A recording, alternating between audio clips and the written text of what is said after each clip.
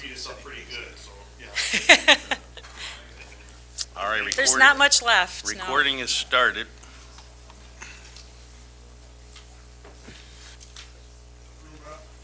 Got 'em in. Check my emails.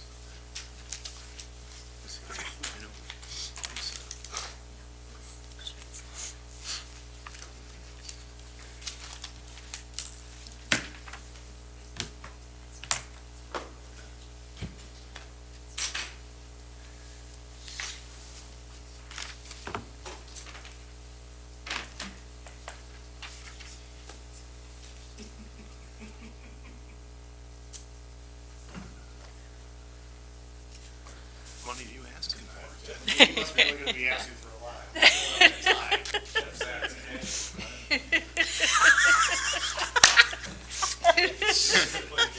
That is too funny. Don't trust him. Reverse psychology. You didn't get the duck teams? I told Charlie casual for that meeting we went to. Did you see what he wore? No. Blue jeans and a hoodie. Oh, okay. I got really That's casual. Business casual. Oh, that's funny.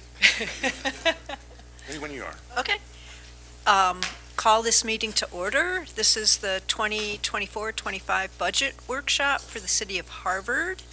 And I'll just make a comment that I'm so happy everybody's here because I think this is the most important meeting that we have every year because our budget really sets the tone for what our values are, what our priorities are as a city, and I'm not happy about the 8 a.m. start time. That's a little early for me, but I'm very excited about the topic, and so with that, I'd like to turn it over to Deb. Thank you.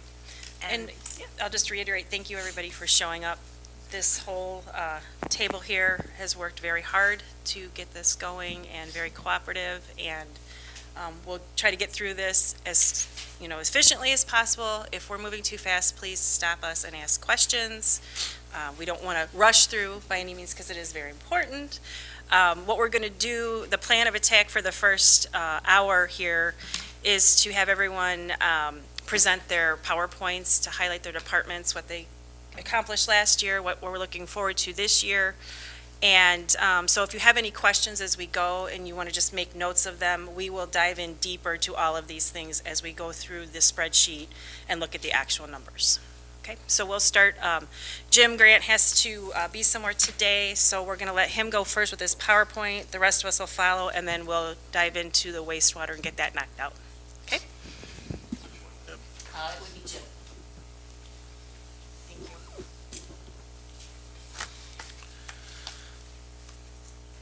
Alrighty, good morning, everybody. We'll get started with the utility department PowerPoint.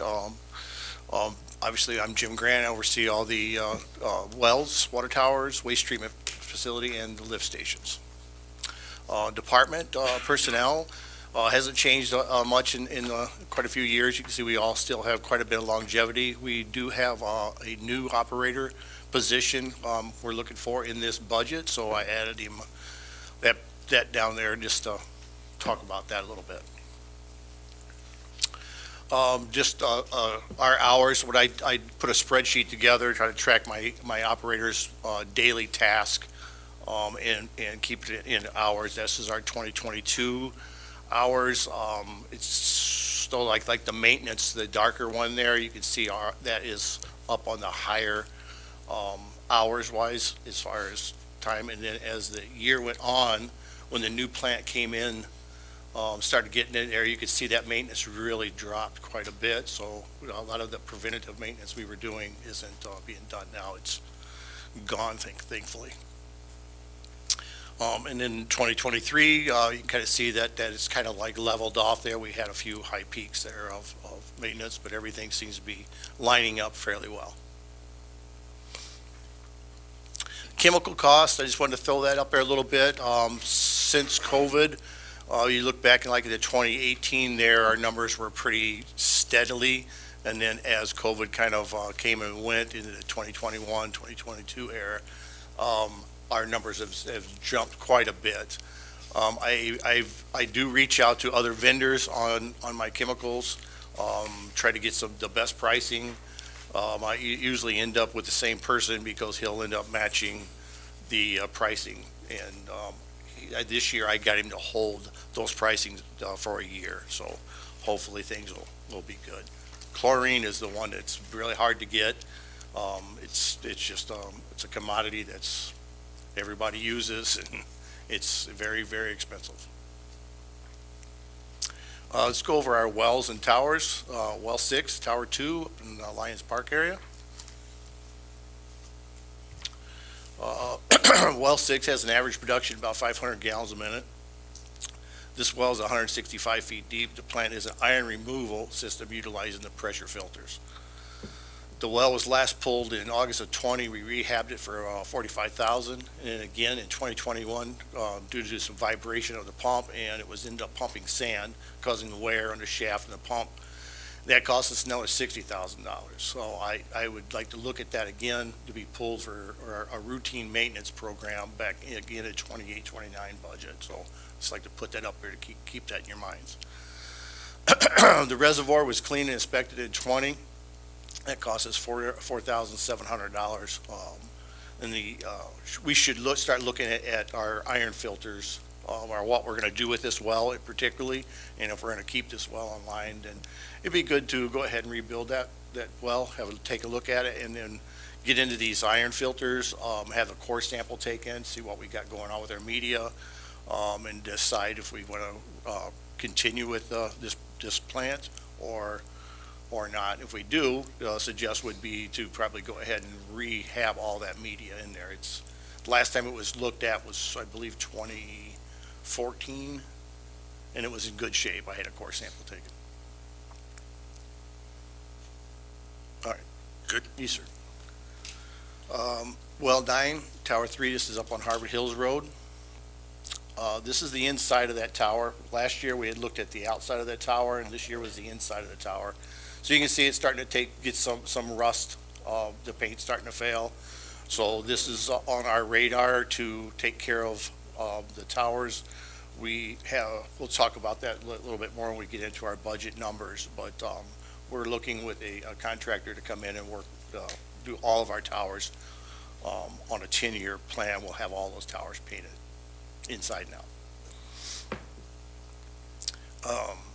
Well 9 has an average production of about 1,000 gallons a minute. This was put into service back in '94. It's drilled to a depth of 1,271 feet. We're pulling from 644 feet.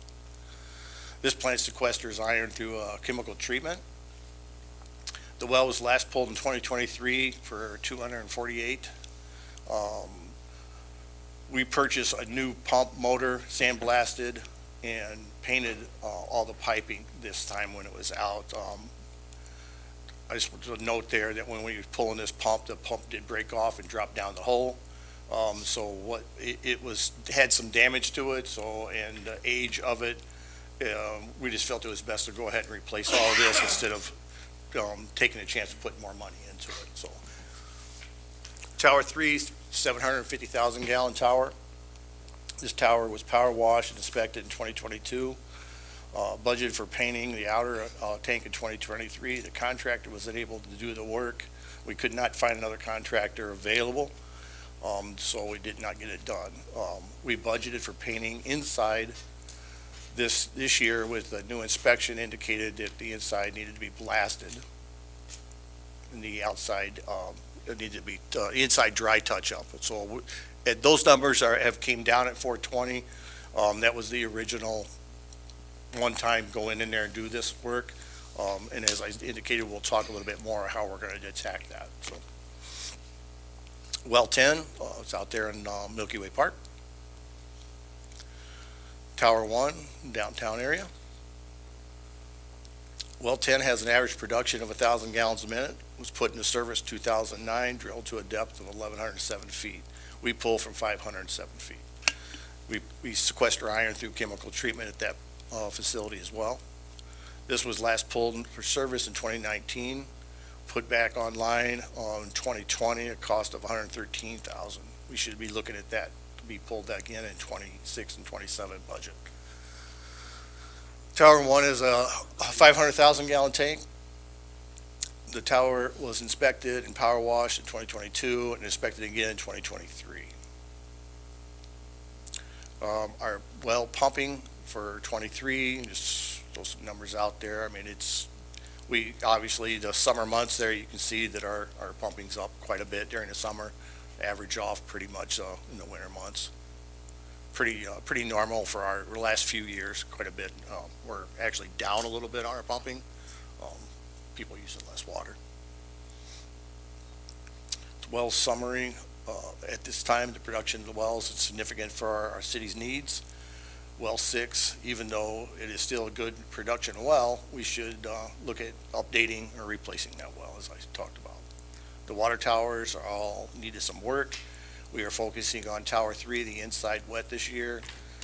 The tower did not get painted outside last year due to budget contractor personnel issues. The waste treatment facility. This is what the engineers put together for us in the beginning. So this is what it looked like then for what we were looking to purchase and build. And this is during September of 2022 during construction. 2023, September, construction is done. So we're up and running.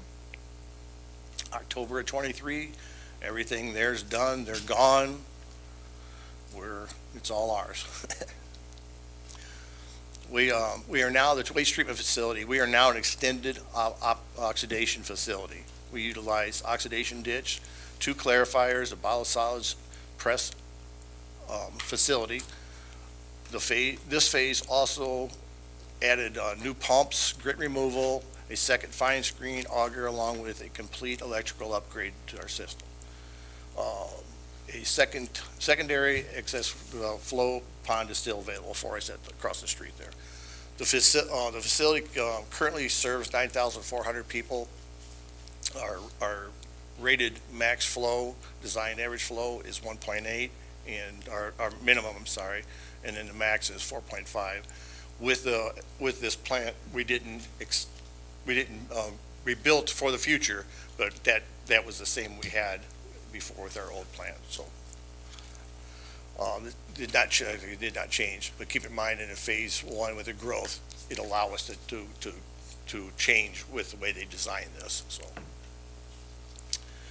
our current net. What can we handle now? Population. Probably somewhere in the 13,000. Yeah. And our wells could handle that too? Yes. Okay. Yeah. It's actually just 14,000 with the efficiency that's been going on. 14? 14. Okay, thank you. Our current NEBS permit, this is for the waste treatment, so it expires in 2026.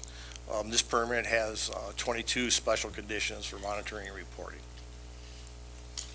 What does that mean? Special? That means that there are certain things that has to be done according to the IEPA, certain sampling, certain schedules, certain reports, the way they want them reported, internet, mail, that type of thing.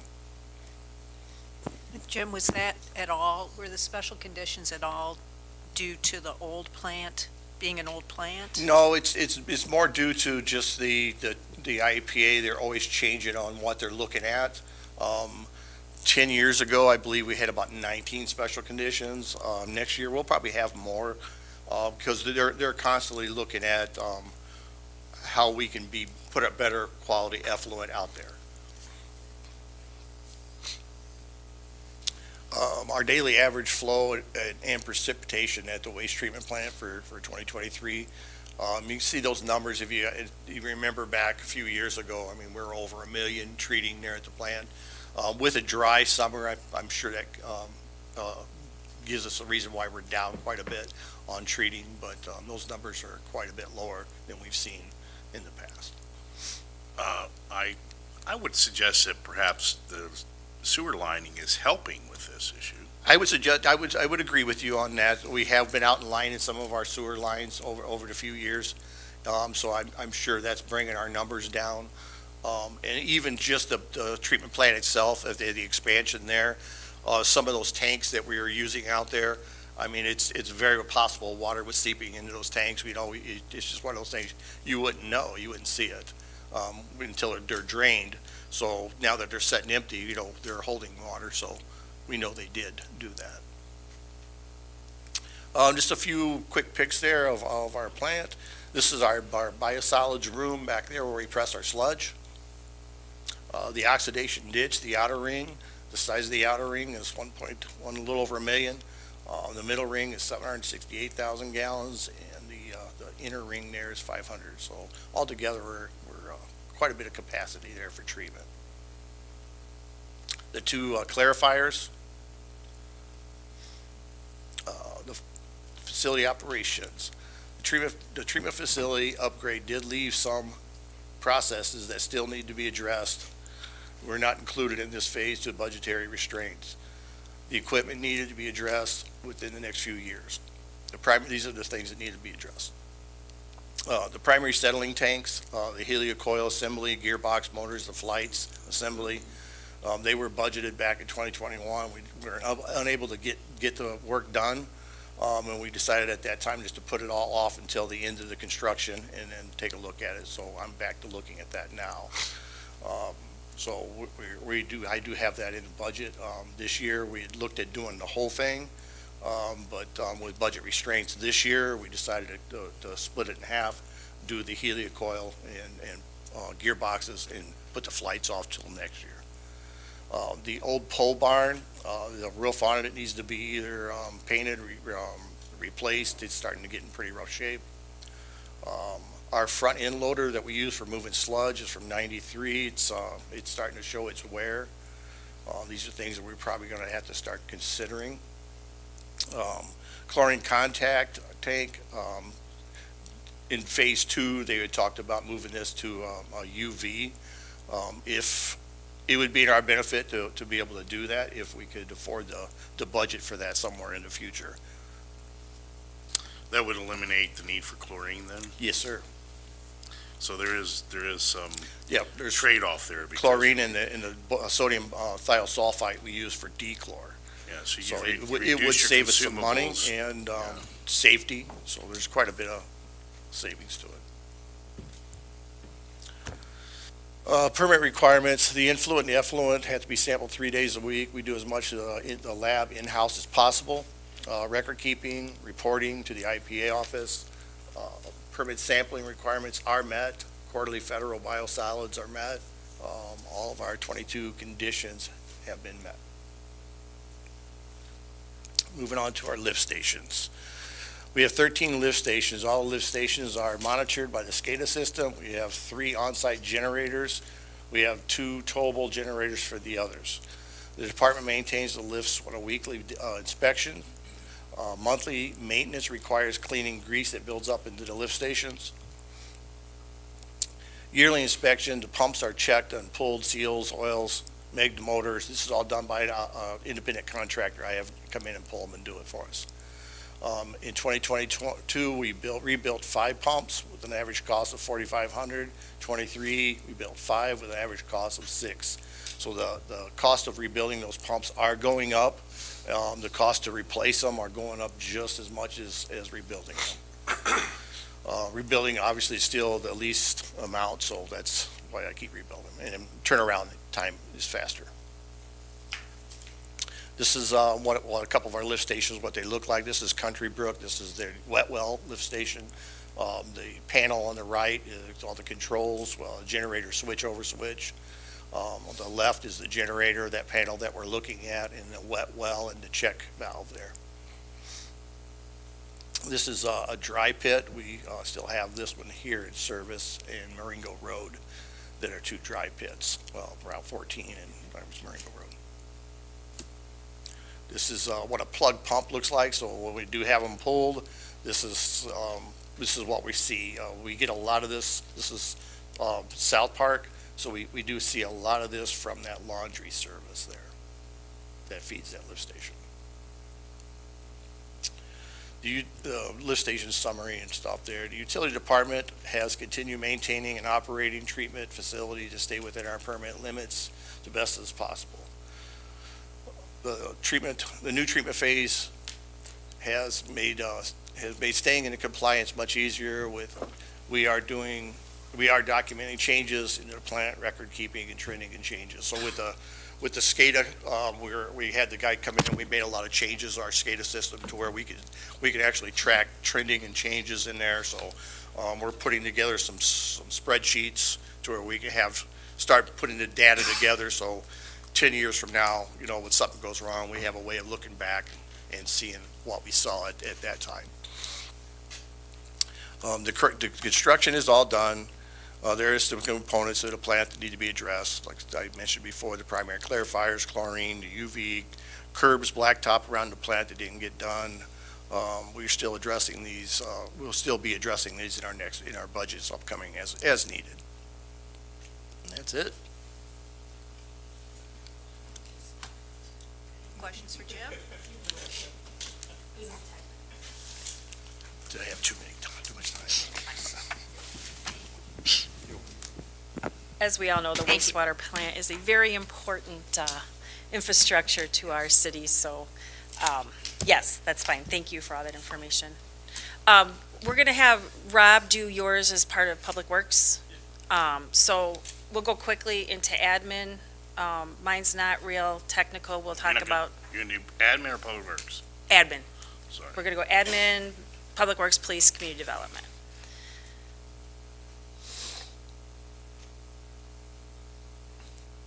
Okay, administration. Uh-oh. I did the PowerPoint, so I can do this.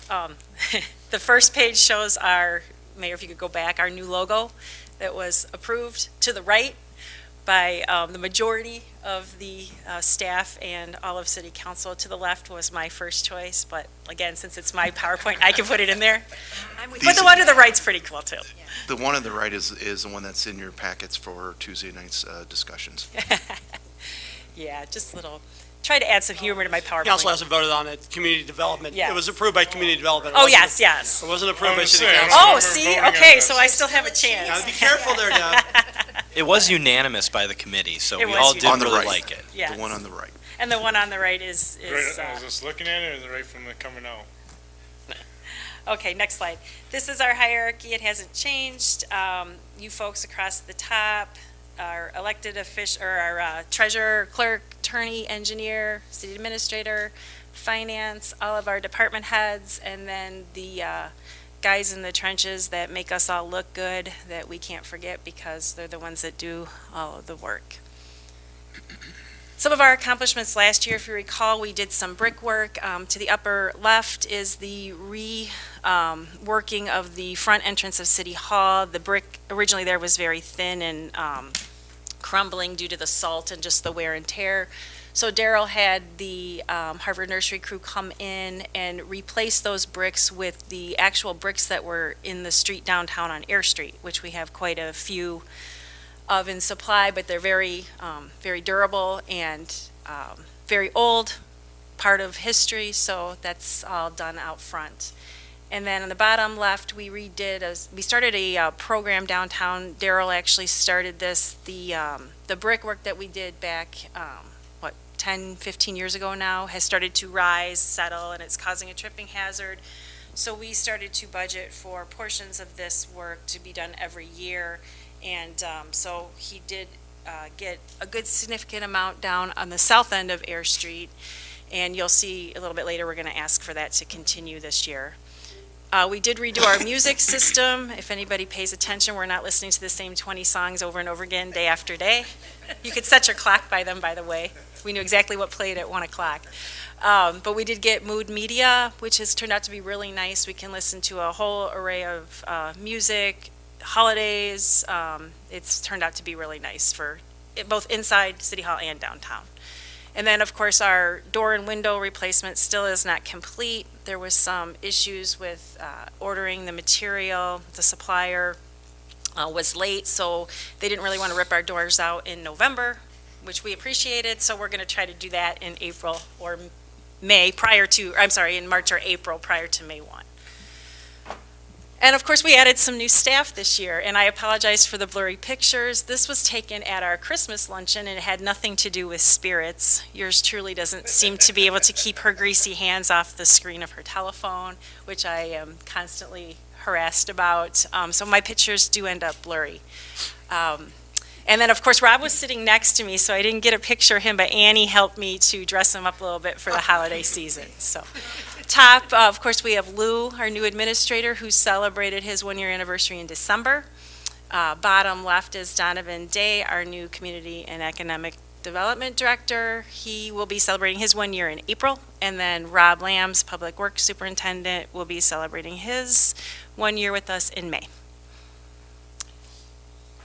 And I'll add those were our biggest accomplishments of the year. So some of our asks is our previous administrator would call low-hanging fruit. To the left, we'd like to continue the brick improvements on Air Street. So you'll see some requests for funding for that. Our flower prices have gone up a bit. However, I've been told that this is something that we receive a lot of compliments on. We do. It is very well-liked downtown by not only our business owners and our residents, but we get a lot of outside compliments as well. I just want to jump in and build up here. I had somebody in Crystal Lake reach out to us about it. Oh, yeah, I forgot about that, yes. Crystal Lake was asking Yep. who did our- Yep, Crystal Lake was asking who did our flowers, so, and they are beautiful, and, so we've kept that in there for another budgeting year. As several of you have suggested, we have 2 new microphones on the request list. Donovan would like a new vacuum cleaner. He's been, he's quite anal when it comes to keeping City Hall clean, and our vacuum cleaner is old. I just threw that in there for fun. It's in, you'll see that in miscellaneous. It's not that huge of an expense. And then we are lacking in City Hall, in the main area, we need some camera upgrades. So we're going to be asking for a couple of cameras as well.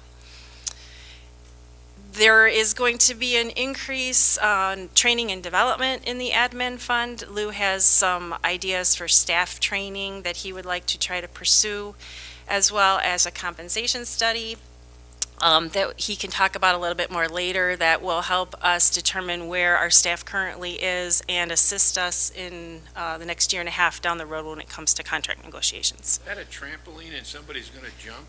Yeah, we're waiting for Carmen. Carmen's at the top there. He's getting ready to take a dive, so.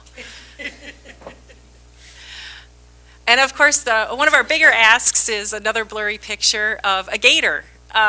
We're going to possibly have the opportunity in the next fiscal year on, Donovan will be researching this a little bit more as we go into the new year. Currently, downtown Air Street, the city's responsible for shoveling the crosswalks. The business owners are responsible for their storefronts, and then, of course, Public Works takes care of the street. Not all storefronts get done. Some buildings are vacant. Although Public Works does their best, a lot of the snow gets pushed up into the parking areas. Makes it difficult if we do have snow. The customers downtown either have to go walk down to the crosswalk, walk over the snow, walk through the snow. So it was suggested that one of the things we might look at is a program in which the city takes care of snow removal, and the business owners would have the opportunity to pay a yearly fee for us to do that. Again, we haven't pursued that, 100% yet. But if we do that, right now, our shovelers are Ann, Donovan, and Lou, who spends more time throwing snow at people than shoveling, but.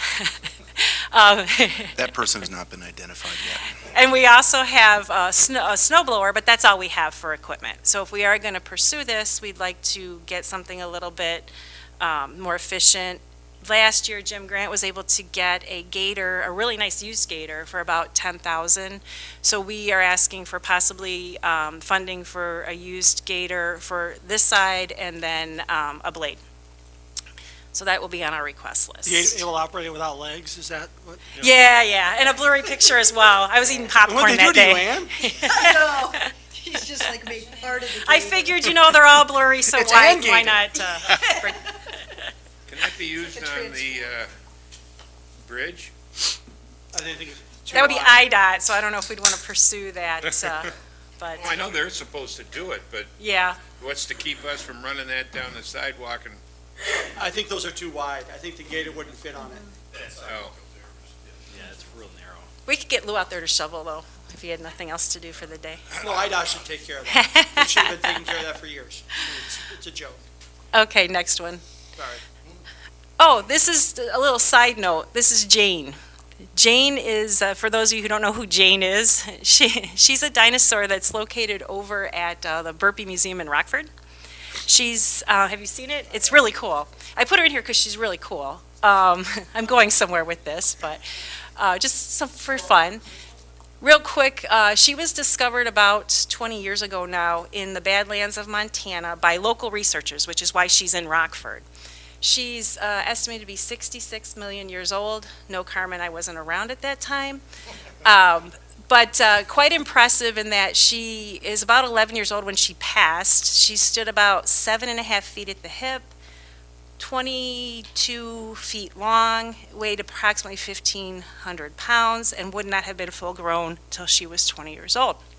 She's very large, she's very old, and she's very cool. This is our Jane. She is also very large and very old, but she is not very cool. She's located next door at City Hall in the basement, if anyone wants to see her or hear her, yes. As this side of the table can tell you, well, this side over here, these guys got it good.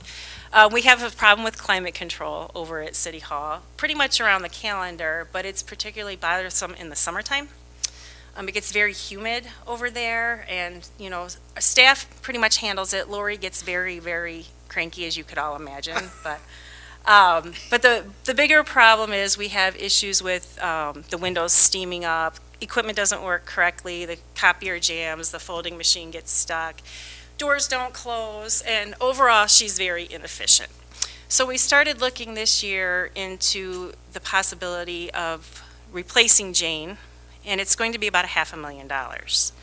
Our price was we got a couple prices, $475 to $500. Lou does have a couple of leads on some possible grants, one of them being energy efficiency grant, and the other one possibly a safety grant because she does contain some asbestos. So there are some opportunities for funding there, however, more than likely those are going to be 50-50 matches. So you'll see when we talk in a few minutes that we're going to ask for, to start putting some money away for replacing Jane down the road. Right now, she's working okay. We did replace some parts about 10 years ago now, maybe a little bit longer.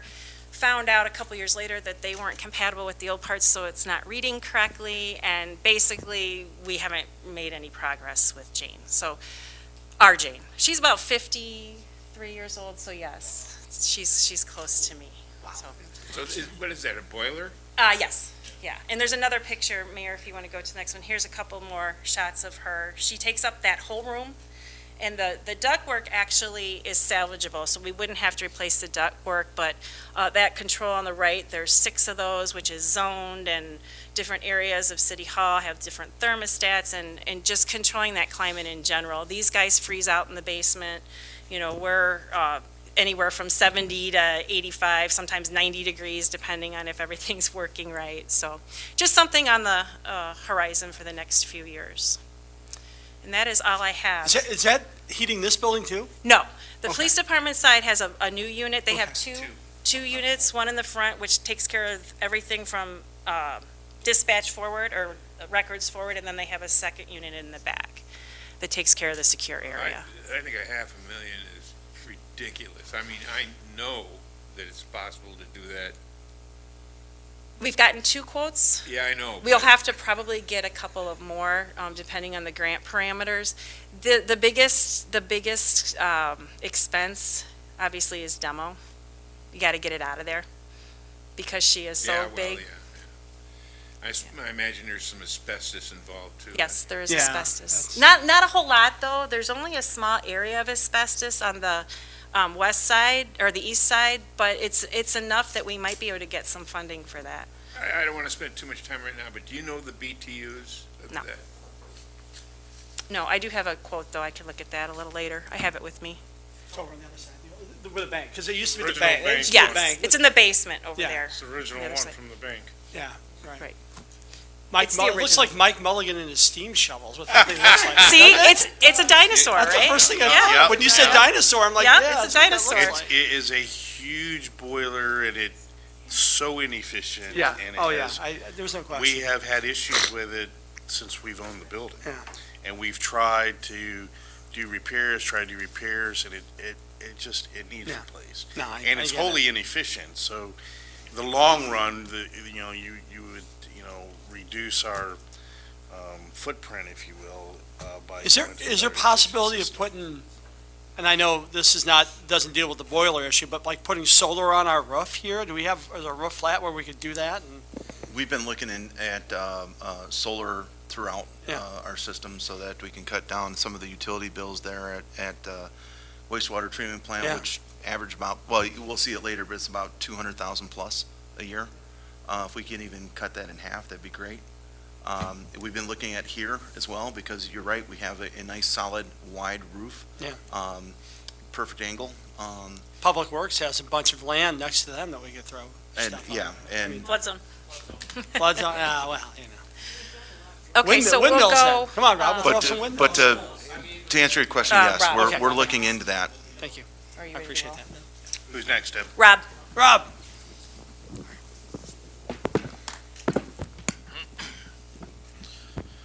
All right, so this is for Public Works. Go ahead and click through. We'll go over staff first. So I came on last year, if you want to click. Good. Yep. So I started in 2023. Really happy to be here. It's been a nice transition, and everybody here has been so supportive and helpful, and everybody's on the same team, so it's been very nice. John's been here since 2000. He's the foreman mechanic, so the guys kind of go to him for information here and there as they're going through stuff and figuring things out. He's the guy that hides in the back corner. Mark's been here since 1984. We had this picture at Public Works, but for some reason he took it home. Fortunately for him, I did take a picture before he absconded with it. So Mark's great. Mark has been one of the guys that can show up to somewhere and he can look through the ground. I told him when he retires, we're going to bronze a statue of him pointing at the ground. He even called out a night corps line the other day, and the night corps guy's like, "It's not there. I know it's not there." And Mark's like, "No, I've seen it there." And the night corps guy dug down to it and found it exactly where Mark said. And Clayton said, he's like, "Mark floated back to the truck." And and on the way back to the truck, Clayton's like, "That's my boy." So we'll go to Clayton next. So Clayton's been here since 2007, starting in the building department as code enforcement. Obviously, as you can tell by now, everybody here is quite the character, so it's nice to have a good group like this. Clayton's really good with all the carpentry and basically anything. He'll do anything we ask of him, and he takes care of things in a quick manner. Daryl, it's hard to get a good picture of Daryl, so I had Deb get a picture of him when he was in her office, but unfortunately I can't zoom in, but he did catch her. No, Daryl's an absolute asset, and the summer programs and the park maintenance, I don't have to do or think about anything. Daryl gets all the seasonals going. He has the schedules, everything's taken care of, and if there's any questions, he's always one to help out. And he was helping out the library. It's been great to have somebody so experienced and just set and forget. And then we got Adam. Adam's been here since 2014. It's hard to get a picture of him as well, because if he sees the camera, I can't use that picture.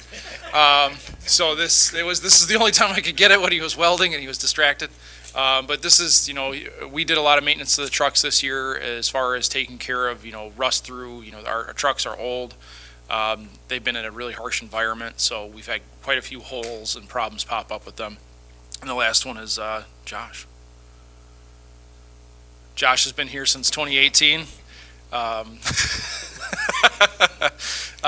Josh is great. He has a good background on him, and he was formerly a gym teacher before here, but he fits in with the guys. he had some concrete experience, so this year when we started rolling out the concrete, doing some of that stuff and the cement, the curb work, the flat work, he really jumped in and took charge of some stuff, so that was really great to have that experience. And then we had Luis, but Luis was going to school for electrical stuff, and he ended up taking a job with Lionheart. So by the numbers for this year, we've got some just general numbers. We did 6 main breaks so far this year. A little bit light, it feels like. We've done 3 lead services. We've done 800 locates and counting, and this was 800 back in December when I started putting this together. So we're, obviously it slows down a little bit, but this requires us every time to go out there, find our utilities, mark them, and then, put flags down. We did do training this year on the locating equipment to make us a little bit more accurate and efficient. If we start doing a whole lot of, building and expanding of the city, we're probably going to be asking for some better locating equipment. There's locating equipment out there that, as well, going with our GIS, would communicate directly to our GIS system. So when we find it, we can pin it and put it in the system as accurate where it is. So those machines cost about $12,000. We did 26 storm structures. So realistically, storm structures, if there's a sinkhole around them or they're not taking on water like they should be, we'll dig down, excavate, pull, and replace them.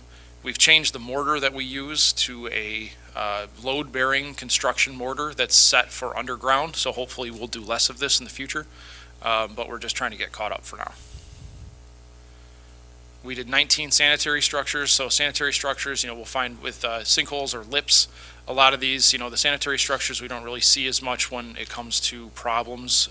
We'll find those after the fact, or the plow will catch.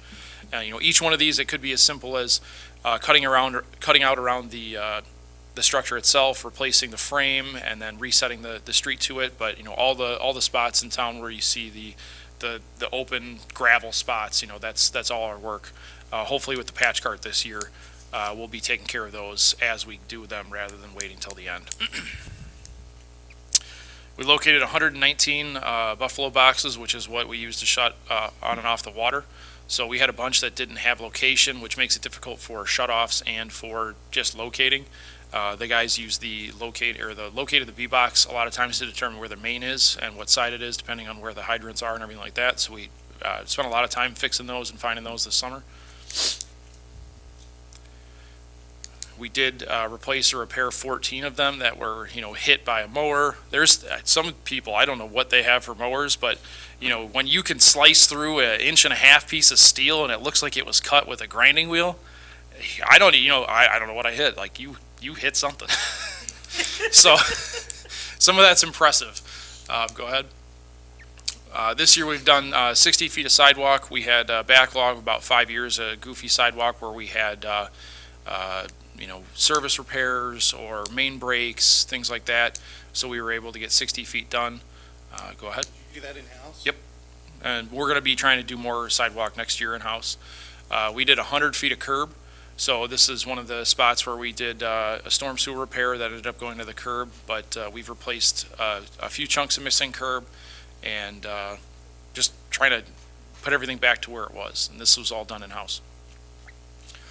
We did 80 square feet of flat work, which is some sidewalks or some not sidewalks, but similar. And we also did the dog park flat work for the fountain. This year we moved 286 tons of sweepings, so that's 572,000 pounds of just stuff that was destined for the storm sewers. We renegotiated the contract this year to reduce it by 18%.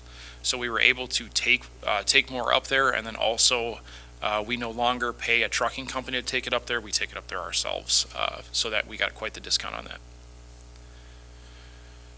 We did 60 tons so far of universal patching material. This is, when you think of 60 tons, this is all shoveled by hand by public works staff into different locations. So before we had the patch cart, this was all cold. Hard to move, tough on the shoulders. You're sitting there, kicking the shovel in with your heel, trying to get to it, and then it's not going in the hole like it should be because it's just a stiff chunk of asphalt. So we did 16 tons of hot mix this year. So it had been quite some time since the staff had done hot mix. So we had a salt pad over by Jim's over at the plant, and it just wasn't big enough to when we take a salt delivery and would end up spilling out over. So this was a great place to sort of knock the dust off. So the guys laid 16 tons of hot mix in lifts and redid the whole salt offloading area, and it ended up turning out really nice. And the guys were happy with it. It was a little bit engineer sticks and grade poles go in tenths. So I got to watch a few people's brains melt when they were trying to figure out what 4 inches and 2 inches and tenths was. And they'd come in like, this isn't right. And I'm like, look at it again. Do the math, come back. But, it turned out very well, and the guys are liking it. And, we picked up a laser grade tool. So, we're starting to, we shot grade over on Howard Street for the water main project. And, the guys, oh man, this thing went, I think they were 600 feet up there shooting grade for inverts and pitch on some of the pipes, and it worked out really good. So Rob, real quick, when were you able to start doing hot patching or hot mix? We did hot mix over the city could have done hot mix at any point in time, but it's just, with this, it was offloading right away. Okay. And, like this was, we go get it, dump it out here, screed it and roll it. When it comes to the small patches, we wouldn't have anything to do hot mix to keep it going. Sheen. Yeah. The asphalt patch trailer will give us the ability to do the small areas, because right now, the only reason we were able to do this big patch was because, you're using basically the entire truck. You're coming here, you're dumping it, you don't have to worry about keeping the heat, just back and forth to the plant. So with the hot mix machine or the trailer, not only can we keep the cold mix at 100 degrees, but we'll be able to keep the hot mix above 200, so that way we can go from excavation to excavation and use it. Because if we were to try to do that to do the maintenance patches, it would harden up in a couple hours and we'd start losing time. We've done 56 signs this year. We've a lot of parking signs. I basically told the guys, I said, anything that's stamped steel, I don't want it up. Now, we're talking stamped steel went out of business or fashion in probably the 80s or 70s. So we picked off a lot of signs, and we're declaring those surplus to sell at auction, because I believe there is value in those for collectors. So we did add some versatility to our staff this year, our operations with the jetter camera and the push camera. We've already used the push camera and the jetter cameras to inspect some of our sewer mains and laterals. We've found manholes and structures that have been buried for years. In the school project, the school's expanding going north, and we found a buried manhole that they just paved over. This is inside of the service lateral on South Howard Street. So these cameras actually have a sonde in them, and as part of extending the Howard Street water main, we didn't know where the laterals were, so we went in from the residence side and ran this, and you can click through, it should play. But we were able to inspect and identify where this went and the condition of it before the work starts. Obviously, we talked about the asphalt patch cart. This is absolutely critical for our operations, especially with the conditions of the roads. The patch we can put down, obviously, you can see we have the ability to put on the plate compactor. We did use a old hoist that Jim had over at the plant, so he let us borrow that, and we put the hoist onto the machine, so that way we can just use a little picking crane to pick that up and put that down off the machine. But the guys can lay the patch at temperature, put it in place, and then compact it to make sure that these patches will last a longer time and not be able to be caught by the plow and flipped out. Also this year we added hydraulic shoring, so as the underground becomes more crowded with fiber optic, water lines, AT&T communications, everything's going underground. The shoring box or the trench box that we have is very inefficient, and you can't use it in most places. So this year we were doing repairs here and there. This hydraulic shoring can be built in place. You drop the sideboards in, put the cross braces in, and then pump it up with a hydraulic ram, and it keeps the walls at bay, keeps the guys safe. So that was really good to add this year. So a couple mentions for this budget cycle. Ayer Streetscape project, which we're still communicating with Schroeder to get discount on there. Last I did the math in early January. If we want to go one for one, they owe us about $252,000 and counting for not being completed in October. We did the 2023-2024 road program with skip patching. Gary and I were able to identify that this year we will be able to do about 2,400 yards of skip patches. So we're going to be selecting locations for that this winter. We removed and replaced the 36-inch by 42-foot culvert beneath Oak Grove Crossing. That was a complete road shutdown. We were able to get that in and out, or out and back in a day. We ran new water service and B-box infrastructure for the dog park, which was really nice to do. We're gonna, we were waiting for the concrete to season before we go out there with some anchors and just in case to break it. We'll have a little bit of finish up work with that. I've created a CSR spreadsheet and tracking for tasks and jobs that populate a work order. So, using Excel, I can take a row, the row will populate into a worksheet, and I can just hit click, copy and print, and it'll automatically spit out a work order for the guys. So it's been helpful. We've participated in the MCMPI bid for sewer lining. We had 800 feet of West Roosevelt lined and 26 manholes to reduce inflow and infiltration. Coming up next year, we'll have a little bit of adjustment to that. I did create GIS plow maps, so we've got some turnover, obviously with Luis leaving and somebody else new coming on, but it's always nice to have that map available for everybody so they know what they're doing. I will adjust the routes because some of them are inequitable. We brought back small concrete jobs in-house, doing sidewalk and curb going back 5 years. I talked about the sweepings disposal.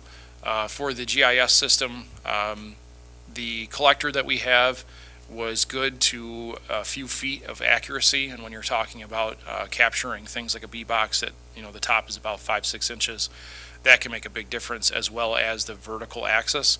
So, if you're doing something where you're kind of shooting the grade, or you want to see what the elevation of the manhole is without getting out the grade poles and the lasers, we weren't very accurate with that, but the tollway has a paid for corrections network that we can get onto for free, so we did that.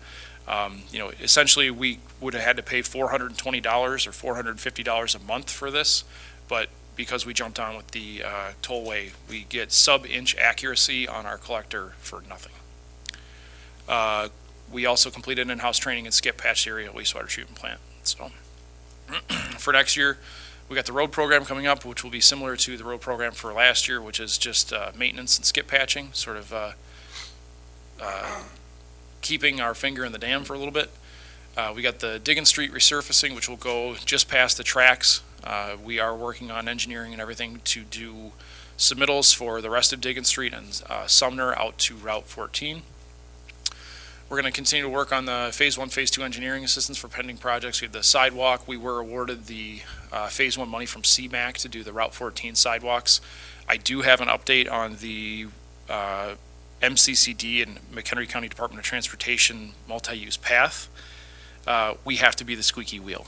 I just received communication that basically says that that project was kicked down the road because they don't have the staff to design it. So they need more, he said, we have the money, but we just need to be able to have basically the presence from the city of Harvard to push that forward.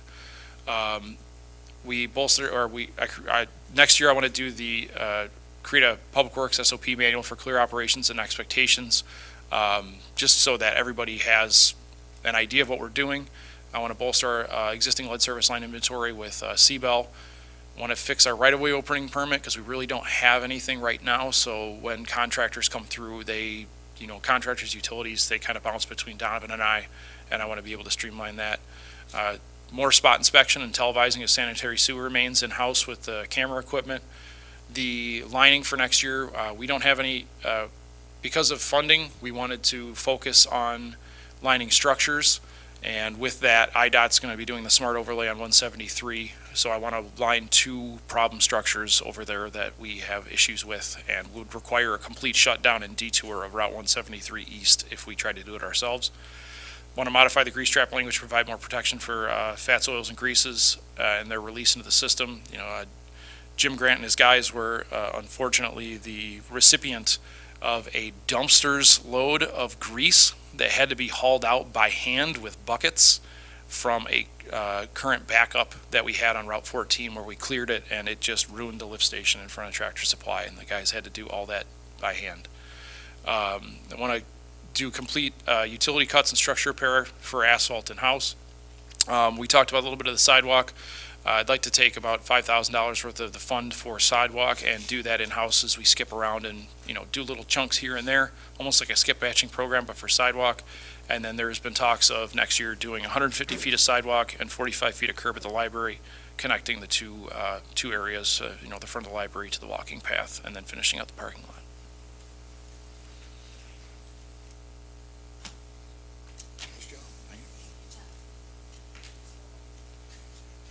He's mad because I made him sit.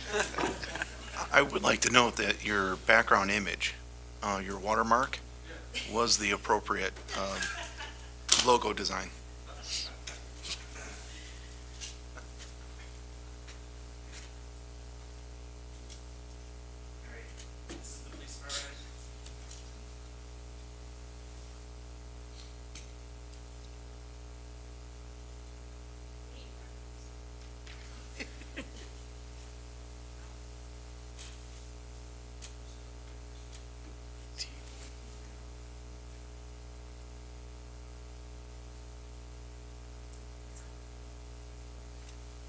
I actually followed the instructions that I was given on our PowerPoint. I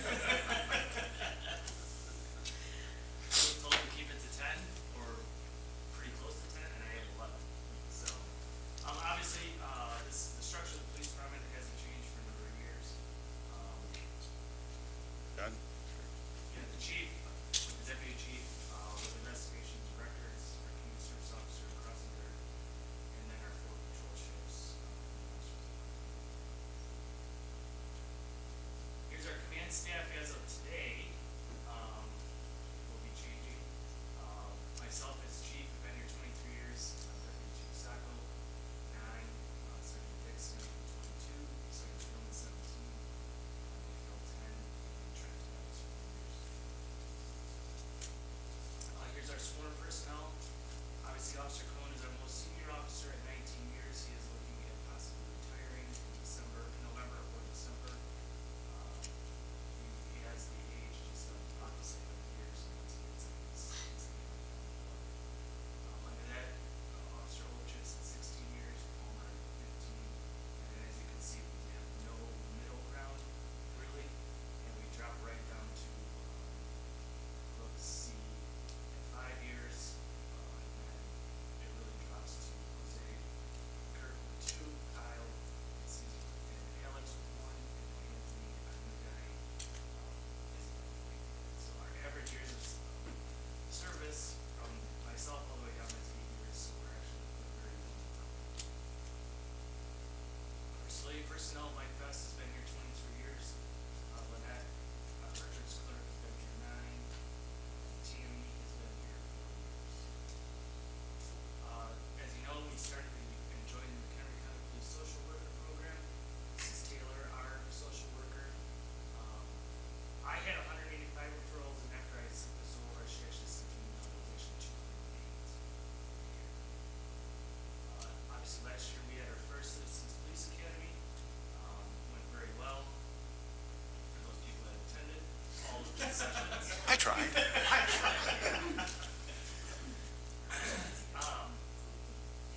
And then we'll again be doing that at the end of September 24th.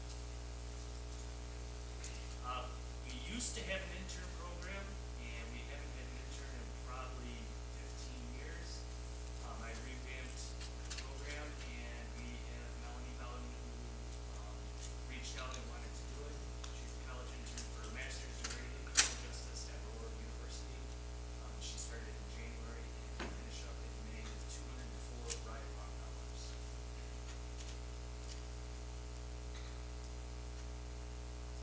Here's our police department's level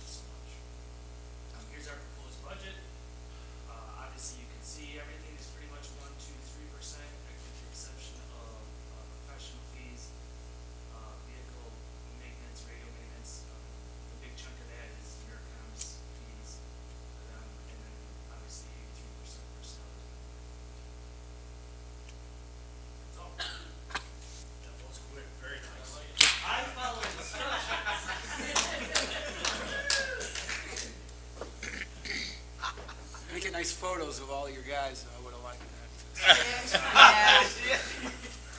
Who's next? We have community development.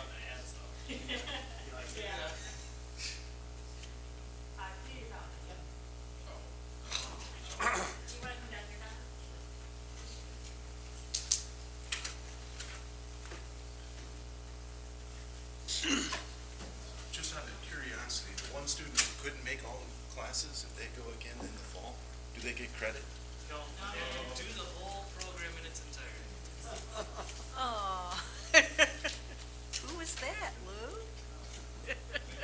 Anybody we know? Their heart was in the right place. I also followed instructions. I had a lot of instructions. I was told if I didn't use the logo right there, I wanted to Yeah. But to echo what Rob said, coming up on a year, this is flown by already. Thanks to everyone for their support. I feel like I'm working with the best team I've ever worked with. Captain Al forced me to say that. So it's been great so far and looking forward to the next year.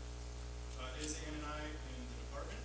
I've got 18 years of public service. Ann is coming up on 10 years here in March already. So congratulations to her on a decade. What we do, permitting inspections, code enforcement, environmental inspections, which will change, we'll talk about that in a little bit. Economic development and contractor licensing. Now that we have software, we're looking at changing that from annual to date of application. Currently, it's January to December. If you get your license in November, you gotta pay again in January, so I talked with Ann about it. It does seem unfair for our contractors. We only have to do a tracking process now to notify them when it is expiring. With the software, we'll get a list of who's expiring and just hit a button and go.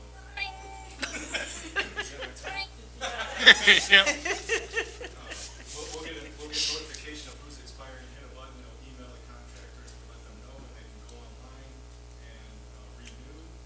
Currently, they have to mail in their application, check, or stop in the office. It's gonna make it more efficient. Last year, or this year, 18 new homes in 23 and 24, which is the most in quite a while. This year in particular, I think we've already done 6, and we're not doing more in February yet. I do anticipate 30 to 40 new homes this year. Majority of those will be the duplexes. 395 permits issued, totaling $9.5 million in construction value, so that raises the EAD in our community. That beat out last year where we did 323 permits. We doubled or just about doubled construction value. 600 plus inspections performed. Third party reviews and inspections, so we partnered with BMF, who we had before I started. They're doing our plumbing reviews, and we brought on Safe Build to do our flame reviews for the ones that we and I can't do in house, we don't have time to do. And then we revised our permit fees and made those more efficient for us internally and for our contractors. Donovan, when you say 30 to 40 new homes, mostly duplexes, are you counting duplexes 1 or as 2? As 2. As 2, okay. Yeah. I don't think your mic is working. Can you hear me now? Yes. Well, it's not me. I just got a call from somebody Yes, saying, Mike. I just got a text too that. But they Alright. can hear Jay. Of course they can. So, but it's on over here. It's just not going through live stream. Well, my wife always, Yeah. Is that many people watching? Well, there's one. I got 2. Tap on it. tap. Okay. My wife always tells me I mumble when I talk, so it could be me too, I don't know. And then we can go to the next slide, Mayor. A good motto for our department and code enforcement: a clean, well-kept city increases property values and enhances community pride. That is absolutely true. So last year, 433 violations successfully abated by Ann, and obviously in partnership with those that were in violation, compared to 322 in 2022.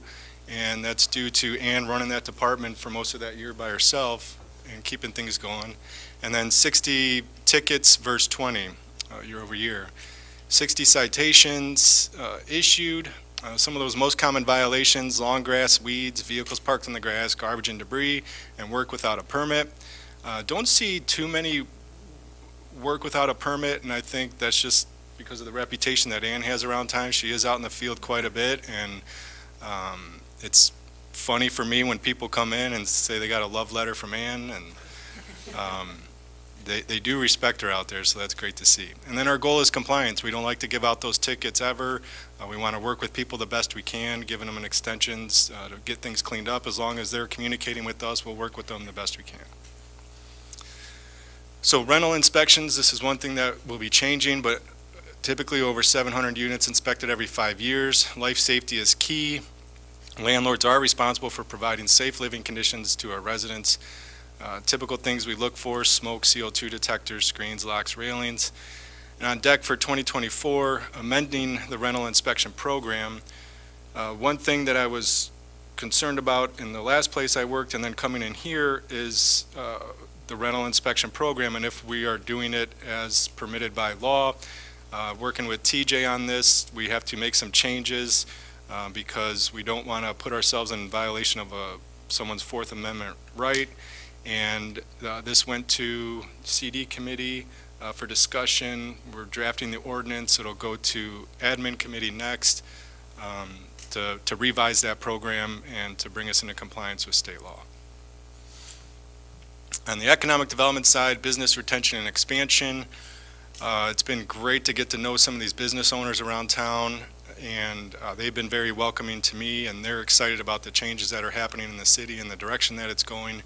And it's a good time to start talking about expansion with some of these business, and we have been, and there are some things happening that can't talk about just yet, but I look forward to bringing that to the council in the future. And one thing we're going to start this year, which the mayor's been pushing for, is BRE visits, business expansion and retention visits, where myself, the mayor, and Administrator Leone will be visiting with our major manufacturers all the way down to small businesses to just on a listening tour, basically. How can we help? And then as we learn more about their businesses and what they need or what they do, we can start connecting them with other people, either in the city or outside of the city, and other resources that can help them grow. A big need right now in town is employees, from Pet Dine to USMG, all the way down to your restaurants. So currently going through a multi-week course on workforce development, and once I complete that, I'll have a good handle on all the dots we need to connect to get workers into Harvard from other areas. Attracting new businesses, this is starting to ramp up, and the calls are coming to us more than I'm making calls, which is a good sign for Harvard and makes my job easier. And there's some exciting things coming that I look forward to telling you guys about. Educational resources for our businesses. John Schallert, who is well known throughout the country and does a great job in helping small businesses turn their business into a destination. So we're looking at him coming to town and working with our small businesses to help them better market themselves and turn their business into a destination. We do offer a concierge service to our businesses, like I talked about when I started here. Our business owners have my cell number, and they use it at night, on the weekends, and that's just a touch that we want to give them because sometimes that's the only time they have time to reach out to us for service. Site Navigator, still continuing to build this out. People call or email looking for an appropriate site, and working with our local commercial brokers on what they have out there, and just being that person that can connect them with the right resource or broker, developer, what have you. Incentives, it's great to work for a council that wants to get aggressive with incentives, appropriate incentives, to attract businesses, because again, that makes our job easy to go to a business and say, we want you here and here's what we can do to get you here. And knowing all of that ahead of time helps, because we don't want to bring in someone and you as a council be surprised by what we've been telling them. So getting a feel for what you are comfortable with helps us sell the city to our businesses. And then naturally, McHenry County, partnering with them to help us market our events and the things that we're doing, and then also paying the additional $5,000 for their DataFi software. which allows us to see who's coming to our town, where they're coming from, where they're going afterwards.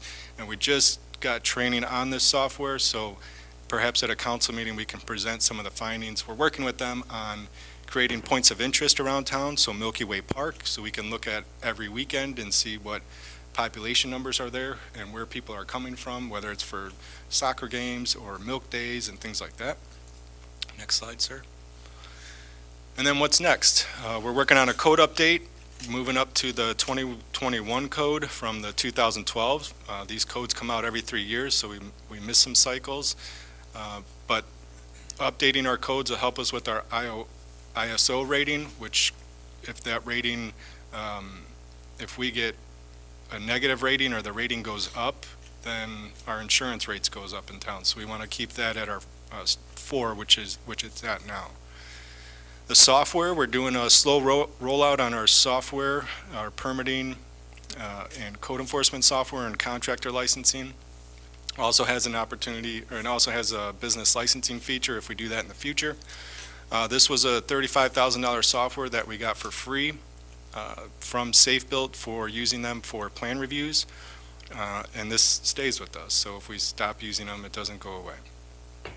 Streamlined code enforcement, the software is a big key to this. We'll be able to be out in the field.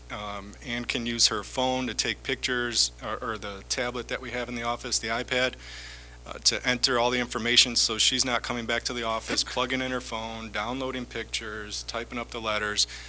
By the time she gets back to the office, she can type up the letter and ship it off. So it'll save a lot of time there. And then we're looking at doing door postings. So rather than coming back and spending the postage on mailing out a letter, to put a sticker on the door, a nice one, and let them know what the violation is and so on and so forth. This can be a little tricky because there's some doors you don't want to knock on just because of what might be behind the door, but in areas where Ann will feel comfortable doing that for long grass and things like that, it's good just to go down the street and post notices and move on. So chickens potentially, that's coming up next month. Incentive guidelines, again, like I said, knowing what you guys are comfortable with for incentives is great, but we don't have guidelines for that. So having something in writing where when I'm talking to a developer and say, well, here's our guidelines, we agree up to 25% of total project costs, whatever it may be, it helps us come in with knowing what you guys expect and want. So again, there's no surprises to anyone later on. BRE visits, like I already talked about, business attraction, administrative adjudication. Currently, if Ann or the police has a case that they're not bringing into compliance and they're not paying fines, we have to take them to circuit court to get resolution on the matter. Administrative adjudication, if you're not familiar with it, is doing that in-house where we hire a judge to adjudicate these types of cases. Sometimes it could be on the police side, smoking in a park. In Woodstock, they work with the high school to do truancy cases or smoking in a bathroom and things like that. It's a way to streamline the process. If there's a fine, it stays with the city. It doesn't go to circuit court. And state law recently changed where we have the right we almost have the same rights as circuit court as far as collection on fines and adjudicating matters goes. Whereas before, if you find someone and they didn't pay it, you just had to send them to collections. Where now there might be a possibility to lien properties and things like that. Business licensing, this is something we're going to bring before the council. We currently don't have a good handle on what businesses we have in town. And I've been in some businesses and there's a lot of safety issues in some of these businesses, and when you have a building where a lot of traffic goes through and a lot of residents or apartments above, you want those buildings to be as safe as possible. So it's something that we're exploring. Other towns do it, of course, but it will give us an idea of who's in town and will stop some of the instances where a business opens up and then we find out about it and it's not the proper zoning or something like that, and now we have to go to the business and say, sorry, you're not allowed to be here. So part of a business licensing program is a zoning review before they sign a lease, so we can make sure that they're good to go in there and so on and so forth. It's also a good opportunity for a business to see us first so we can get to know them and tell them about our incentives or what's out there to help them open their doors and make them or help them be as successful as possible. We don't have a timeline on when this will come to you guys, but we're developing a program and present it and see what happens. Certifications, and thank you to Administrator Leone for pushing us on school and training and creating making sure the funds are available to do that. So getting our certifications on the International Residential Code is important to us, and one thing that Ann and I are going to do this year. I got mine back in 2006, but when I moved up to on the administration side of things, it expired. So once we get our new code books, we'll test under that 2021 year code and celebrate when we get our certificates. I'm taking classes currently to become a economic development professional. It's a 1.5 year long program. It's a pretty tough program. I recently found out, which didn't help my confidence, but less than 50% of the people passed the test in the last 5 years. So like I said, it's a pretty intense program, but I'm going to pass, so I got faith. knock on fake wood. And with the software, we're going to reduce the amount of paper that we go through because now everything is submitted on paper. We are getting more and more people to email plans that are being reviewed by our outside firm because that's how they accept them. But people will be able to submit online now, pay online, schedule online, track their permits online. It'll reduce the amount of phone calls and things like that. So, and then we're over the next couple months working on departmental brochures. Currently, we just have 8.5 by 11 handouts that we give out, and some of those are even dated. Something that Ann's been wanting to tackle. So the theme is going to be Stronger Together. That's going to be the name of the brochure, Community Development, Stronger Together, and it'll be brochures for your fence, what you can expect when building a new home, building a deck, things like that. So just information that'll be available in the office online, which also hopefully reduces the amount of calls and things like that. The business updates, Dunkin' Donuts is now finally getting going again, which is great to see. Why the building looks like it's backwards on 14, I don't know, but Ann and I were joking that maybe we just require everyone to be backwards and it can almost be like a destination in itself to go look at the town where everything's, yeah, you see the back of the buildings. But we will be avoiding that in the future. USMG, they're ramping up to 300 employees and are wanting to get up to 500 pretty quickly. They're one that is in desperate need of employees. They got a lot of new ideas for that building and different areas outside of just gloves that they're looking at tackling. So they're great to have in town. Will be one of our largest employers as far as workforces goes, so that's great to see.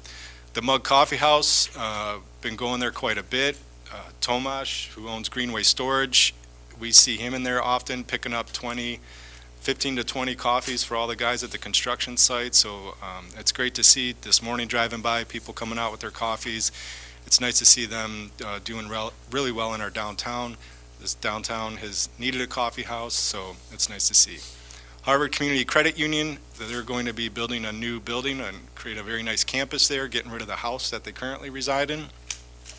Design Coach Canvas Company, that is going to be a major revitalization in our downtown for the old rummage room. And Philip Sassano, the owner of the Design Coach, is looking to help the city work with our existing businesses to just bring up the level of everything. So he wants to offer classes and things like that to our local businesses. And he is, getting to know him has just been great, and he's become a good partner to the city and has taken advantage of our revolving loan fund, which is nice to see, to really turn that storefront into something great. Tailored Spaces, another design firm, interior design firm, just opened up at the Starline. Comfort Denture Lab and Clinic, another business opened up in the Starline. Edward Jones is a new business, or they moved over across the tracks there. Delicious Tapatillas, a great Mexican restaurant that opened up next to Casey's there, and they seem to be doing really well. Had good food there and heard good things about them. Arnold Electric, they're based out of Chicago. They just opened up at that was the old small airport roads, Joe's small engine repair.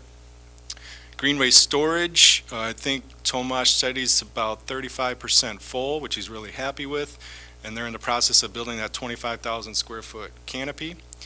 And then Joe's Small Engine Repair was recently sold, and I think it's Chico's Small Engine Repair now. So we're happy to still have a small engine repair shop in town. And I just noticed this one doesn't have my pictures in it.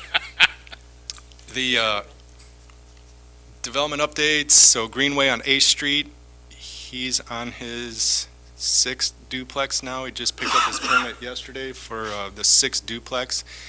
He's got 4 on 8th Street, almost all completed, and then he had to jump over to Sage Street, where he just picked up 2 permits for, one's under construction, because he does need a variance for the rest of his lots.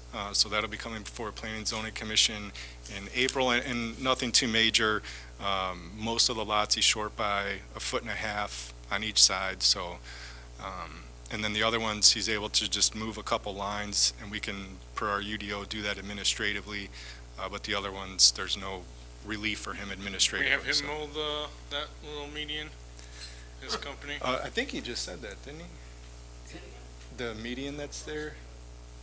Well, the lot that he owns on the corner has the sign there, and he's going to be cleaning that up. We're not even sure if there's a sign behind the very tall bushes there anymore, but he's going to be cleaning that up. He cleaned up all the growth that's along his properties and Northfield Court Apartments, so it looks a lot better over there.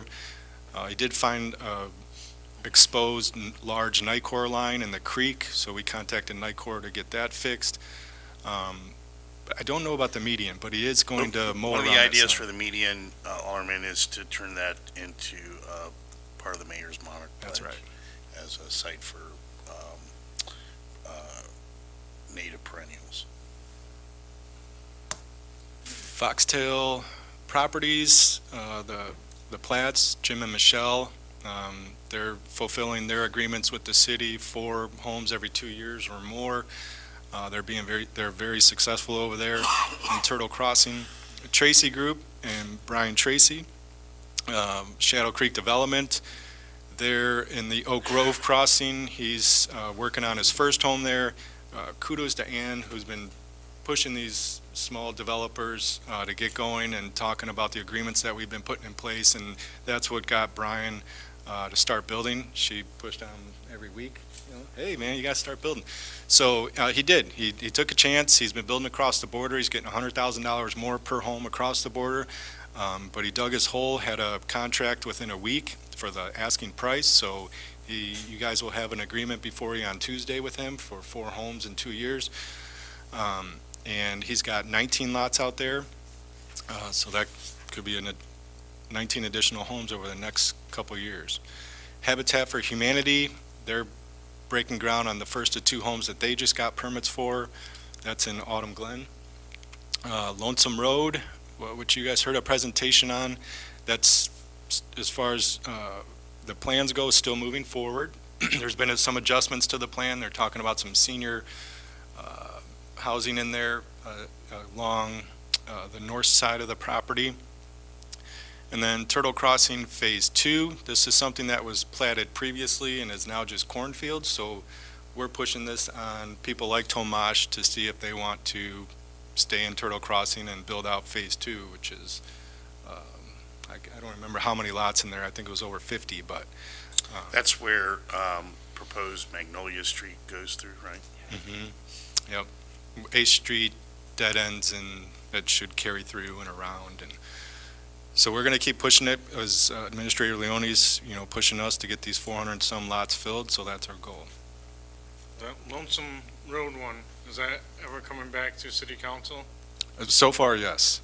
They've not indicated that it's dead, so. It would go to planning and zoning before it comes to Yes. council. So there's nothing movement, because We anticipate more information coming in this next budget year. especially that senior housing, you definitely, the fire department needs to be in discussion with that. Because that puts a big, hurt on the fire department for trying to do all those calls, run all those calls. Yeah, it was just mentioned, we don't know how many units, if they're going to be duplexes or anything like that, or multi-level. It's gonna be like assisted living or anything like that, Yeah, that's gonna be big. yeah, we haven't heard those details. So perhaps it could be a sidebar discussion with the chief and reps from the fire department before, just to get everything squared away. The only other thing I wanted to mention is another project that we're working on, that Donovan's working on, is a farmer's market, to try to get the community to come back together again. Yep. Any questions? Congratulations, you beat Jim Grant. Jim, you're off the hook. I'm kidding. There's been a lot of things going on in this past year that we don't usually do, so thank you for all your hard work. Do we want to take a break now, since we're a little bit behind, and then start with the wastewater, or what would the council like to do? Okay. Let's keep going. So, I will need Jim first, Hey, then. Deb, why don't Can we you guys try- hear why don't okay? we- Why don't we try taking this and daisy chain in there? Okay, do you want to take a break then? Well, it'll take 2 seconds. Okay. Just plug this one in there and you have 2 microphones. Somebody who's more technical than me, take care of that. CJ really doesn't need a mic. I don't know why we. Right, just to say, nothing, Mayor. Yeah. Right, Yeah.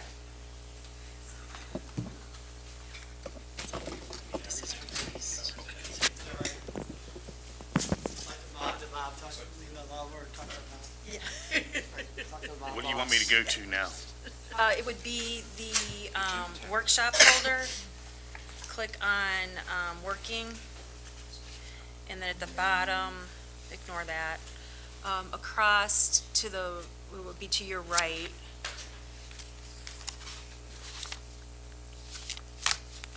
SWUT. There you go. Hey, Jim. And then we'll be at the top of the page. Check. Okay.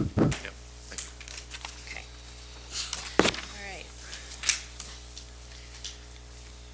First, before we start, Mayor, last night I noticed when I was looking over this that I have the 3,500 at the top. We need to delete that out. It's in there twice. So if you want to just delete that. And then down a little bit further in the, highlighted in the pink, right there, that needs to be changed to 154,387. Okay. So that'll be wrong on your handouts, but we'll, the bottom line stays the same. Okay. For what? 387. So we're going to be looking at the far right column. The column just to the left of that is where we currently are as of Monday, year-to-date for this fiscal year. And we'll just hash this out line by line. Obviously, no loan proceeds this year, no fast-track grant, that's all done. So we start with collectibles. I have 2.5 million in there. That number is based on the yet-to-be-approved water billing increases that the admin committee talked about and approved for moving forward. However, it won't be finalized until March. We moved that from Tuesday night's agenda to March because we have some changes in the water billing department. As you know, Christy is retiring. She takes with her a wealth of knowledge that she's been very, very helpful to me in picking her brain on that back and forth. In the last few weeks, we've been trying to straighten some questions out as to residence status. We talked about this at the meeting as well. Who's getting billed for what and how we're going to reorganize that system.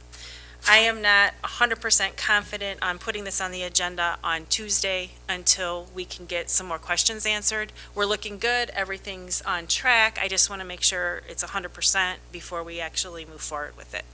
So this number's a bit conservative, as usual, because we don't always get our payments in a timely manner, and we also have a crossover between fiscal years as well. So with that all being said, I've left it at 2.5. I think we're going to be okay at that number. For tap-on fees, this is basically permit-driven. There's a percentage of the permit that goes towards the tap-on fees, which is our money market savings account. Last year, you can see we budgeted $4,000, and you can see where we're at to date this year, which is a result of our new construction and the permits that we're issuing for that. This money, as I just said, goes into the money market account. However, $4,000 of that at the end of this fiscal year will be remaining in the cash account because we are using it as part of our budget. Moving forward next year, I have $25,000 in tap-on fees budgeted for the cash account. If we come in higher than that, that difference will stay in the money market account as a fund reserve. And we'll talk a little bit more about that or later too, because I'm going to be changing up a little bit of the accounts to more accurately reflect that so it's clearer for the public looking in. Sale of surplus property, that's hit or miss. This year, we were able to get rid of some things that Jim Grant and Rob looked at out at the storage shed. So we have about 5,400 coming in. I think there might be some more things coming up in the next fiscal year that we can auction. So I put $3,000 in there just to be conservative on that as well. Any questions so far? Penalties are based on those fees that we collect for the folks that are late on their water bills. That increases every year as well because, of course, as our percentages increase in what we collect, that fee also increases as well. So I've added a little bit to penalties. I think it's still conservative, but I think 50 is okay in that line item. Plumbing fees, 1,000. These are pretty minimal. We don't get a whole lot of plumbing fees when we do new construction as well. So this is just a little, extra that we can. When would someone pay a plumbing fee? Plumbing fee would be with new construction, or if they get a permit for some other, when they need an inspection, basically. I see. Yeah. So this pays for the inspection. This pays for from the inspection, right. 21, 2022, when it got up to 5,000. What was going on that year? 22, 23? No, 21, 22. It was up to 5,500. Second column gold. 540, second column. I'd have to look that up. I don't I'm know if you not knew sure. offhand. Did we do something specific with plumbing inspections that you recall? That might have been, no, it might have been the plant, though. We did have an inspector out there for some extra things when we first started the plant, so that might be why. I can certainly check that for you.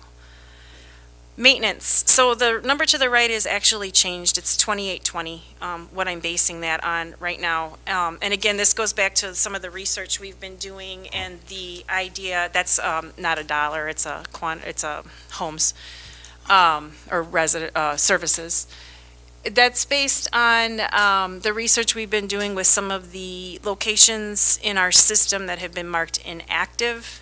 And we've pretty much narrowed down why. And some of those will be reactivated, but not as many as we thought. And that goes back to, I know Alderman Perkins, when we discussed it at the meeting about the raised properties that have, there's nothing, the structures are gone and those kind of things. So staff has been working to figure out, who exactly is getting charged, who's not. So I've reduced that number a bit. It might go down a little bit more, it might not.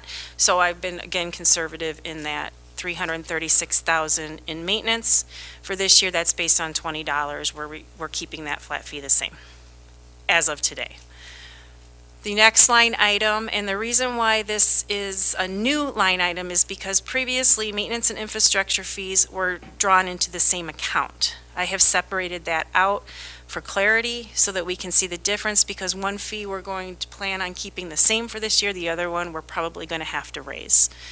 And so that maintenance fee is based on that new rate that was discussed last week, times the 2820-ish, reduced a bit for conservative at 588. And these maintenance and infrastructure fees, again, just a quick recap, maintenance is to maintain our system as we currently have, as well as possibly doing some extra things as to keep it moving forward as far as repairs and to avoid, more problems in the future. That does include some labor costs because it obviously, the guys have to do the work, and material, new equipment and that type of thing. And then the infrastructure fee is strictly to pay the IEPA loan back for the new plant expansion. Okay, moving, Can we spend a minute on that? yes. And when are we going to discuss how we change the bill around to cover that? I mean. We've already discussed that. The billing system to cover the 588, I mean, this is what, we're budgeting for maintenance and so on, but we were talking in admin about, how we bill customers, at what percentage and so on to achieve, or That's based on the $35 the the increase. $35 fee plus the $20 fee. Correct. So these, Feet is the line above. so the collectibles, the first line is based on the 6% increase that we discussed last week. Right. The maintenance fee is based on the $20 flat fee that we're going to maintain. The infrastructure fee is based on the $35 that we discussed at the last meeting. Yeah, I'm aware of that. I guess what I'm worried about is that, I did that impact thing about how this affects customers. And one of the big outcomes of that is that we have a customer that uses 4,700 units every 2 months. Their bill is like $45,000 to $50,000 in the water bill. And they pay a $20 plus $35 maintenance fee. And so my question is not so much do we need this money? Yes, we need to have it, but I hope that we can revisit the billing system and how that's structured, because it seems to me that someone that uses 4,700 gallons should probably be paying more of the maintenance than someone who uses 2 units.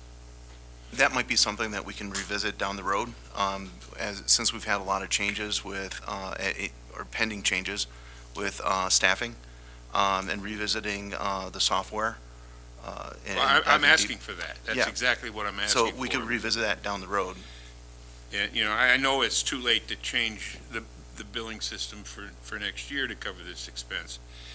But certainly for we did a 3-year outlook on that. And the 6% is incremental and planned for the year after that and the year after that. So we need to look at that diligently, we really dig into it before the year 2 and the year 3. Really set in stone right now, though, that, for the water, is it all done with that company? Well, it's going to have to be in the next 2 months, Alderman, because we Okay, need so to know what we're going to have to move forward. We could talk with the March meeting. Well, we haven't approved it by city council level, it's been approved at committee level. The reason why I didn't put it on the agenda for Tuesday is because there's just a couple of unanswered questions that I wasn't comfortable with the final yet until I have those questions answered. I'm 99.9% sure that everything is good to go, but since we still have another month, that's why I asked Alderwoman Haderlein, I apologize, to put it on the next month's agenda. Yeah, there's a lot of work involved. This is not something we're going to do by then. I was just wondering if you wanted to And do I it. agree that, we did agree on Yeah, an we amount did. for this year. I'm just reporting, I guess, that, I think we really do. We need to statistically look at the use of our different size customers and look at how we can evenly make sure that it's evenly distributed on the maintenance and costs and all that. I believe that, there's a solution, but we need to, it's going to take, a database. It's going to take somebody who knows how to read databases and analyze data to do it. Right, and as you've already witnessed earlier today, with as we acquire new staff members, The challenges, and existing staff members, the challenge is to dive deeper into their departments. Just to give you a heads up with the candidates for Christie's old job, I've asked them to understand that they're going to be asked to be masters of that system and be able to provide better feedback. So that's why I'm saying it's something we can revisit, but we haven't even hired a new person yet, and we have a training session coming up on the software itself, but it won't be in enough time to alter the Understood. existing budget. Alderman, so I think what you're asking makes a lot of sense, because I think what you're asking for is that the maintenance fee be progressive based on usage versus flat line across the board, which is how it currently is structured. So that's certainly within City Council's discretion to review and make those changes accordingly. I think, but in the terms of this coming fiscal year that we're talking about, the time is too short. So I would expect that City Council would approve the rates as we have presented and the Administration Committee has approved. I would expect the City Council probably would approve that, but that doesn't discount us from, revisiting this, looking forward into year 2, year 3, as you suggest. So, okay, thank you. You good, Charlie? Yeah. Okay. All right, so the next item is moving charge, and that's just a small charge that we currently, at this time, if somebody has a new property or comes in to do a change in residence, this is just a small fee that we charge for the paperwork and that's required. This does not include a charge to change a mailing address or, if somebody still owns a property and wants it mailed to like a P.O. box or something like that. But this is more work when it comes to actually new When New the purchases. property changes ownership. Correct, yes. Thank you, Mayor. Not a whole lot. Okay. Utility tax is in and out. The city charges 5% utility tax to our consumers, not unlike ComEd and NICOR. And basically, a quick explanation, the water department operates as its own proprietary fund outside of as part of the city, but pays the city itself the utility tax. So they collect the tax from the consumer and pay it back to the city. This is the revenue we collect, and a little bit later down the line, you'll see where that goes back out to pay the city that appropriate tax. Yeah, that goes to police. No, it's a utility tax collected. It's not unlike, it's the same, basically the same utility tax we collect from ComEd and NICOR. We're just, if we had That an one. outside Okay. water department that serviced us instead of our own, they would pay us that tax as well. So Yeah, it's yeah, basically, yeah, it's a business, right? Okay, EPA license fee, that is an in and out as well. We collect just enough to cover that license, and then we pay it out through the expense line item. Interest is based on, this line item's a bit deceiving as well, because this is interest based not only on the cash account, but also on the tap-on fund, which was the money market account I talked about a little bit earlier. It's very high right now, this year, because we have a lot of grant funding and loan funding sitting there that we haven't paid out yet. Or actually, that's gone now, but throughout the fiscal year, it was sitting there until our final expenses were calculated. So I'm contemplating again doing a separate expense line so that next year it's reported more accurately. So basically 5,000 of that will remain in the cash account at the end of the fiscal year. The rest will remain in the savings account until we can determine what we're going to do with those tap-on funds. Miscellaneous at 1,000. It was a little bit higher this year for some different things that came in, but I'm not banking on that. Transfer in is the safety grant. So we have every year we get a safety grant through the IPRF. And this year Administrator Leone would like to divide that up between some departments so that it doesn't all go into the admin general fund. So Jim and Rob are getting 3,500 of that as their share this year. And that's the correction I had made at the beginning. I had it in 2 spots. So rent receipts, Sprint Tower, we rent a tower to, not Sprint, who is it now? T-Mobile. T-Mobile. They have one of their antennas on our water tower, and they pay us rent monthly for that, and that goes up every year, so I'm expecting about $47,000 this coming year from them.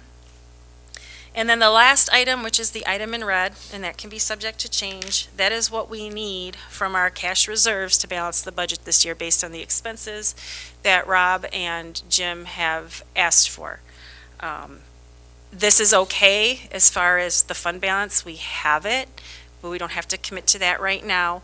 As we talked about briefly earlier, we have trimmed as much as we possibly can. They've been beaten up pretty good.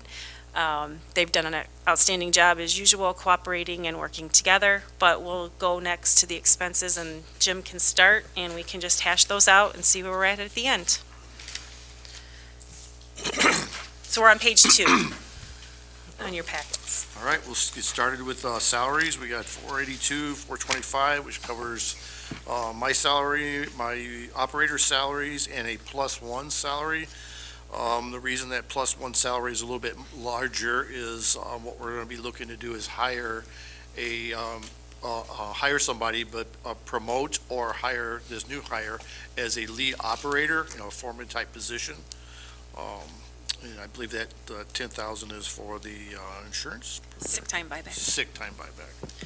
Per the contract, the employees that are in the union are allowed to buy back unused unpaid sick time at the end of the year, provided they meet the requirements of the contract parameters. I neglected to budget for this last year. I apologize. So we might see our current budget be a little bit over because they all actually fulfilled those requirements and were able to buy back. For next year, I did end up putting it in there so that we're covered.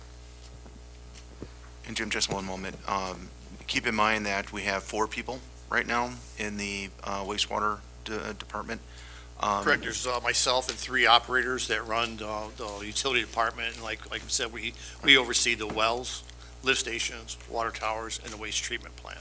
So with that waste treatment plant, there is a little bit more of duties that require a little more time there with the plant. So this would be a good time to bring that extra person on for training and also for succession planning. Myself, I'll be 63 here next month, so my goal is to stick around about 2 more years. Or So 5. Or not. So this way would give this opportunity for us, the opportunity to bring this individual in and either, like I said, maybe get lucky like we have with these 2 gentlemen to the right and hire somebody that is in that, be able to take that lead position or promote from within. And besides Jim, we have 2 other, the reason I pointed out 4 is that Jim and 2 others are potentially retiring in the next year or 2, so we're really only going to have 1 person that's not eligible to retire yet, so this is why succession planning is very important at this point. Overtime, I got 12,000 in there. Insurance, 110, that is up, obviously, because we're planning for the new person. Training, I got it down to 1,500.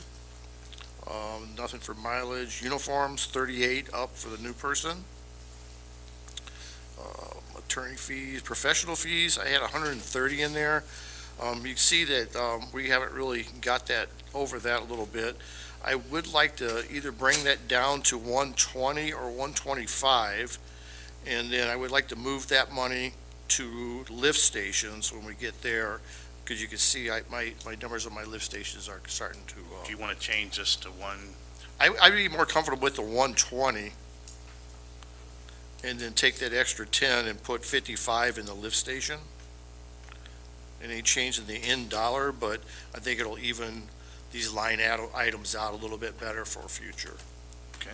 120, and where are you putting the other 10? In 5519.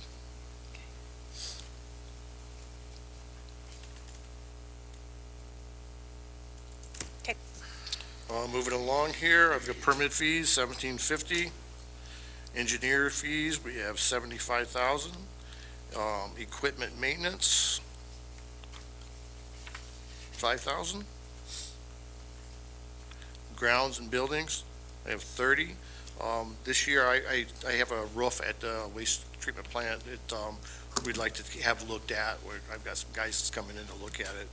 And the rest of that would cover that roof, and then the rest is just normal, things for all the buildings that we take care of. For the engineering fees, last year we had it 75 and we hit 177. I'm assuming that's because of the wastewater treatment plant and, okay. Just wanted Yes, to make it sure that is. wasn't going to be something that we anticipate repeating because it's done now. It is done, and I have had a candid discussion with the engineer, and there will be no more fees towards the expansion project. Okay. Thank you, Jerry. All right, that moves us down to the water tower maintenance. So we're asking for 410. So the 390 would be for the program that we're looking at, and the other 20 would just be for unforeseen issues that would pop up for that. Lift stations, I was asking for the 45. I'd like to take that to the 55 by moving those funds. Equipment maintenance is 120. Lab supplies is 30. For maintenance last year, we had 140, we're at 75. Do we anticipate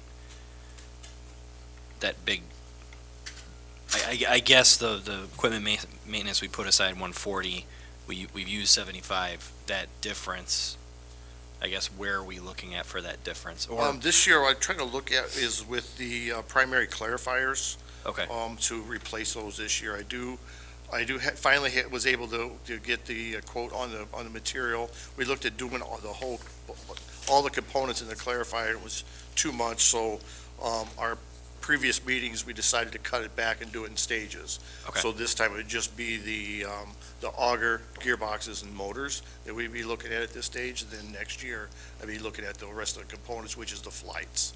okay. So we fully anticipate getting Yes, close to that unless something 120. happens, Okay. yeah. All right. Hey, Jim, and going back to the painting tower, which tower are we talking about now? Okay, so the painting of the water towers is, what we looked at was to try to get the inside of the one on Harvard Hills done. And so when we reached out to these people, we were able to get the contractor to come in, and he presented yes, I can come in and paint it for this price, or I can come in a 10-year window and touch all your towers inside and out, paint, sandblast, and everything. So the program is over a 10-year period. I don't know if the mayor's trying to pull that up or not, but So you're gonna be asking for 390 every year? not every year. Just All right. bear with me 1 minute. Hold on, we'll pull this up so you can see. I do have it if he is not going to be Saying able we to don't pull need that it. up. I'm Have just it on asking. I just put it in a different I gotta drive, pull this so- one out, which is gonna kill If you could just explain if you can see it. Yeah.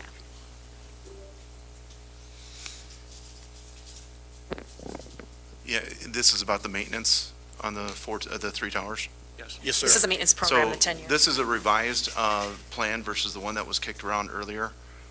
Jim had taken the time to talk with McGuire and figure out one that makes more sense, given the conditions of our towers, versus one that they kind of did on the fly.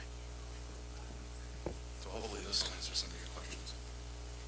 So if you scroll down, Mayor, so we can see that final number to answer the Alderman's questions. So the combined total, you can see, 4 columns up from the bottom. yes.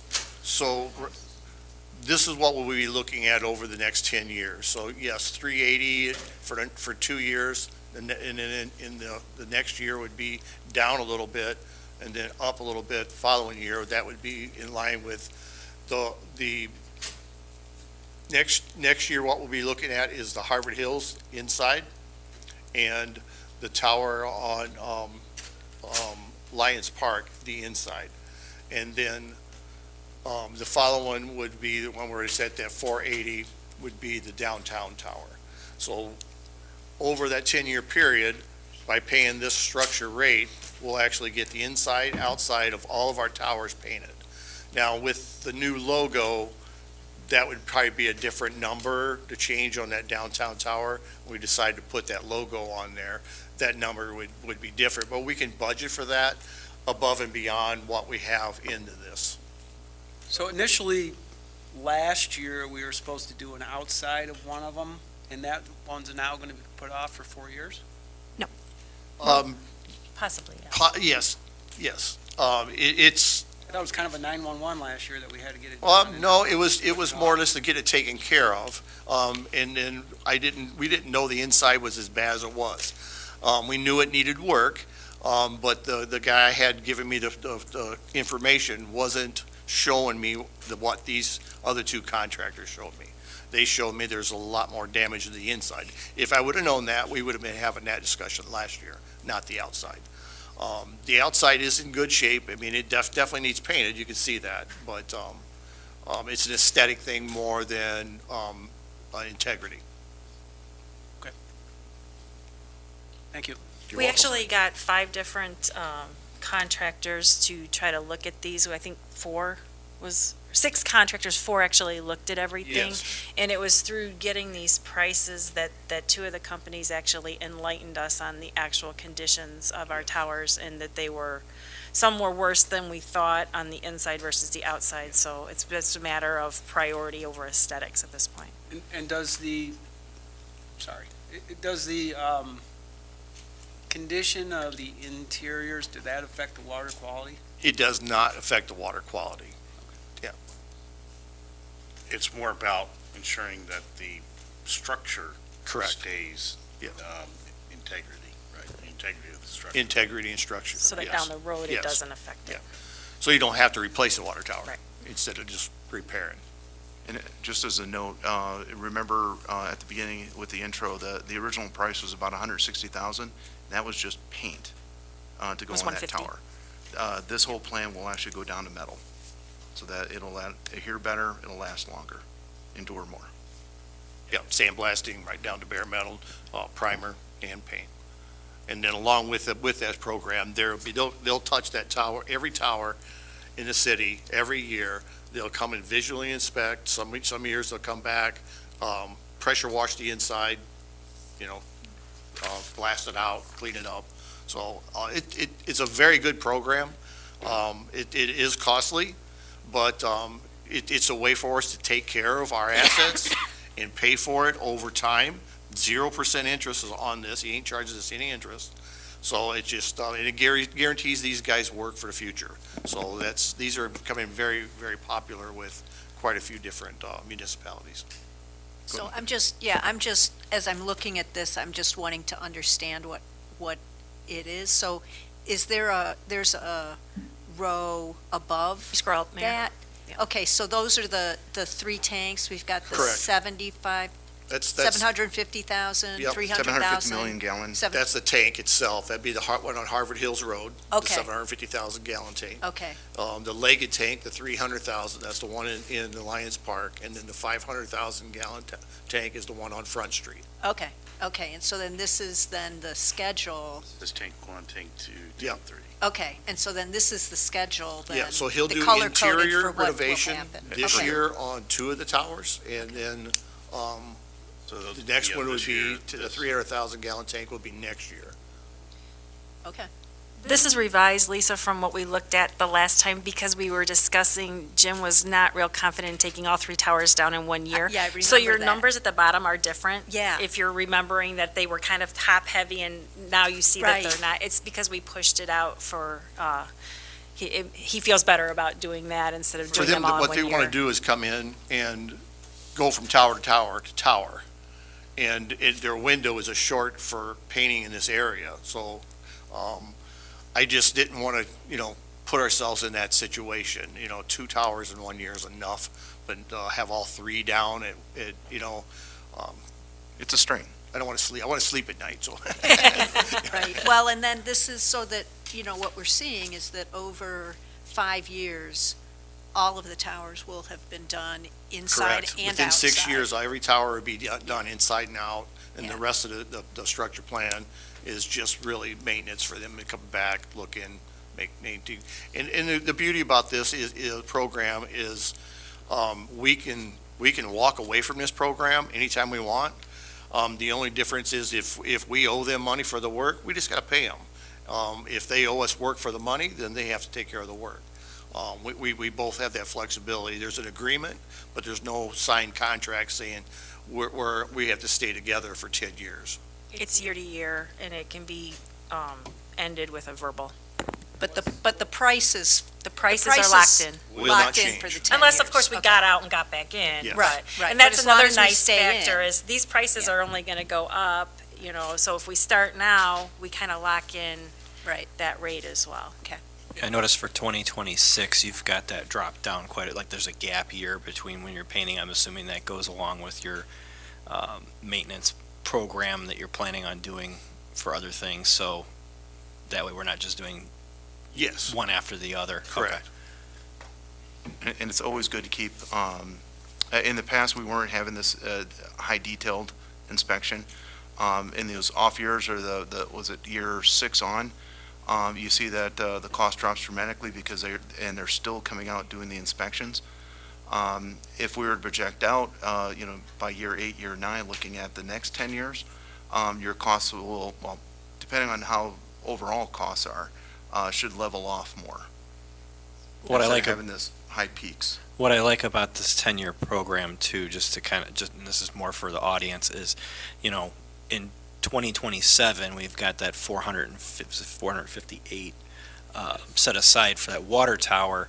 What's nice is, let's say we, fingers crossed, something happens with a well that's emergency, we can push that back a year because that's maintenance versus a major repair. So we have the luxury of shifting this money around from year to year in the event that we have a major emergency. So it really helps protect us instead of having, because that's what happened this last year, was we set aside that money for the water tower. We had a well problem and we had to use that money and then some. So this almost builds a safety net going forward for instances like that. So this is a really, really good program to get onto. I agree. Any more questions on this? All right, I think we're down to the lift stations. We're on. Did I pass that? Yes, that's where, yep. All right, lift stations, the 55, equipment maintenance, 120, and lab supplies at 30,000.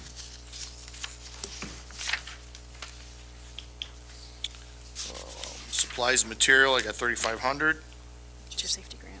and that's that safety grant. And then we go on to office supplies, 2,000.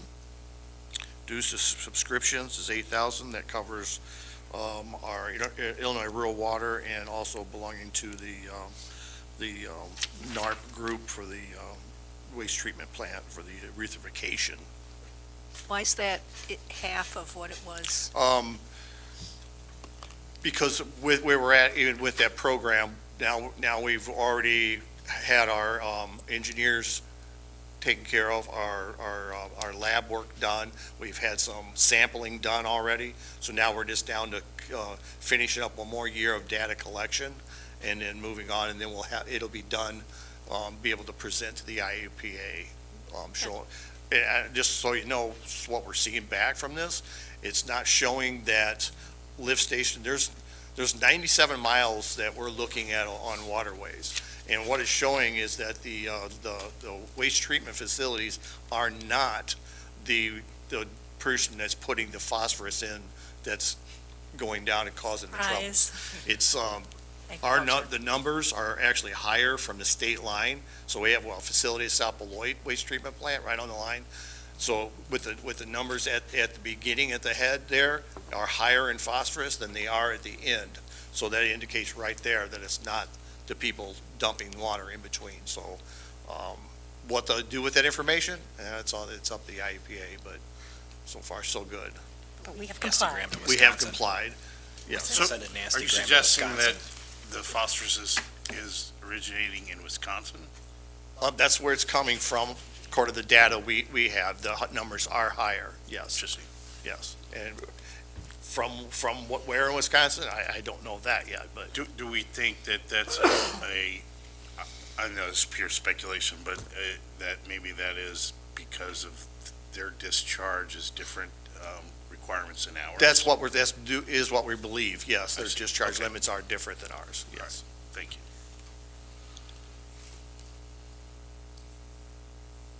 All right, telephone, 5,500. Electricity, 270,000. You can see that's up, with the new plant. Everything is costing more. And that's one of the big projects we want to do in the future is to bring solar in to try and offset that cost. Because this new plant costs more to operate than the It past is. plant. Yes.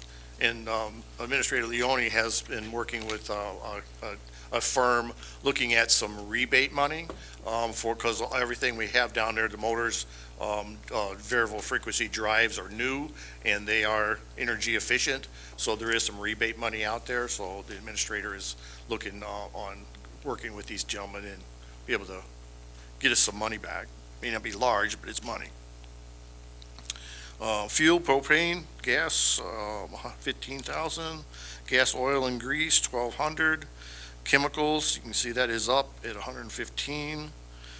Miscellaneous is 2,000. Infrastructure and equipment is 180. For chemicals, if we were to switch to a UV system, as you're talking about that, I'm assuming that number would go down It a would. good chunk. I don't know how much right off. I don't have those numbers with me, but yes, you definitely see a savings. Okay. Because we wouldn't have to use chlorine. No chlorine at the all. waste and a dechlor, because right now during May through October, we have to chlorinate that effluent coming out and then dechlor it before it gets back into the creek. Yeah. So it's crazy, but it's, that's what they have us do. That's all for me.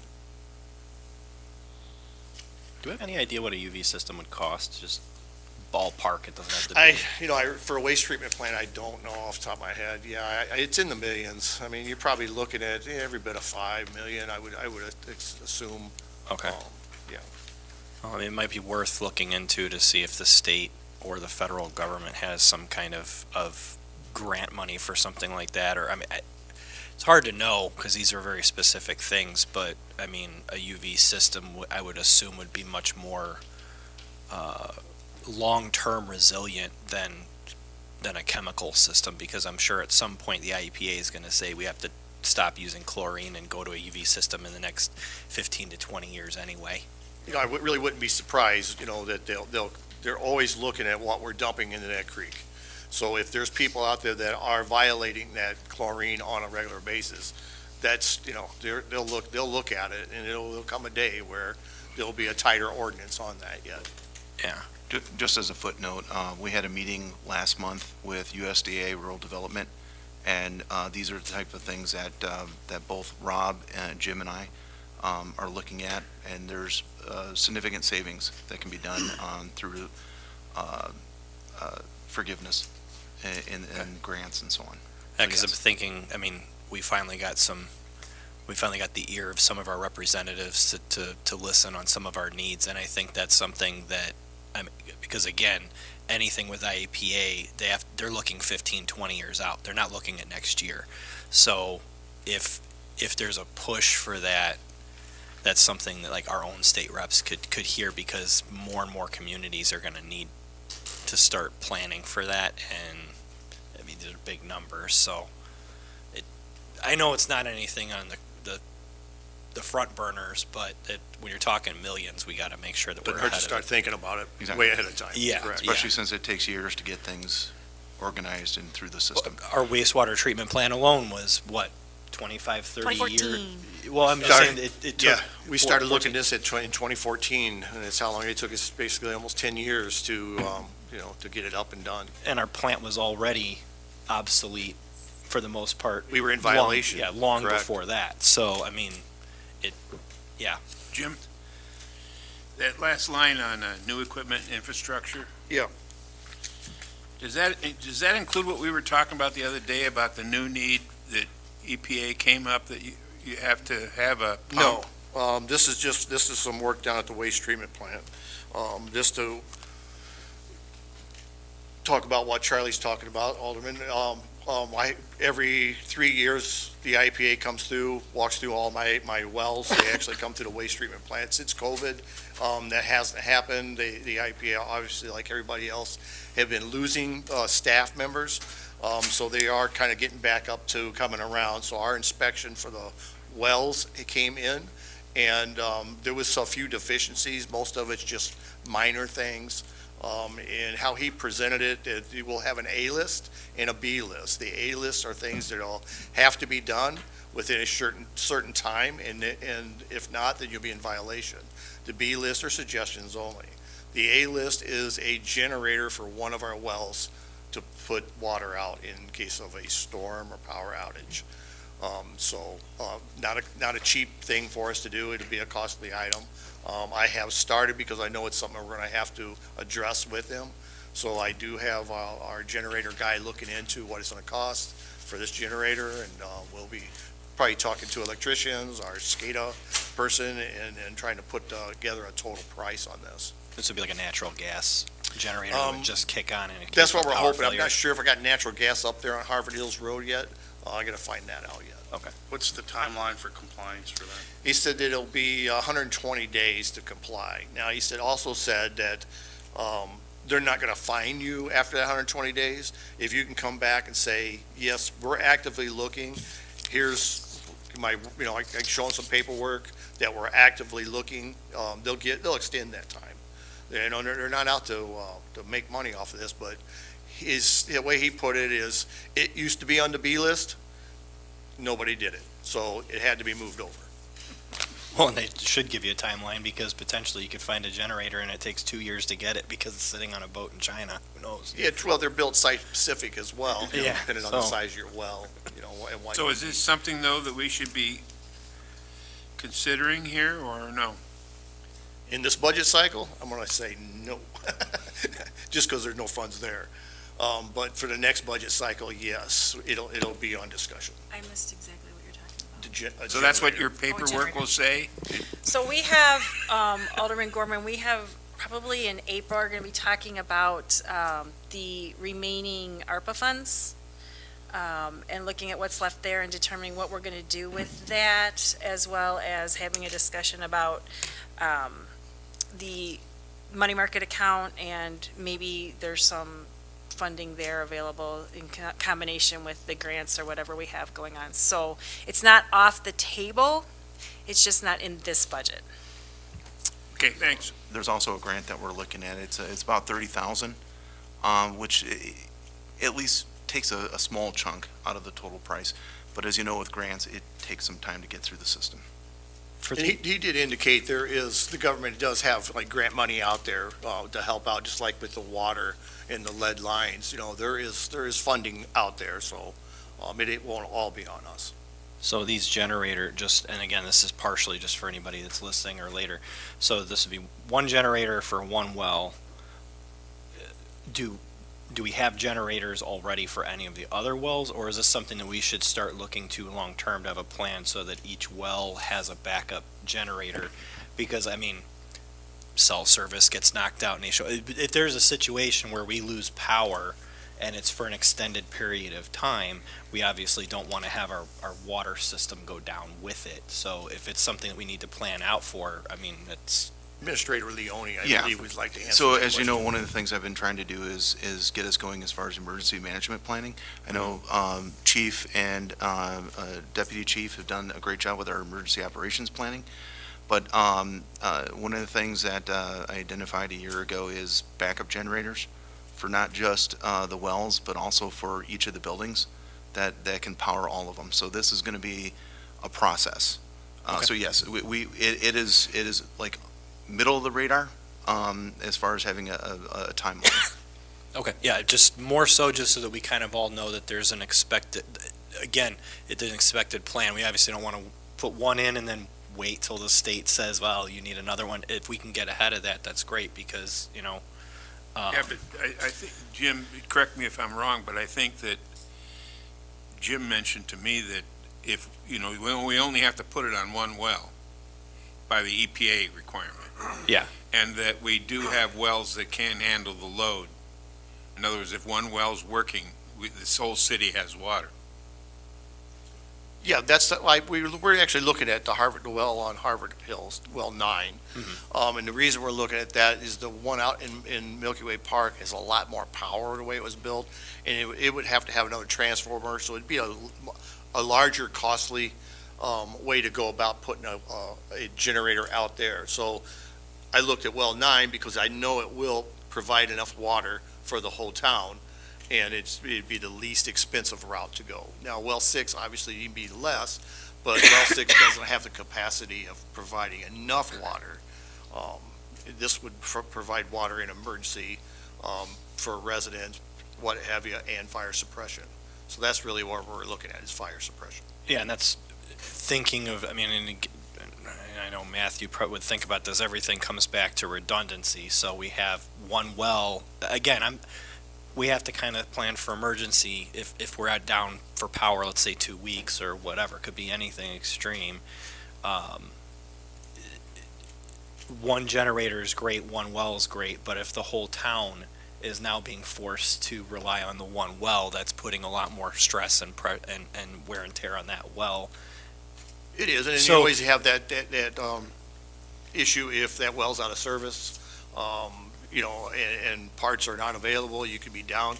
I mean, this last time we were down for 3 months on that well, so, Yeah. I mean, yes, it's a smart thing to look at that, you are Yeah, correct. people can get by without power for several days, a week or two on emergencies, but the minute water goes down, it's Yeah, I mean, game keep in over. mind, we're out of power on a daily basis. We keep it about 1.5 million gallons of water in the air in our towers.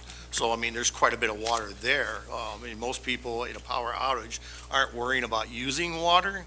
They're about getting their power back on. But in that scenario, if something happened where you had a large fire, that water is not going to last long. People don't think about water until they go to use it, and then it's Correct. not there, and then And they then you have your panic. pressure issue as well. So. Yeah. Are there any other questions for Sorry. Jim? Oh, no I problem. don't I'm mean to just- deviate. Before I just- start getting a birdie giving me text messages to pick up the pace here. That wouldn't be me. This is important stuff. All right, so that's, underwater, we've taken care of utility. Now we need to talk about utility maintenance, which falls under public works. But it's still in the utility budget. Do you want to fight for anything? If they try to cut it? Okay, it's up to you. All right, so just rolling through, pretty standard stuff to start with, salaries, 264,000 for salaries. We also have the 55,000 for clerical salaries. You can see the difference in that is just because we've been moving around some clerical positions out of the fund. Overtime and double time remain the same at 12,500. Health insurance is at 125. Uniforms remains the same. Utility tax payment is up a little bit. That's in and out, actually. In and out. Yeah. Okay. Rent payment, which is the payment to basically the general fund for use of the buildings and equipment. That hasn't come out yet, but that's 25,000. Then we have vehicle and equipment maintenance. Right now it's at 11,480, but there's going to be some expenditures out there with the age of our fleet. I've been trying to hold back on any major repairs because I never know when I'm going to get hit by the shooter in the grassy knoll. So I've tried to hold it back, and right now I'm using the funds here to get some stuff that we need. Both the vehicle and equipment maintenance line items I've held pretty tight. Also doing more stuff in-house. I purchased tools to do equipment, tire removal, and installation. This year we lost we lost the rim on the backhoe, and with the tools I purchased, we did this in-house rather than outsourcing it. So because of the age of the fleet, I wouldn't be comfortable moving this number around. We're going to try to get as much done as we can this year as far as maintenance on the VACCON, and I also purchased a hydraulic press so we can do hydraulic lines in-house. So we should see some savings on labor, but there'll be some material cost. 37,500 for storm sewer, sanitary main maintenance, and then same situation with the 50,000 for the water main maintenance. That line item is low. We've been burning up stock, and then also because of the history, losing a lot of the history, we did a lot of surface repairs this year, just because that was stuff we could see. So the underground stuff wasn't a focus. I'm going to use the funds to bolster our stock, so next year we can do more valve replacements and exercising and things like that.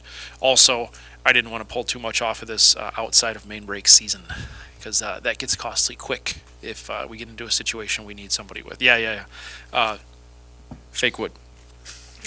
Supplies and materials, we added that a little bit because we take some of our marking paint and other items out of this line item, and we've had a lot more locates with more growth in town. Postage went up a little bit. Cell phones, we took a little bit out. Gas and oil went up a little bit. Obviously, the cost of fuel is rising, and then also I want to try to get us into a extended service interval plan when we're changing oils and things like that. Use a better quality oil, go longer, lessens our environmental impact, and hopefully remains somewhat the same as far as the value goes. Miscellaneous, took a little bit out of it. A lot of it's for spoils hauling and little projects, random things. We took a little bit out. We've been hauling a lot of the spoils ourselves. We've also had a couple people take advantage of sort of just coming here and grabbing our spoils from us and disposing them at no cost. So that we were able to take a little bit out of that. And then new equipment infrastructure. This is for water meters, transmitters, sanitary lining, and then plumbing labor for water meters. We did take out the money for sanitary lining. Main lining, just because we're trying to find some places we could save some funds. We will try to identify some more areas where the main lining is needed this year, but I needed to leave the manhole lining in there for the IDOT project when they come through and do that, because if we don't do that next year in concert with them, we're going to be in bad shape. Transmitters, that pays for about 100 transmitters. Right now, the city has about 2,800 service lines. We have about 400 MXUs in place. We're going to continue marching forward, trying to do about 100 a year as we can, just because if we ever want to go to a antenna-based system, we're going to have to get all those changed. So that would be, about 2,400 left to do in order to do antenna readings and not go around with the car. So we have a lot of years left. Yeah, quite a few.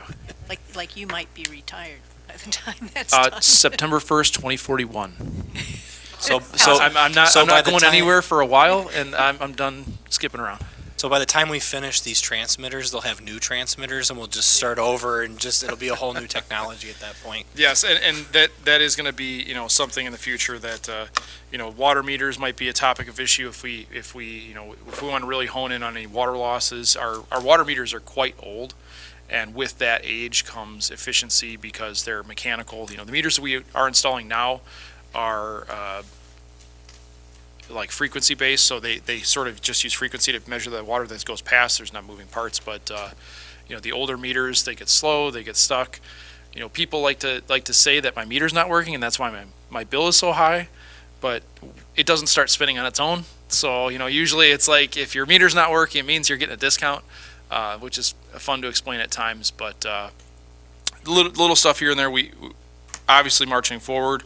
Equipment, the age of some of the stuff is a concern, and then also, Jim and I have kind of ran into an issue here. This will probably be in the future where we talk about possibly some sort of a drying bed or something for the VACCON.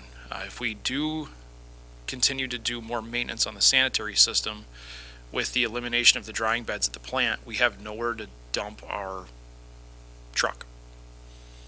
So it's been a challenge, and we've tried dumping it in Jim's drying bed or drying building, but when we dump in the drying building, it overruns and it ends up, starting to creep out. So we've been trying to do challenges. We've tried dumping it into our dumpster that's overshot. It's been a challenge. So, but with that would be changes to probably our permit or engineering studies, things like that. So that way we can figure out what we're doing. Jim and I have talked about maybe some different things, but there's just no real good solutions.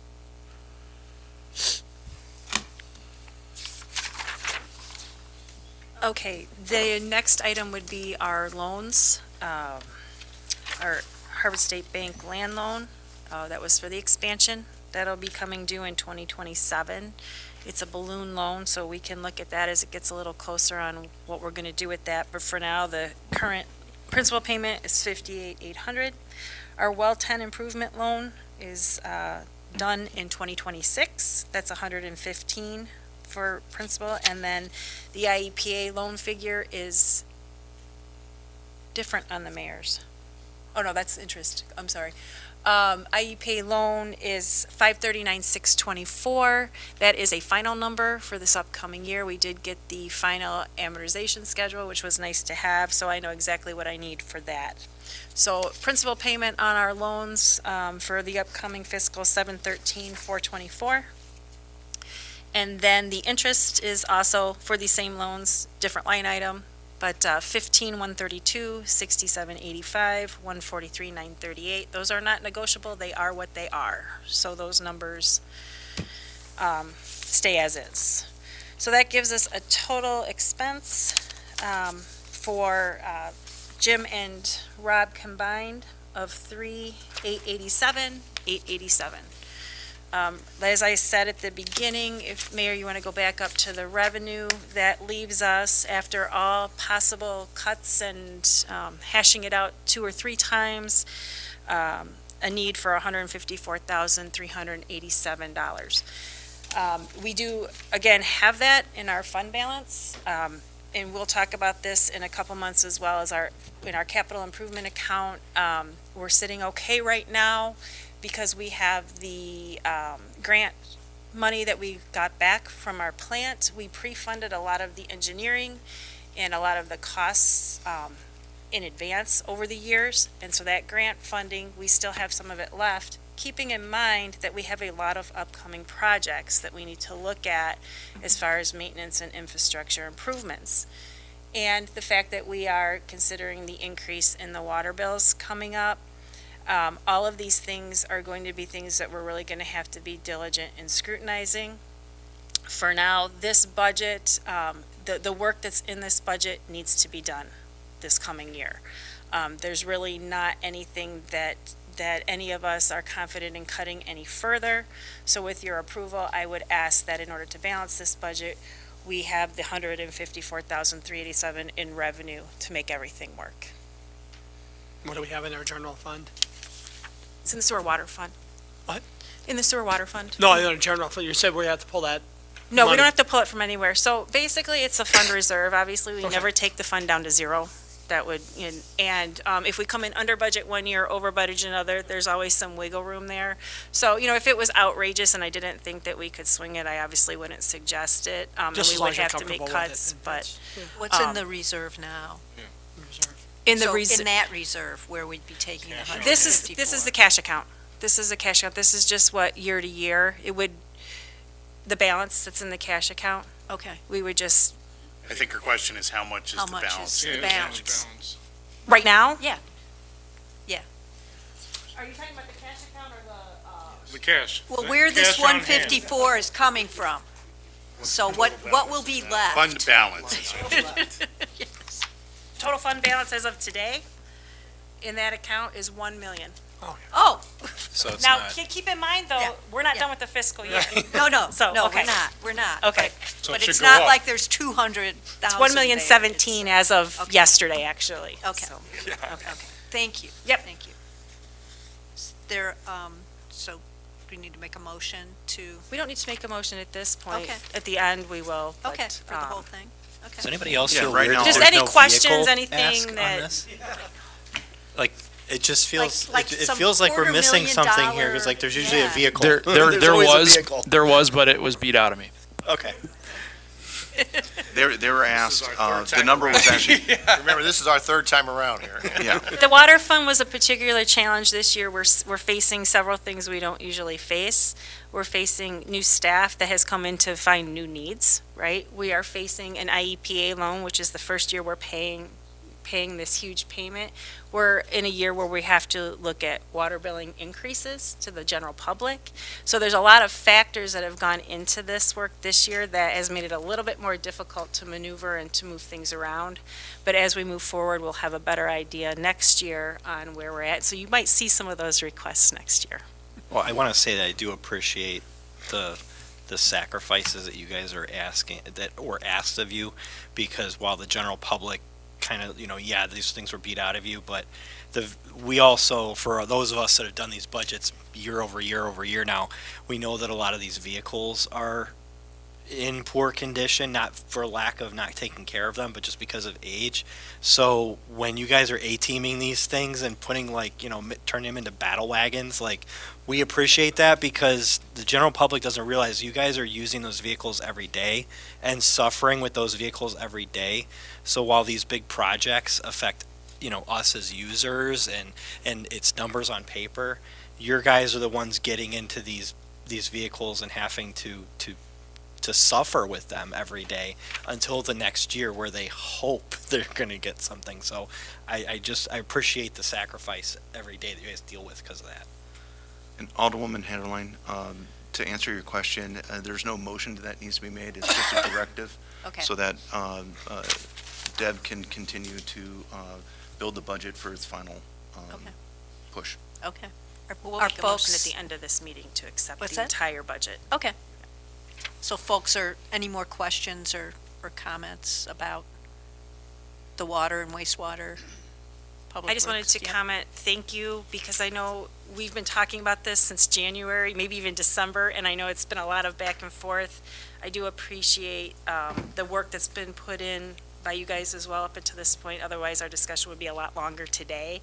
So Yeah. thank you for all of Yeah. that back and forth. And a lot of you have come in and talked as well. So I just want it to be on record that everybody in this room does care and has been Yeah. worked very hard to make this all work. Well, and So- it's, you guys have provided really good information along the way to help us understand what's going on and respond to our questions. So thank you for that.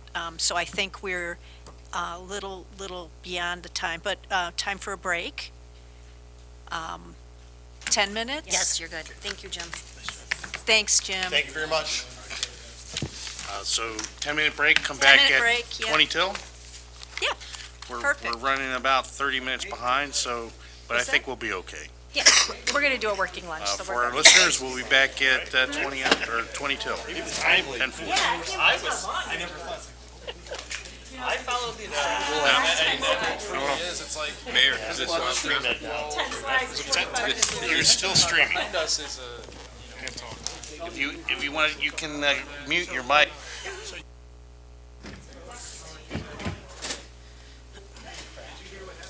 Three dots?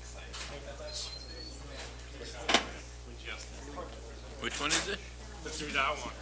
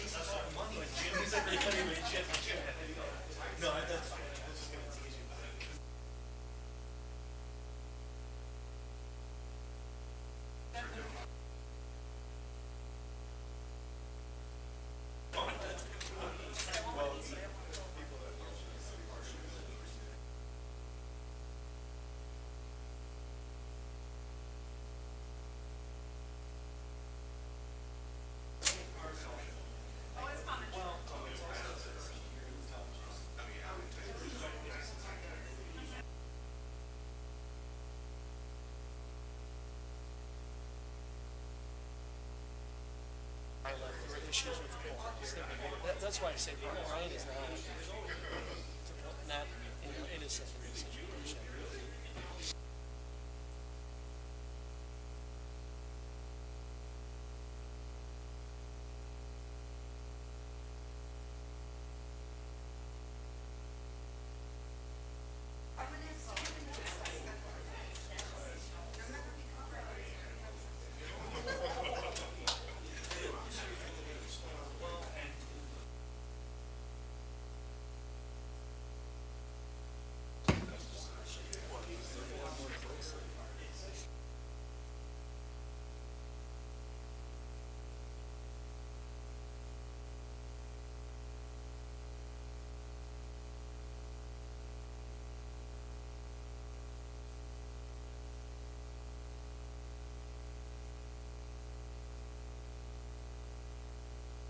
gonna see the Cubs on Tuesday.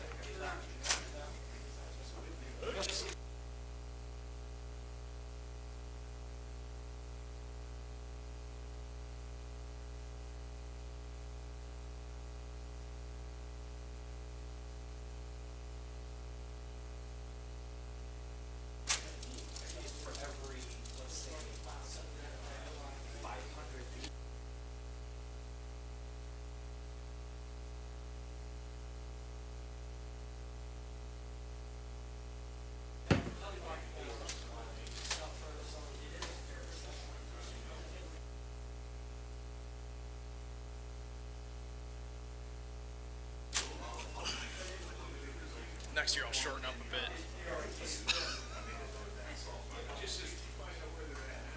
I didn't know we were walking into. Like 10 slots. I actually do listen, Charlie.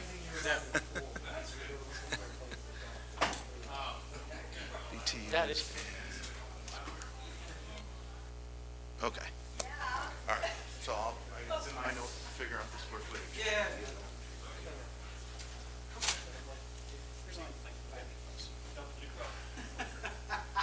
Right. We'll see. Well, part of the problem is that they focus a lot on waste centers, some wastewater plants, and they haven't figured out how to get. Well, and that's where southern Wisconsin is so heavily ag concentrated. And again, we have our own EPA, they have their own EPA, so if they're allowing a lot more, over fertilization for areas, that's all gonna be runoff. Right, and it's not regulated. Oh, I'm I sure. mean, it really, it isn't. I mean, it's just. The only thing we can hope for is that in the next probably, I guess, 3 or 4 elections, like,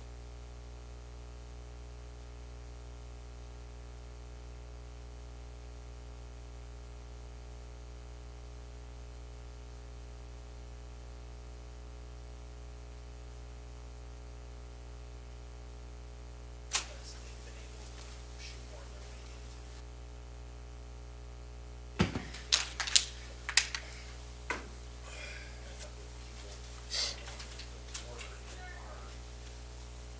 Collecting paychecks and not doing anything. How many Chiefs do you have?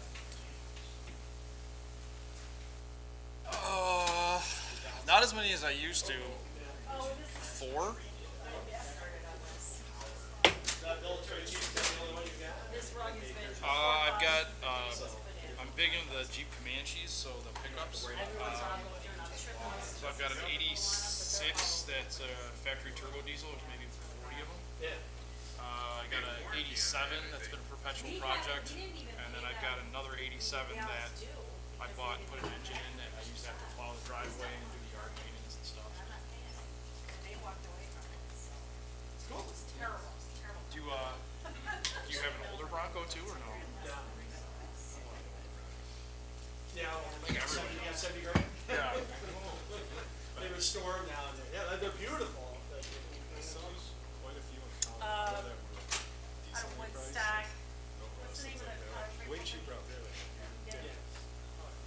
Out there, it's just, I got a buddy who in Colorado who daily drives a Affordable. 73 CJ5.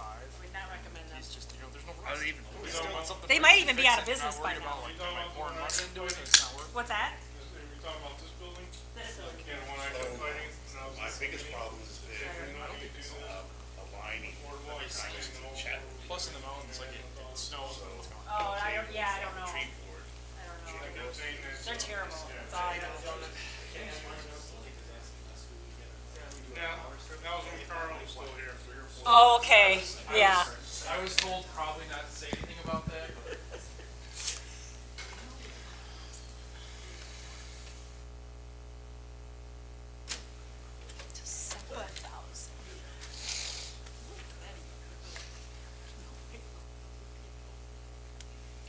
Fair enough.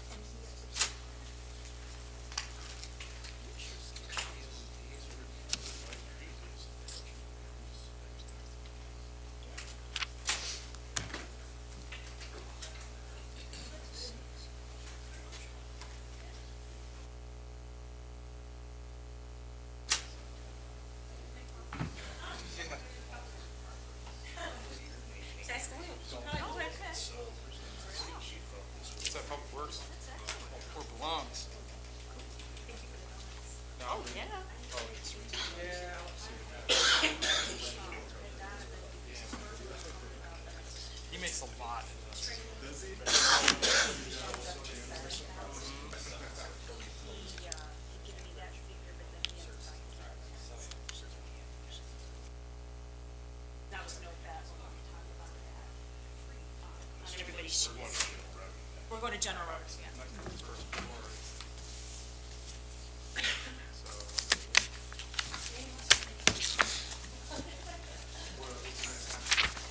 General revenue. Not now. It's just a joke.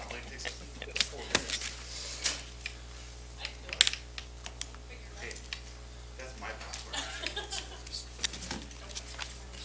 So Mike, did you hear about the business professionals thing with the school district? You hear what happened on that? No. Where the kids, Red, you need the red.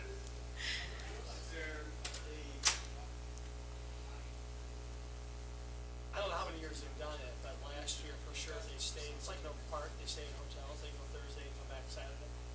Well, it got messed up somehow, and so they had to like come back every day. It's even 7 in the morning, come back, they get back 11 o'clock at night. I did hear about this. 25 parents at the meeting on Wednesday. God, they boarded 2 to 3, and they can do it. I mean, that's The first thing. yeah. They make it's safe. They look at it on the.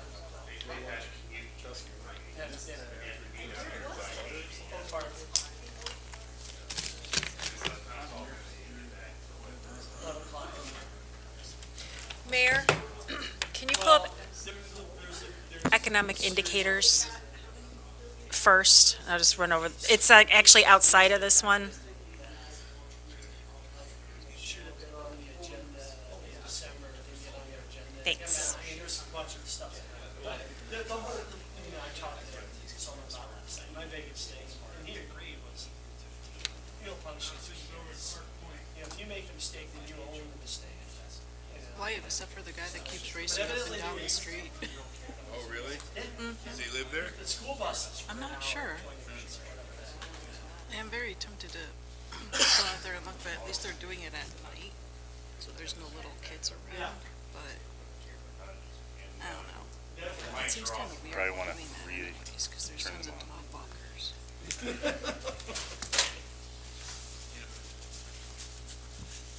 Okay, call the meeting back to order. And we lost Deb. Everything's approved, let's move on. We lost administration. Okay, this is where we make the cuts, right? Tell Deb. We're cutting her budget. I think they do it a lot over there on church, don't they? Deb, we decided that we'll just make whatever cuts we need to make out of administration. I figured that would happen. Yeah. Yeah. Administration's asking for a lot this year, so that won't surprise me. Let's put it that way. So, well, we're back in session and Okay. So, just starting out, quick, one conversation. oh, sorry. Thank you. Are we ready? Yes, Okay. we are. Real quick, I just want to go over some economic indicators that'll help explain a little bit on the revenue side. Of course, these can change overnight, as we all know. In the upcoming year, or actually the year we're in now, economic growth was predicted to slow down a little bit in the first half of the 2024, but should be picking up near the end. Unemployment is slightly up, but still well below the recession level, and that it's actually expected to drop again near the end of the 2024 as well. If you look on this chart, it's steady. It does look like it's going up, but it's not outside of any parameters that are, from what I understand, drastic. Consumer spending is expected to drop a little bit, which might affect our sales tax. Not anything significant, but that's been, the reasoning for that is post-pandemic payouts are gone. Everybody has spent all their relief money. Savings may have been tapped into and hasn't been rebuilt yet. The student loan hiatus is ending, so those things could affect some of the sales. Good news is oil prices after the conflict overseas has continued to stabilize back to where they should be. Housing market is increasing, and we've seen that here in town. Nobody can really explain why, but people are still buying and building, so that's a good thing. One of the things that may affect some of our revenue, and I'm not quite sure how that's going to look yet, is corporate profits are expected to be down. And we'll talk about that again in a couple of minutes. And then our cannabis sales tax is probably going to either remain stable or decrease thanks to higher regulations, and Missouri has legalized. So we have lost some of that revenue from that state. These are federal. Mhm. The last one for cannabis is ours. Actually, no, these are not all federal. The first 2, 3, 6 are, the last 2 are Illinois. Because they're driven by statute. Right. This is correct. This is correct. You are. Is corporate profits based on certain size businesses? Because I thought corporate profits were up, and but it's all in the high tech, in the big corporations. This is based on, we're looking at this just from a replacement tax perspective, and I'll talk about that when we get down to that line item. Oh, okay, And some of the changes that just the state of Illinois has made. okay. Okay, so if we go back to general revenue in the working copy.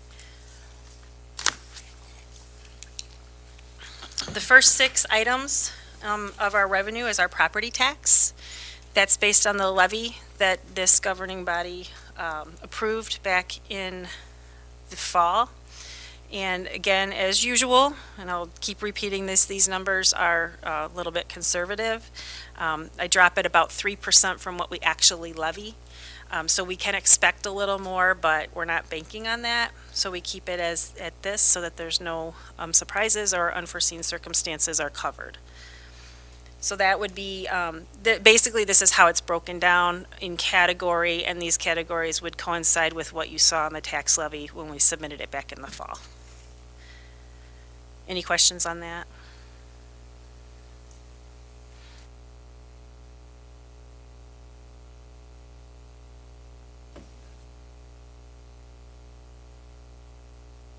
Oh, that's income tax. I'm just talking about property tax for now, the first. Yeah, no, that's okay. Okay, so if there's no questions on property tax, then yeah, let's go to income tax. So that's $169 per capita. That's based on population. And that is the estimate that we received back in January from the IML.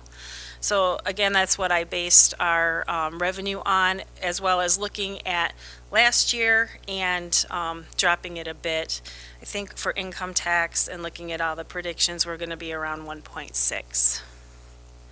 And bear in mind, right now, where we're at is through February. We still have income tax to receive for March and April. So we're actually going to be over the current budget, more than likely. Not much, but a little bit. We'll be close. So that comes out, they send that monthly? That comes out, so it's collected, the first month it's reported, the second month it's collected, and the third month it's distributed. Okay. So we're behind. So what we collected for February is actually from November. November, Mhm. okay. Correct. Okay, thank you. And all of our state pass-through taxes are like that. You have that 3-month delay. Okay. Cannabis tax, we just talked about this. I'm not real confident in raising it much more than that. We don't know what that's going to look like. It's predicted at $1.56 per capita.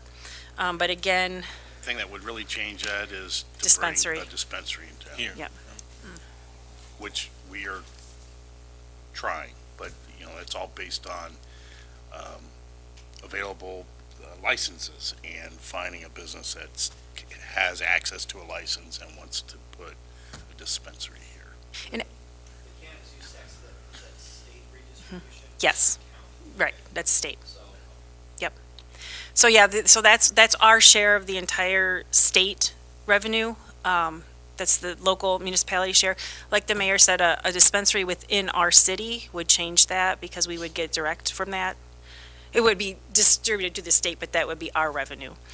The interesting thing about that is we were just at a finance meeting last week with McHenry County, and apparently the state feels that we should be budgeting for, I don't know how to put it, that cannabis tax is going to be a guarantee for us, municipalities being us, and that we should depend on that revenue, and therefore they might justify cutting our revenue elsewhere. And so right now, we are in the works. Where they gonna cut it?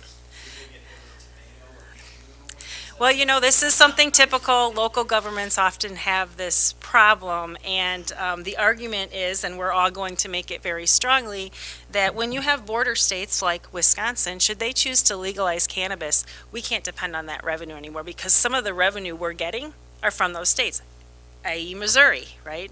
I'm sure down south they're losing sales now because people in Missouri aren't coming across the border. And so these kind of things that that we look at from our perspective might not be looked at from the state perspective, but that's why we have our elected officials to help with that. So just a heads up that thought process is out there and not necessarily, in my opinion, accurate, but. Well, And I'm not every the year only one. Every year, the state is always looking at the local distribution fund and wanting to reduce it.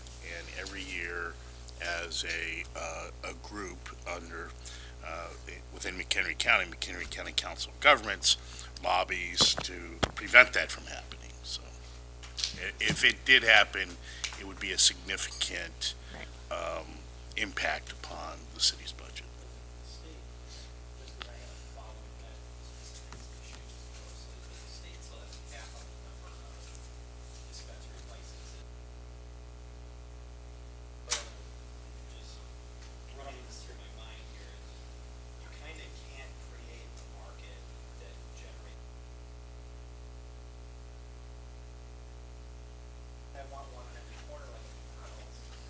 But you know what I'm saying, like, there's a lot of people that would potentially want to, become consumers that don't live within 150 miles of one, so they just. Right.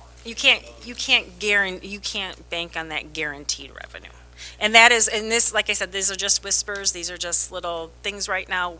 I am fully confident that McHenry County as well as the IML will be in our favor when it comes to arguing that, if it becomes a bigger point down the road. State use tax, that's, gonna, $42 per capita, that's pretty conservative, I think, but I'm gonna go with that. And what does that come from? So state use tax is your sales tax for outside sales. So if you sell outside of the state of Illinois and that tax rate is lower than the state of Illinois' tax rate, they have to pay the difference. Oh, If it's okay. the same, it stays the same, and if it's less than, so it's just another form of sales tax, and that came down the road as the, I can't remember the term they use now, leveling the playing field. That was part of leveling the playing field a few years ago. That's like all the online sales and, okay. Or if you're selling out of state and the revenue, you're generating revenue in state. And then we have our sales tax. We have our 1.6, which I'm expecting this year, and then we have an additional 1% for our referendum. And so I've added another $1 million to our revenue for that. I think we'll be good there. Alderman Gorman's did a lot of research into that, and we talked about this prior to this final number, and I think you're good with that for now too, till we see how things go. Yeah, I'm okay with waiting, but I think that it might be higher than that. Higher would be good. Be along with that. Well, that 1% started being collected January 1st. By this time next year, we will have a Full full year. year worth of collections, which will help us to better be able to budget that next year. Gaming tax, gaming tax is, it's kind of crazy. It's not really predictable, but it's higher than we thought it was going to be. And so I've bumped that up a little bit more as well. You can see right now we're at 188. We still have 2 months left. So 190 I think will be okay. Receipts every month, is that how it works? Yes, it's distributed. It's the same distribution schedule, collection, or I'm sorry, When did the, reporting, collection, and then distribution. was it the, how they had the first one, was it 2012? I don't know who had the first one. I don't know. Yeah, I'm not. Oh, but there's, There's one on every corner now. They're everywhere, right? But my point is that revenue didn't exist 10 years ago. Right.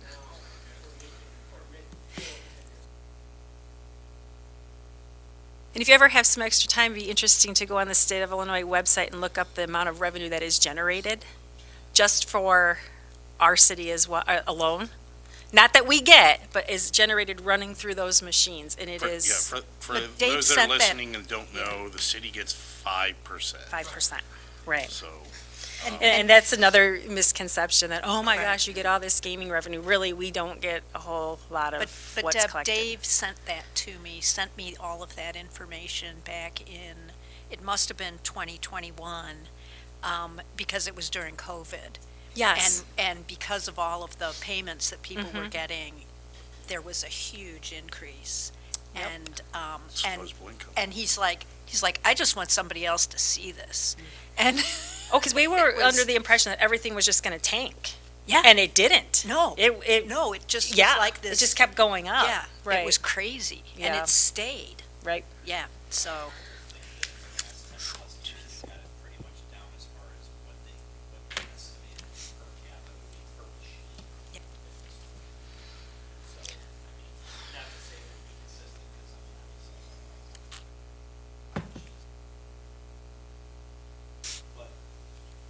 Yeah. Median number out, I would think that we would know Yeah. almost how much each machine is worth to the city. Yeah, you could figure that out pretty easily, yeah. And you can talk to any business owner that has them, and they can tell you what that means for them. Yeah. I think we've seen just in our tenure, the number of people that have applied for liquor licenses just because, they want to get a machine in there and at any cost, Yep. because there's revenue there, so, I mean,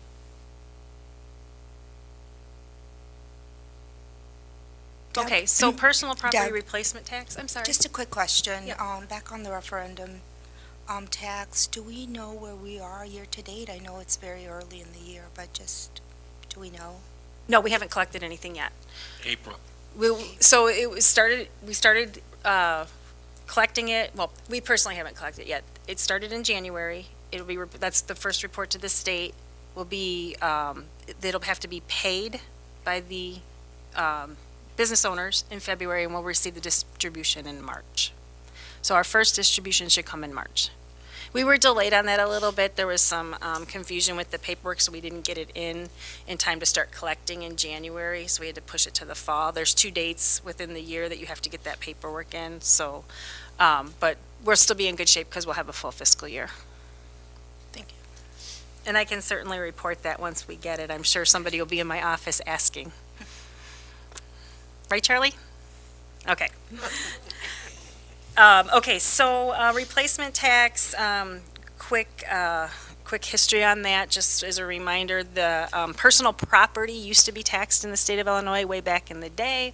The state got rid of that and replaced that with replacement tax, which is paid by the corporation. So it's a corporate tax that we collect. And confusing as it is to me, it's going to be even more confusing. So a couple of years ago, the state of Illinois changed the law, and corporations were allowed to report either through their corporate income tax or through their corporate replacement tax their profits.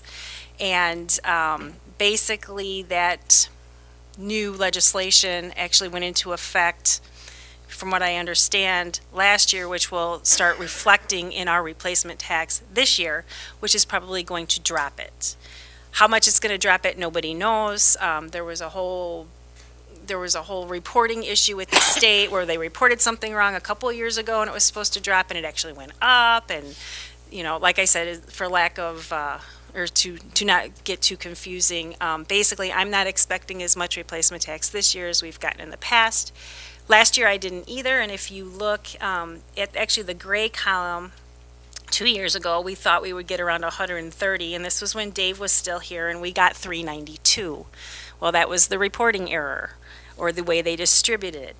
So then last year, we thought around 135, and we're at 173. We still have 2 months. We still have 1 month left. That's only collected 8 times a year. And so this year, I don't know. It's kind of a shot in the dark. I'm putting in 142. We more than likely won't get less than that. If we get more, we're in good shape, but that's what I'm comfortable doing, so. Licenses, those include liquor, gaming, tobacco, mobile home, massage, special move permits, solicitors, and then any kind of miscellaneous raffles, food trucks, those kind of things. It's low right now because we always collect our liquor and tobacco licenses at the end of the fiscal year. Those are due in April. But we're expecting the 75,000, so we'll be in good shape there. And I've bumped it up a little bit for next year. Just, it seems to be running higher over the last couple of years, so I added a couple thousand to that figure. I think we'll be okay there as well. Do you know what we lost from 21 to 22 and 23? Because it was like 15 grand. Yeah, which businesses we lost? Oh, That had licenses. Business licenses? Yeah, they had the licenses, because like liquor, because we were at $15,000 down from 21, 22, 25,000 down. 25, yeah. Okay, hold on. Where are you looking? He's looking at city licenses, general permits, Right here. between the orange column and the gray column. I don't have an answer for that. I don't know. Yeah, I was actually gonna ask some things, not that it's an alarming. And it might not be liquor licenses because there's so much in there. I'd have to go back and look. I was curious to see what. Well, okay, so we were still a little bit limited in activities in 20. No, that would be the opposite. Yeah, I'll have the to look at opposite. it. I'm not quite sure what happened there, but I'll go back and look at the history. That's 3 years back, so. I know our liquor licenses are pretty stable, I mean, that doesn't really change. Big variable, I have one massage license in town. So the only one I really see fluctuating is just this one. Or gaming. I mean, if we had more Yeah. gaming. Gaming's not real significant as far as collections, but.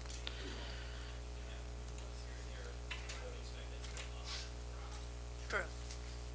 I can- Mostly because I'm curious, because we're talking about doing more festivals and having more, businesses come in, like for a soccer event, potentially gaming places and they holidays or $10,000 permit and then after that it's food trucks or vendors coming in, I would expect that number to come back. Yeah, that would be the same every year. But if they had to pay that 10 grand, Yeah. it could go way up. Yeah, that's true. And then they're only paying their $1,500 a year after that. That's where the significance is gonna be. More than likely, it was new licenses, did we have new liquor establishments that year? Because that would, as Tyson just put it, put a huge, We had a huge jump That in would- of the gaming.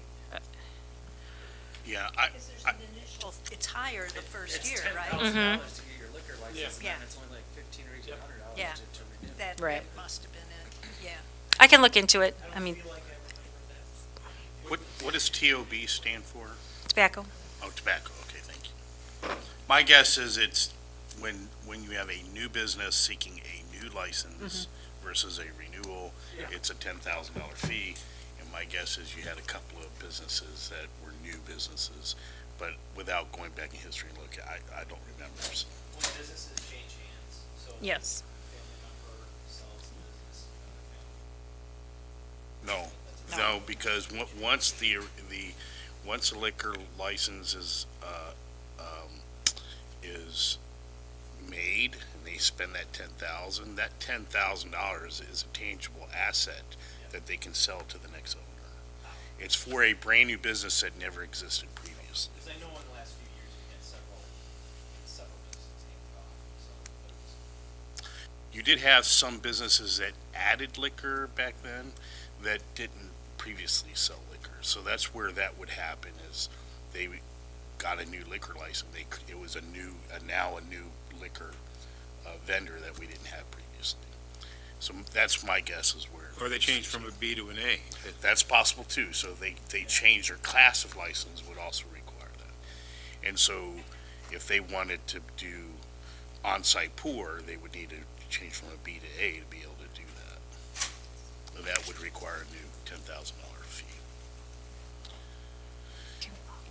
Okay, contractors licenses, 11,000. I was going to ask while we're talking about it, Donovan, you mentioned that we won't be renewing those, or we'll be renewing those January instead of at the end of the year in which they took it out. Is that going to affect the revenue on contractors' licenses more significantly than we've already predicted? Okay. Well, now would be the time to change it if we were going to change it. I mean, the figure in this for the budgeting. Is it going to drop any more than this?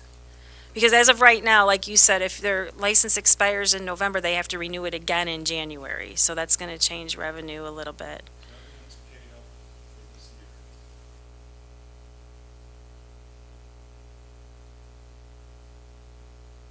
Remembering that our fiscal year will go into next calendar year.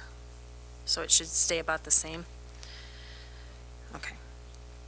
Okay. I think it would end up, if you go to what he's suggesting on a 12-month year from when Right. they issue the license, because we currently issue those licenses in January, right, for the new year, most of those businesses would still be on that cycle. Unless they didn't renew, and then they Right. would renew after Got a back later in. date. It's the new vendors that would come in after the fact that would fall into either this fiscal year, if they did it before May 1, or the next fiscal year, Right. 2026. So you're, with the changes you're contemplating, you're okay with the 11,000? Okay. Building permits? Yeah, I think next year is what we'll need to really look at Right. that if we make those changes. Okay. 35,000 for building permits. That's Donovan and Ann's figure as well. We're higher this year than what we predicted, again, for all of the properties that he reported. But he's comfortable with 35, Ann's comfortable with it, and so I'm good with that. Probably will be more, we're hoping. Health insurance reimbursement is what it is. That's for our retirees. They COBRA their health insurance and they pay 100% back to us, and this is where I put it. It will be offset in expenses. Grant reimbursements, I've listed out all of the grants that we're expecting. IPRF is a solid number. ETSB is close. National Night Out, we're expecting 1,000 from Walmart. The safety grant is a solid number. Marengo Road Sidewalks, Route 173 Phase 2, and the RTA are reimbursable grants for the sidewalk program that we're doing. And those are predictions, my best guess of where we're going to be as far as the expenses on that project, and then based on the percentage of reimbursement we'll get from the state. We'll see this offset in expenses in the public works budget. Police reimbursements, District 50, NERCOM, and then miscellaneous warrants and fees that we get reimbursed for from different counties when we do the service here. Police fines, I've left the same for DUI. We did bump up SOF County a bit, although if I look at that now where we're at, I don't know. What do you think on that? So what is that? What is SOF? That's any tickets that we write under local ordinance that we receive the fine payment for. Settlement of fine is what it says. Oh, Ann's Okay. tickets as well as the police department's tickets. Oh, Those are okay. all combined okay. in that revenue. The DUIs went up a bit during COVID. Could have been. I noticed they're down quite a bit now. This that year. People are working again, so maybe there's just less time to get trouble. I don't know, just stuck out to me.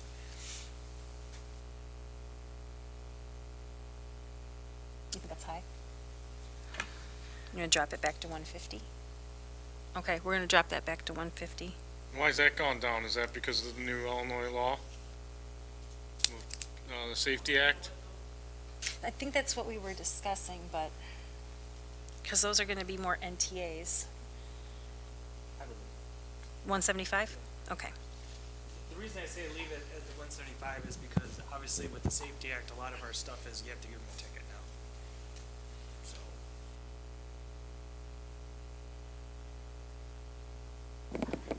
Deb, is this, IPRF, isn't that the safety grant?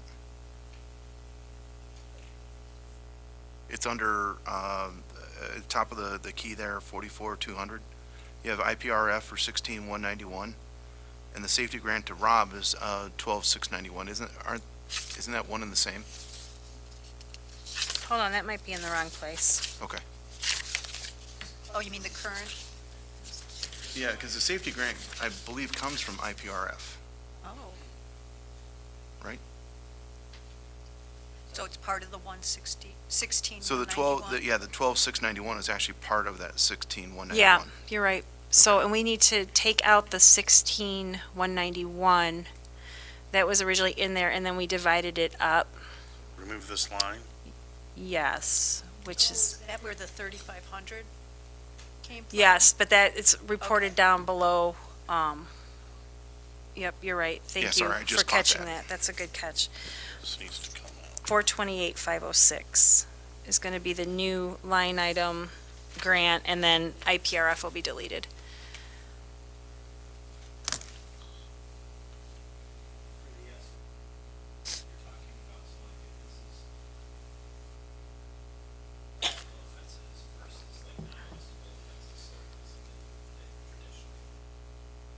Where you're given a ticket.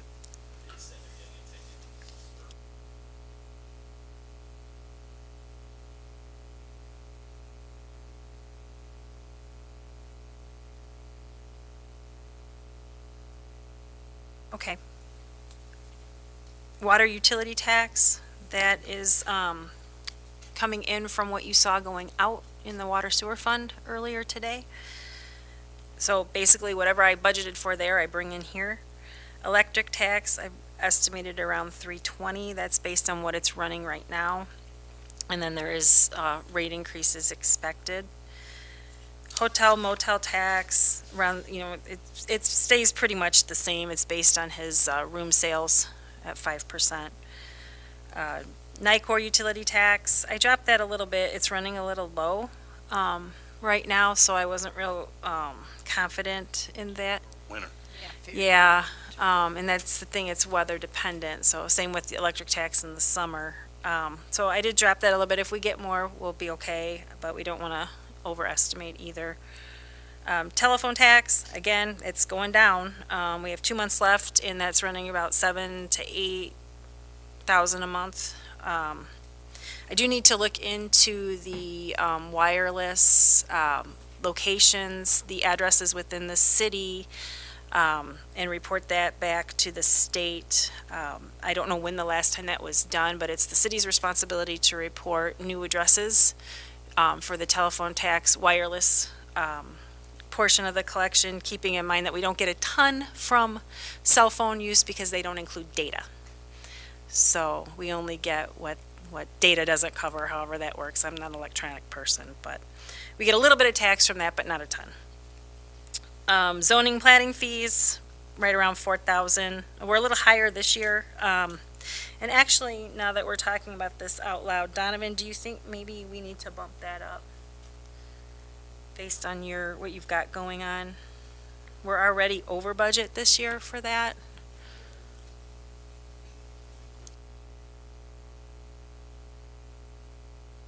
Okay. So we'll change that to 55.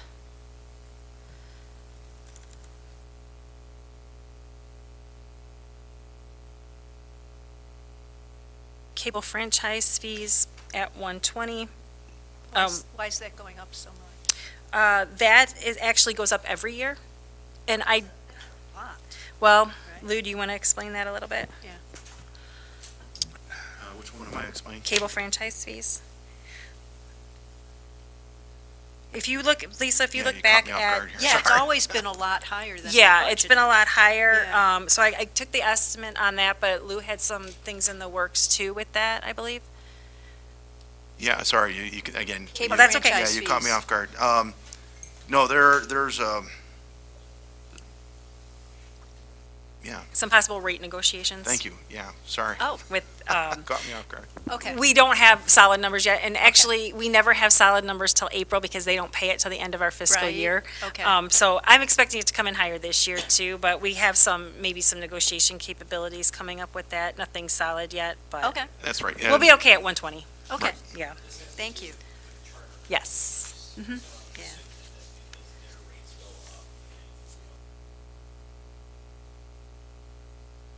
Right.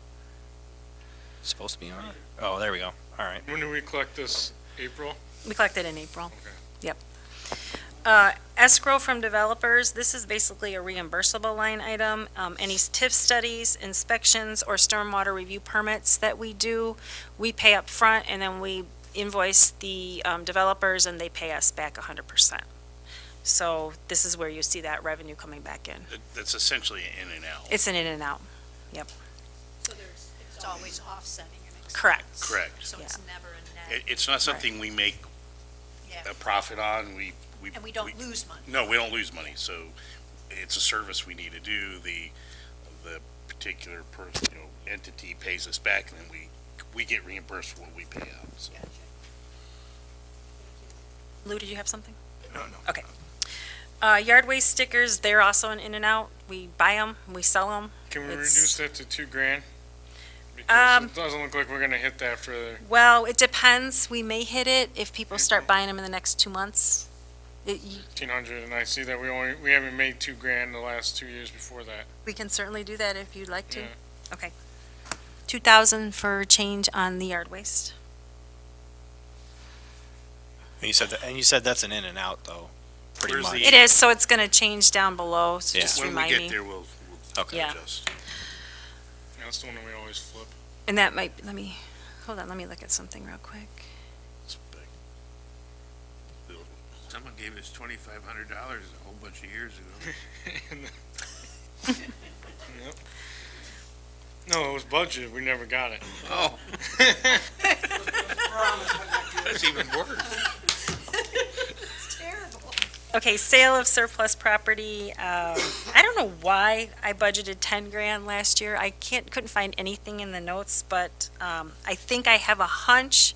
It's because in the past, any auction items that we have received, that we have gotten rid of, have gone back into General fund. the general fund. This year, we're splitting it up a bit. In fact, we have split it up based on which department auctioned what, and they got it back in their fund.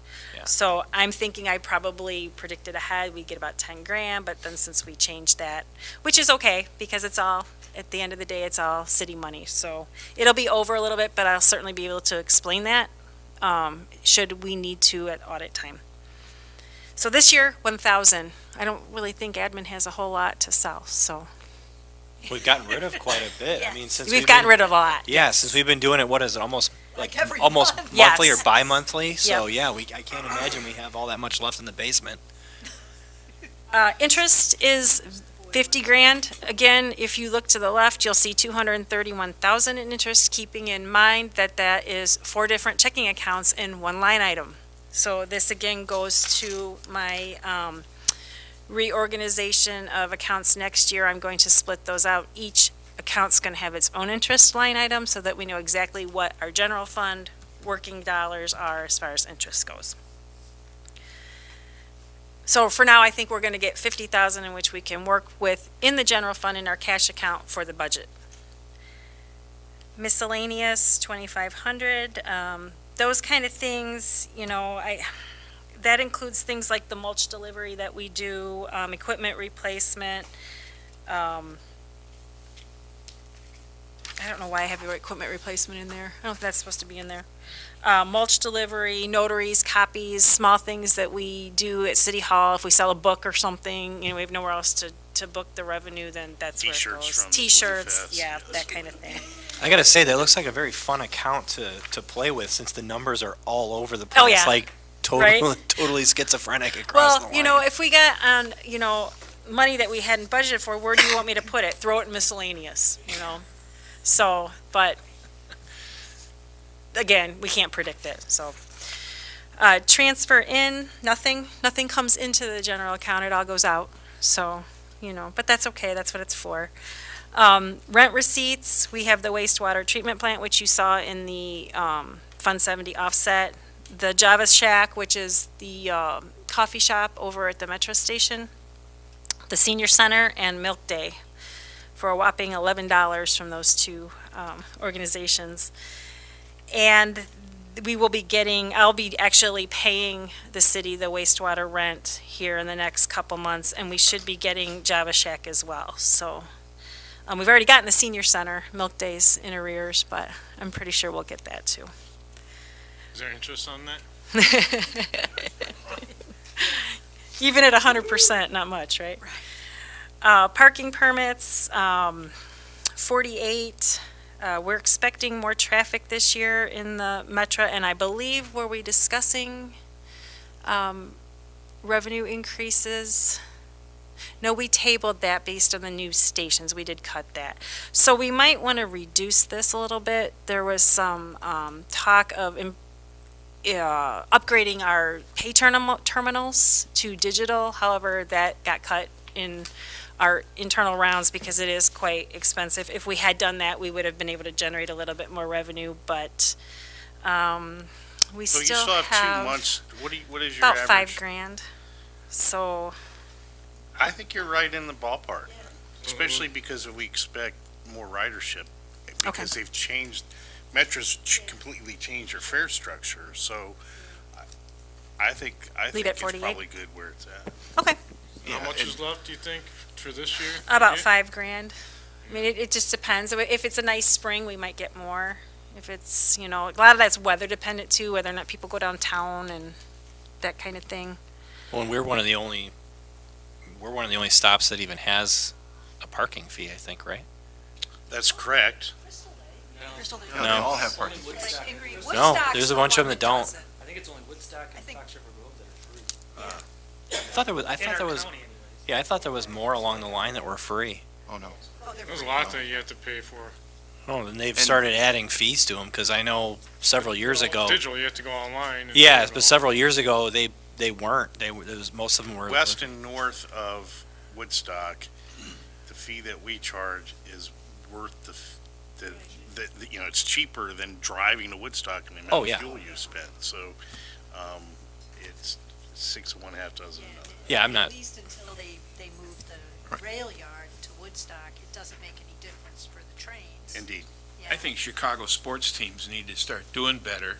I think, well, That if the would Bears help. would move to Arlington Heights, Help a lot. then that would significantly help us at least about 8 games out of the year, right? And think if they it ever all- make the playoffs, maybe more. Doing well or not, I think keeping it down to where it doesn't cost you $200 per person to go to a major league game would be nice. That makes the parking seem insignificant. doesn't it? Yeah. The last report from Metro was that they're starting to see their ridership get closer to pre-COVID levels. So, yeah, I think we're good still at the 48,000. So Mayor, if you go back up to zoning and platting fees, 4436, do you have 5,500 in there? Because we're off by 1,000. 44, 30. 5,500, yeah. All right, how are we off by 1,000 at the bottom? That was the yard stickers. Yard waste stickers. Yeah, yardway stickers. Oh, Which yeah, I we- put it in the wrong we were gonna column. do. Okay. All right, that was 3,000. All right. Okay, any questions on revenue?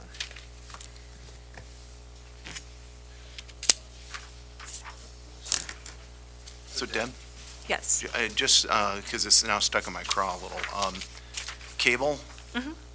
That includes the towers, correct? The rentals? No, that's. No, that's phone, that's cell phone. Okay. Yeah, that's on, Yeah. Okay. All right. The bottom columns here, just the gray, I'm just gonna highlight that real quickly. When we look at admin expenses here next, there's going to be a couple of transfer-ins that you'll see under expense. Those are not going into the general fund. Those are going into 2 separate checking accounts, one being the equipment replacement fund and one being the capital improvement fund. Alderman Gorman and I were discussing the additional 1%, and felt it was prudent to put that into a different account for easier tracking purposes, and so that's what I've done there. And then the gray is just kind of more my notes of some new accounts I want to create for revenue to kind of clear some of those interest things up and those other things we talked about a few minutes ago. all of these accounts down here. Correct. So that's why they're there. They're more notes than anything. And those all exist? They In don't the- exist In yet. the box, they don't exist They're yet? just accounting, they're just in the general ledger. Oh, The accounts okay. exist, the Okay. actual tracking of those accounts Gotcha. is clumped together, and I want to separate it out. Okay, So it's just clear when I look at it, and then when we report. yeah. Because great. we're transparent of where that. Right. Yeah. Yeah, yeah. And it's so that not- we You're not having know- to do a bunch of like manual subtracting. Right. and- When you yeah. look at the budget now and you see 200,000 in interest, well, why aren't we using that? Because not all of that is usable, right? Right. From the general fund. So it'll just be a lot clearer that way. It's cleaner. Well, that's why we didn't see the, that interest money for several years. Was it for Turtle Crossing? Correct. That, you know. Because it was lumped in with that Yeah, and interest that's line why item Jay right was saying, there. how do we not, well, it's because it Right. wasn't as transparent to all of us, so this will obviously allow us to use that interest in a more prudent way. Correct. Okay, so, let's go to admin expenses. We'll breeze through this. Salaries, you know, I should have noted this earlier, the blue that's underneath, and I'm sure you've all figured it out by now, is what makes up the line item directly above. So that, and I broke that out this year just so it was easier. You could all look at it, go back and look at it and see exactly what we're looking at. In years past, we had it on a separate Yes. tab, and it just made it more difficult. This makes it much easier because it's right there. Right there. I agree, I like this a lot. Okay, so we have salaries, Lou, myself, the mayor, and all of you folks are in that line item. Salaries clerical includes Lori, Jeanette, a new hire, which actually, Lou, if you want to touch on that real quickly, that would be Lori slash, Oh, yeah. Yeah. So, well, if Lori was here, she's already indicated that in September, she plans to retire. And so that's going to leave a bit of a hole in our system. So what we're doing here is the first step is to get Christie's replacement up and running. And then I'd like to move Jeanette into the administrative assistant position.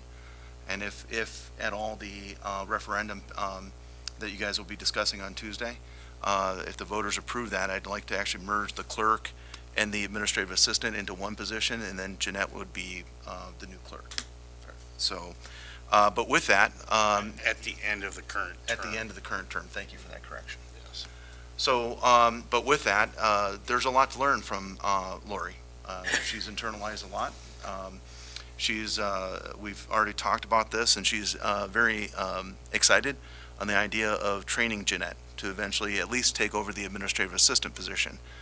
But that's going to leave a hole then on the front desk clerk position. So what I'd like to do shortly after filling Christie's position is to start the process to get a replacement for Jeanette, so that by June, Jeanette can spend 3-4 months working more closely with Lori, so we have a seamless transition.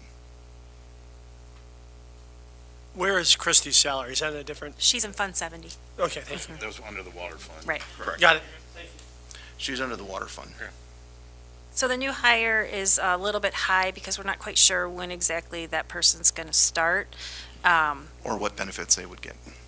But the benefits are not in this Oh, line yeah, I'm item, sorry. but Yep, yep. Budget for a statue for Lori for.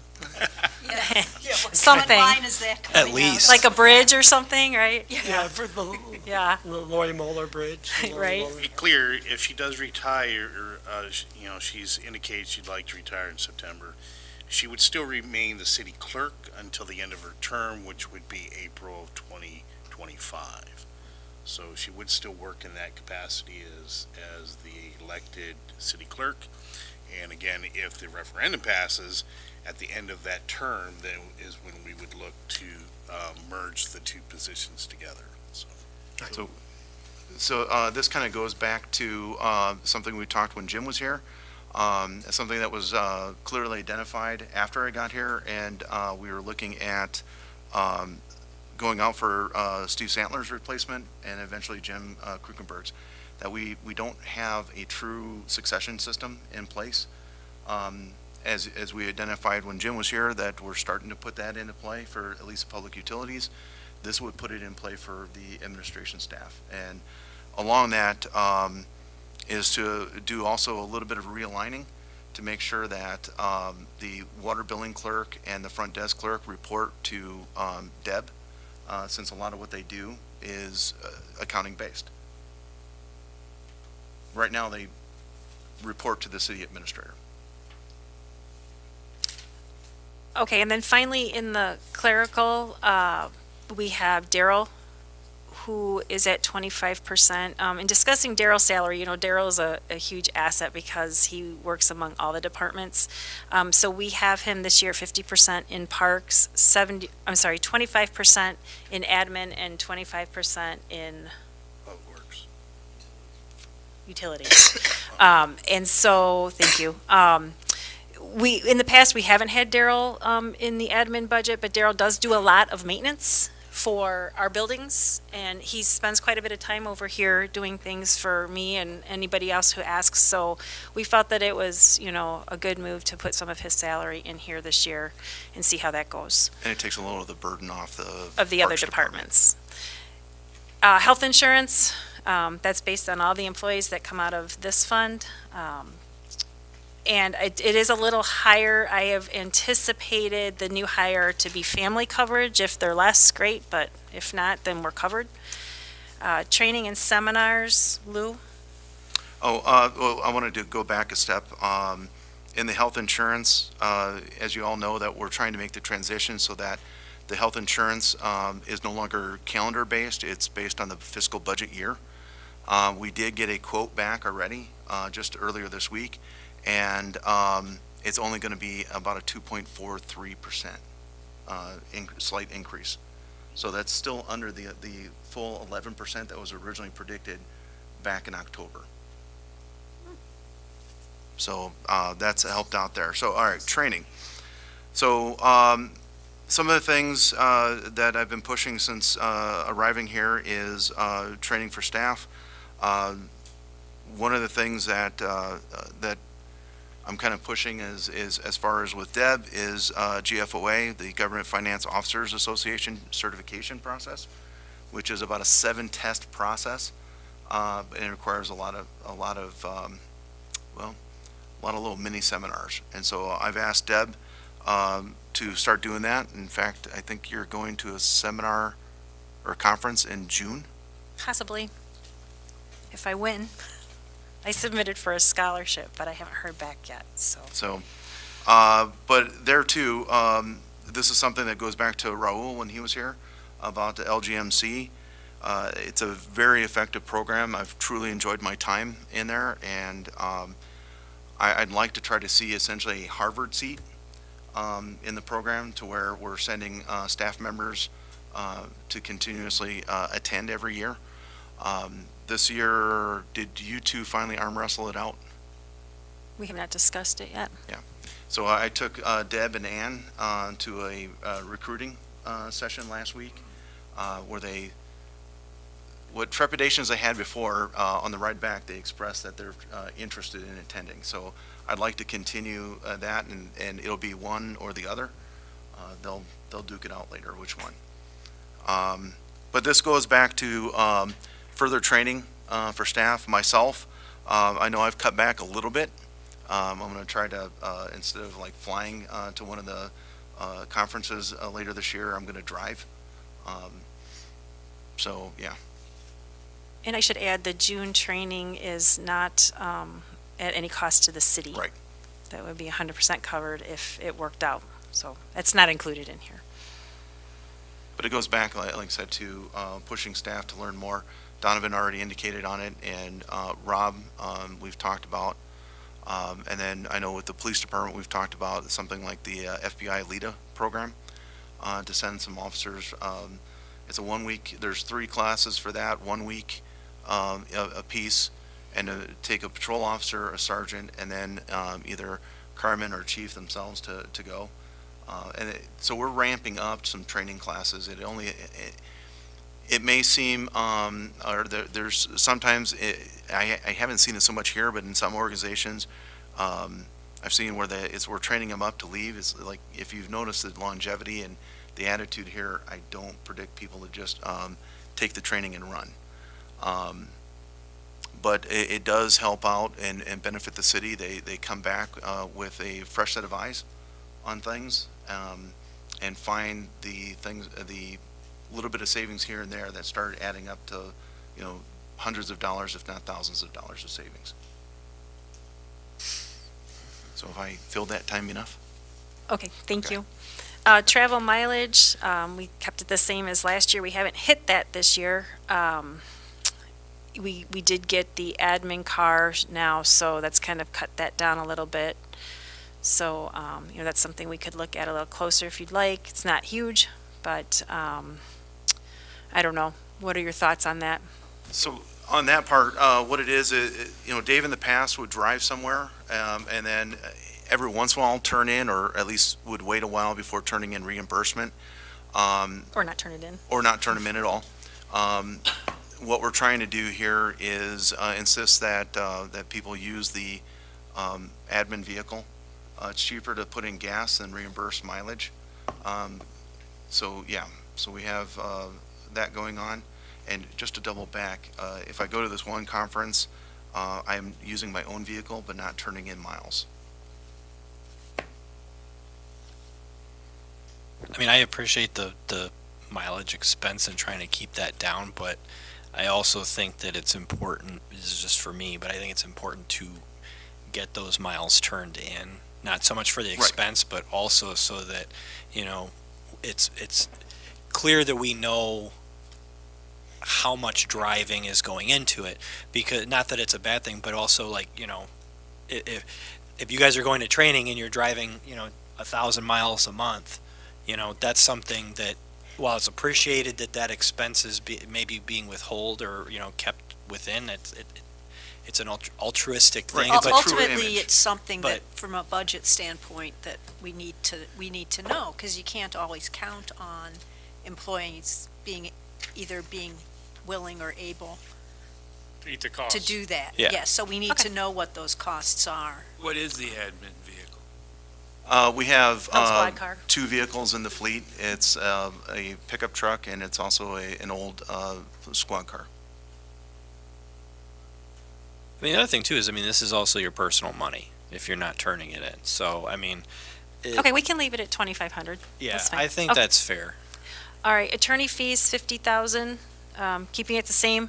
We haven't hit it, but I'm really not, Oh, you jumped over. So you jumped over the training expense for Jeanette. oh, I did, I'm sorry. Actually, mayor's monthly expense, that's set by statute, or by ordinance, so that stays the same. Jeanette, clerk training, she would need some additional training, moving into Lori's position. We think 1,800 is gonna cover that. Travel mileage, yes. Attorney fees, I'd like to keep it the same. We haven't hit it, but you never know. Anything can happen, and we might need TJ services, but I'll leave that up to you guys. Everybody cross your fingers as she says that, please. Well, on top of that, our attorney is increasing their fees in Yes. this new fiscal year. And we aren't done They have yet. not had a fee increase in, I don't know how many years, and the fee increase is actually very reasonable. Right. But it's. What is it? I don't have those figures, but I think, Yeah, I don't have them off. We're gonna hit about 40 grand by the end of the fiscal year, where we're at now. So just don't tell TJ that we're Yeah, budgeting right. 50,000, or he'll find a reason to use that Sure. 50,000. Now, we're pretty lucky in that regard with our professional services. Okay, professional fees, I've got those listed out, so you can see exactly what that entails, because it's kind of a generic line item. TIF study is reimbursable offset in developer escrow that we talked about earlier. We have the auditors, we have our GIS membership, Code Red. We have Chapman, who is, that's new this year, they're going to be doing some reporting for us for our bonds. The reporting requirements have gotten to be significantly more in-depth. And in looking at what would be entitled by, or what would be required by staff to do versus allowing Chapman to do it, who's through our Bernardi Securities firm, it's more efficient to have Chapman do it. And then it's right, and it's less time consuming on this end, and we're just more confident in that regard. Well worth the 500. And then we have shredding in there as well. We try to shred every other year. This would be the summer for shredding, so we need some funding for that shredding service. And then the last item on the list is the salary study, which I'll let Lou talk about. So one of the things that has been talked about a lot is where we sit as far as pay across the board, all the way up and down. And so what it is roughly about $13,000, $14,000 was the original quote. We'll be able to do a salary study based on cities our size or comparable. And it's to look at everything from benefits to hourly pay to salaries, so that we have a good snapshot of where we're at. We can see if some staff members are underpaid or if they're overpaid, and we can adjust accordingly. This one seems to me like something that's way too much money. It's actually on the low end. Well, it may be, but I think I would just ask ChatGPT to tell me whatever I want, and I'll have it in about 10 seconds. Would this study include all union positions as well? Right, and that's where this is also going is as we gear up for the next round of negotiations, we'll actually see, because there's rumors back and forth. Our guys are on the high side, they're on the low side. Let's see where we're at in the true picture of things. And so that's why the report I'm asking to do is to have as full a breakdown as we can, so that we're also prepared in the next round of negotiations on that. I have to admit, I'm kind of with Charlie on this, just because I have every reason to believe that the whoever's going to do this study has all the data for the municipal salaries, and I would it's think going to be running a report for us. Not to say that I think that the 15,000 is a small number, but the one thing that I'm running through is it's not just necessarily title. It's not like, okay, admin assistant, this size, municipality. Right. We also have a lot of our positions we've customized within their job descriptions. So whichever company's doing this is going to have to go in and look at They're what not going to go into that level of detail. I'm quite confident. They do come in and they do talk to people. We had this study done many years ago when I worked at the city of Park Ridge. For union positions, they would have to, because those positions are generally public information. So they would have to break those down and actually look and see what. I'll just interject to say, from a management perspective, in terms of wanting to ensure that we are properly negotiating salaries under the union contracts, we definitely need justification for that. And this type of study would give us firm ground for those negotiating tactics and strategies. So certainly City Council can make a decision to incorporate this or not. It's staffing's recommendation to do this so that we're prepared for those negotiations as they're coming due. My thought, I guess this is probably going to run counter to what you and Charlie are thinking, but my thought would be to consider doing this possibly every 3 years. Only in an offset. I do not know when the last time the city conducted such a study. They have not done so during my tenure. In the past, the way we've done salary and hourly is to pull up what other cities, be it Cary or Algonquin or even Rockford, to see what they're paying. It's just whatever's in the region. Yeah. We're looking for a definitive study that's showing us what everybody's making, comparable size, comparable, like for the police department, same size police department versus what Cary's paying, or Algonquin, which are typically much larger. As well as the systems. demographics of the community. Correct. And the median income. Correct. But we did some of that when we were going through and setting salaries for new hires last year, and for Deb's position. I mean, we worked, Dave pulled some information for Lou's position to look at. We did. And we looked at comparable communities, like we looked at Rochelle, we didn't look at Cary. We didn't look at Algonquin, because they're much bigger communities. We looked at communities that were more our size and had the same type of services and departments and, had a wastewater plant rather than a community that, contracted that out. Well, I can tell you from just doing a passive search, since I've been here, there's at least 3 people that are sitting in front of us that are anywhere from $10,000 to $20,000 lower than what they probably should be. The other thing too is that's running through my mind is we're talking about creating more of a solid, because we don't, in some areas we don't have one, but these succession plans. And if we're looking at hiring, potentially 3, 4, 5 positions for replacement, et cetera, I think this data is going to be almost crucial, because the other factor is, while we're comparing, and we ran into this a little bit with Lou's position, with these newer positions, is salaries have changed. Our economy was stagnant for so long that salaries didn't increase or change all that dramatically over a period of like 20 years. I mean, most of my working career.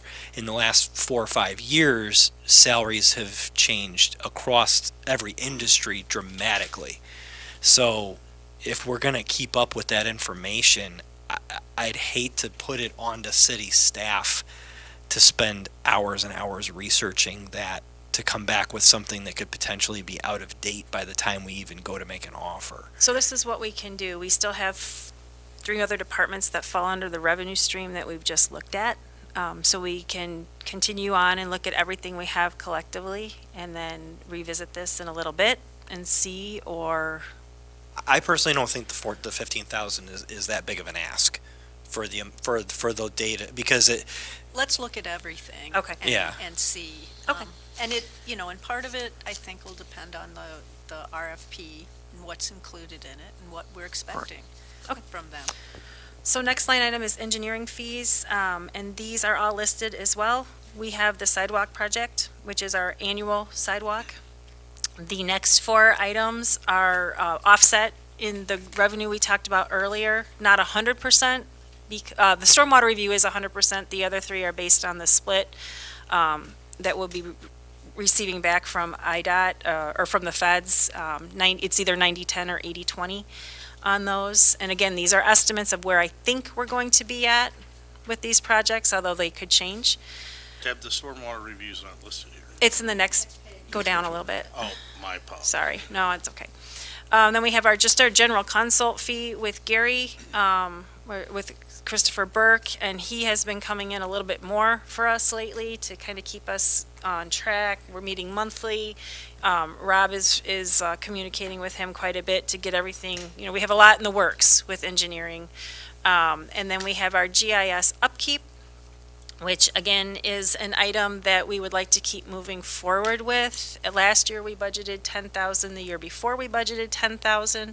So we'd like to continue with that trend if possible and just continue to build that database, because it's very, very crucial that we have that information in one place. Any questions on that? Okay, building, ground, and maintenance. We have our cleaning service, which is every month. City Hall and the police department. I'm sorry, police department's weekly. Well, yeah, and the sideshow over here. It's an expensive background. Well, the problem is the police department in this room gets cleaned once a week. We only get cleaned once a month. So, and we don't, and not even our whole building, just the interior main part of City Hall gets cleaned. Are once a these the month. same people that clean the old police department? No. Because, I mean, I was going to say, with all that water and nastiness No. coming in, if they're still charging the same, we're getting ripped off. Yeah, no, this is a new service.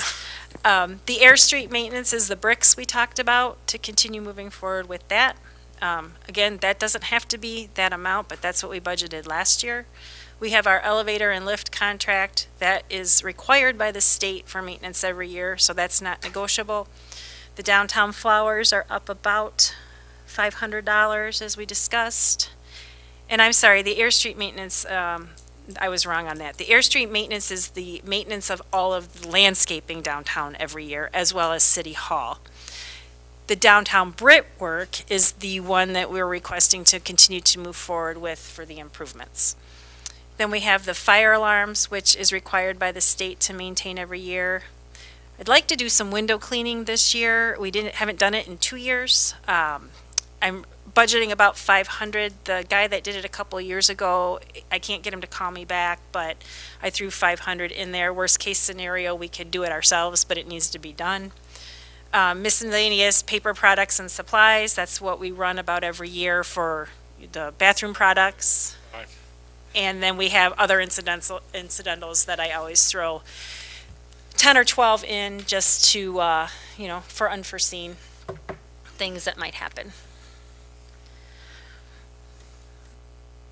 Any questions on any of those? Okay. It's down from last year. So last year we had the front walk that we got done and a couple other things that aren't in this year. So service agreements, there's a couple new things this year.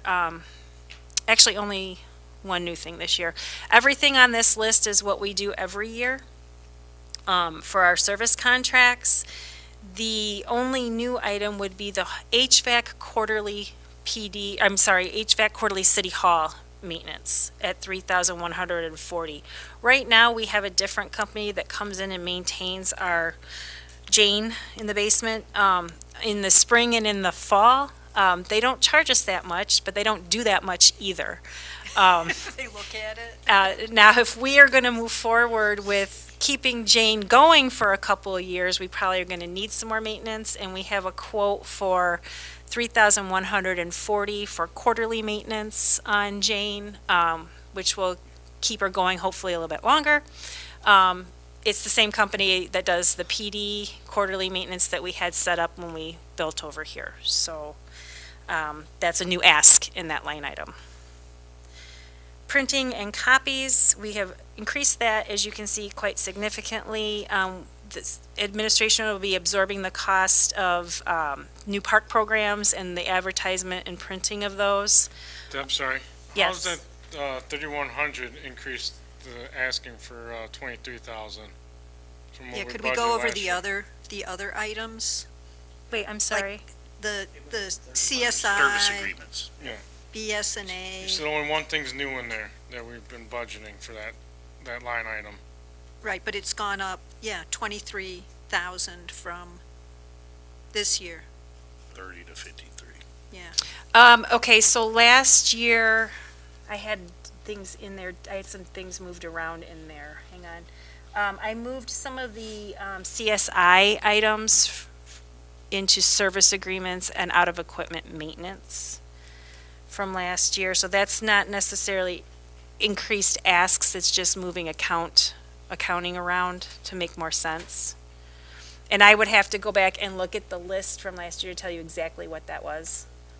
But the only thing new that we're asking for is, and the quarterly PD maintenance is a new service agreement as well that we did last year, but it was in the building maintenance line item. It was in the building maintenance? Yes. And what did you say the CSI was in last year? That was it. Part of that was in service agreements and part of it was in equipment maintenance. But I moved some of that around as well, based on what it is, the description on the invoices, that just makes more sense. What's BSNA? That's our provider for our software. Yeah, Oh, okay. Oh, okay, thanks. I would really like us to look into this, the CSI. That is above my pay grade. So- I am not an IT. For a business this size, this amount of money just to maintain a server Right. is ridiculous. So one of the things I was hoping to have done before this budget year was an RFP for IT services. We weren't able to get that going. But in this next budget year, I want to go out for an RFP, IT services and auditing services. Yeah, I think we just need, I just say we need, I'm not Yeah. saying this is bad and we have to keep going, we have to keep the ball rolling. But this is something that in the future we could definitely do better agree. on. And I fully agree with And you. it's not just the money, it's the service as well. Well, and we've had, in some cases, we've had services provided for several years, longer than what you typically average out in order to go out for RFPs, like for auditing services, every roughly 5 years. You should be going out for an RFP. We haven't done it in a very long time. We did So have yes. Oh, go Sorry, on, we did have an increase this year that may cause us to go over budget because we did have to add malware, or I'm sorry, what is the ransomware? Yeah. Yeah, and I believe we did that after May 1 based on some security issues that had come to light nationally, so. I mean, there's a cost there, of course. Yes. But I just think that it just needs to be revisited with some alternatives. Well, so, but now looking at this, so the CSI contract, I mean, it looks like budgeted for 31,000 total next year. That's for the service agreement portion, and then we have equipment maintenance as well. Right, so Anytime it's we have, 10,000 for equipment maintenance and 21 correct. for the contract, so. Is that, I mean, from your standpoint, what would be a more realistic number? I think it would be based on having to do an RFP and getting Right. competitive rates on exactly what we're looking at. And by the way, this is not by no means are we condemning any business that we currently have contracts with. It's just, it's prudent for the taxpayer for us to go out and do RFPs to see what's available at a fair price and meets all our needs. With CSI, as far as the numbers aren't what is my concern, it's more of just making sure that the company that we contract, it's more the security level they offer, because these ransomware attacks are not happening from within the United States. They're happening from other places, and they're targeting hospitals, they're targeting municipalities, and they systematically go through and look for places that are... Those are determined by the software choices. Correct. They That's what I'm don't saying. write the software, they Well, just install it. But that's what I'm saying, is the dollar amounts isn't what concerns me. I look at it more of, getting quotes and looking at what the services provide, how much coverage, how robust their protection is, and who they're working through. Because, Mike, didn't you say that the company you work for had an issue with something like that? And that's a big company, but... Yeah, so I work for, in my civilian work, a $2 billion company, or actually it's closer to $3 billion company that was completely shut down for about 8 weeks. Zero manufacturing was done. They sent everyone home because the enterprise system was affected by a ransomware attack, and they could not do anything. They couldn't receive goods in. They couldn't run their systems for testing. Like, the completely company was shut down. And so when that happened, and that, my company was not the only one that has been affected by this. This is hit a bunch of different companies and even municipalities. And so because of that, I went to staff and said, we need to make sure that we have some kind of protection in place to prevent this from happening to us, because if it happened to the city, we would be in a world of hurt, and we don't have the revenue or resources to overcome something like that because we are limited in our funding availability. So I felt it was imperative for us as an organization to ensure that we had some protection in place, and so that's probably why we will be over budget this year, but the ounce of prevention is well worth the pound of cure here. So what is in here for CSI will cover us for this upcoming fiscal year. This is based on information that Tyson has given me and Mike. I guess moving forward, if we want to look at something different, we can, but for now, we need to get this going for We this just do year. an RFP. Yeah. Right, See where we're and at. what we would do is similar to what, if you see a common theme, it's that we're trying to line this up so that it sticks with the budget year. And so then, like in this case, like CSI, the contract, I believe, renews in February, which overlaps 2 budgets. So if we can line everything up to be better with the better budgeting by making sure it's all one budget year. Sorry, excuse me, Zane. Well, and the CSI also goes right into our emergency response plan protocols and what we want to go forward, because, again, our system gets knocked out we have to have something in place so that we know what to do in the event of that, because who knows what other systems it could affect. That's why, to me, I'm saying the dollar amount is irrelevant to me. If it was $40,000, $50,000, I don't care, because knocking out our city could be millions of dollars worth of damage. Can we move on to the next one? Sorry. Printing Please. and copies, we've bumped that up quite a bit as well for parks to do some advertisement. I believe I already said that. You did. Okay. Equipment maintenance, the CSI that you see here is anytime we need help. We call them. If it's something that Tyson and Mike can't figure out, which we have a valuable resource there that has saved us a ton, we got to get a hold of them. This would also be any kind of upgrades, any kind of new software, anything that we see that we might need. And then we have unforeseen equipment maintenance for just any kind of city hall equipment. And office supplies, we've kept the same. I pretty much could put the kibosh on ordering anything prior to May 1. I know that we still have some toner we need to replenish and possibly some paper, which is why you don't see a little bit, you only see a little bit more than half of that used, but that will go up in the next couple months. Jeanette has to take a look at that. Postage, we've increased that a bit too for some mailings that we'd like to see happening quarterly, and we'll try to absorb that postage cost. Actually, admin absorbs the postage cost for all departments, so. So I was going to ask, because we were talking about this at the library with a survey that they want to do, and have we looked at and priced doing a carrier route type mailing where it goes to every address I in the believe city? so from what I understand, and I got this price from Ryan before he left, he Yeah. actually did some research on this, and I believe that is what he priced. Okay. And it would be like the flyer or the book would be folded in half with the sticker type mailing, so I believe that he did do that, yes. Okay, yeah, because I know those are, we do them at the Conservancy sometimes, and the postage is very inexpensive to Right, and do it's- it that way. Sorry. Go ahead. And so with that, with the ramping up of programs, it was to do quarterly.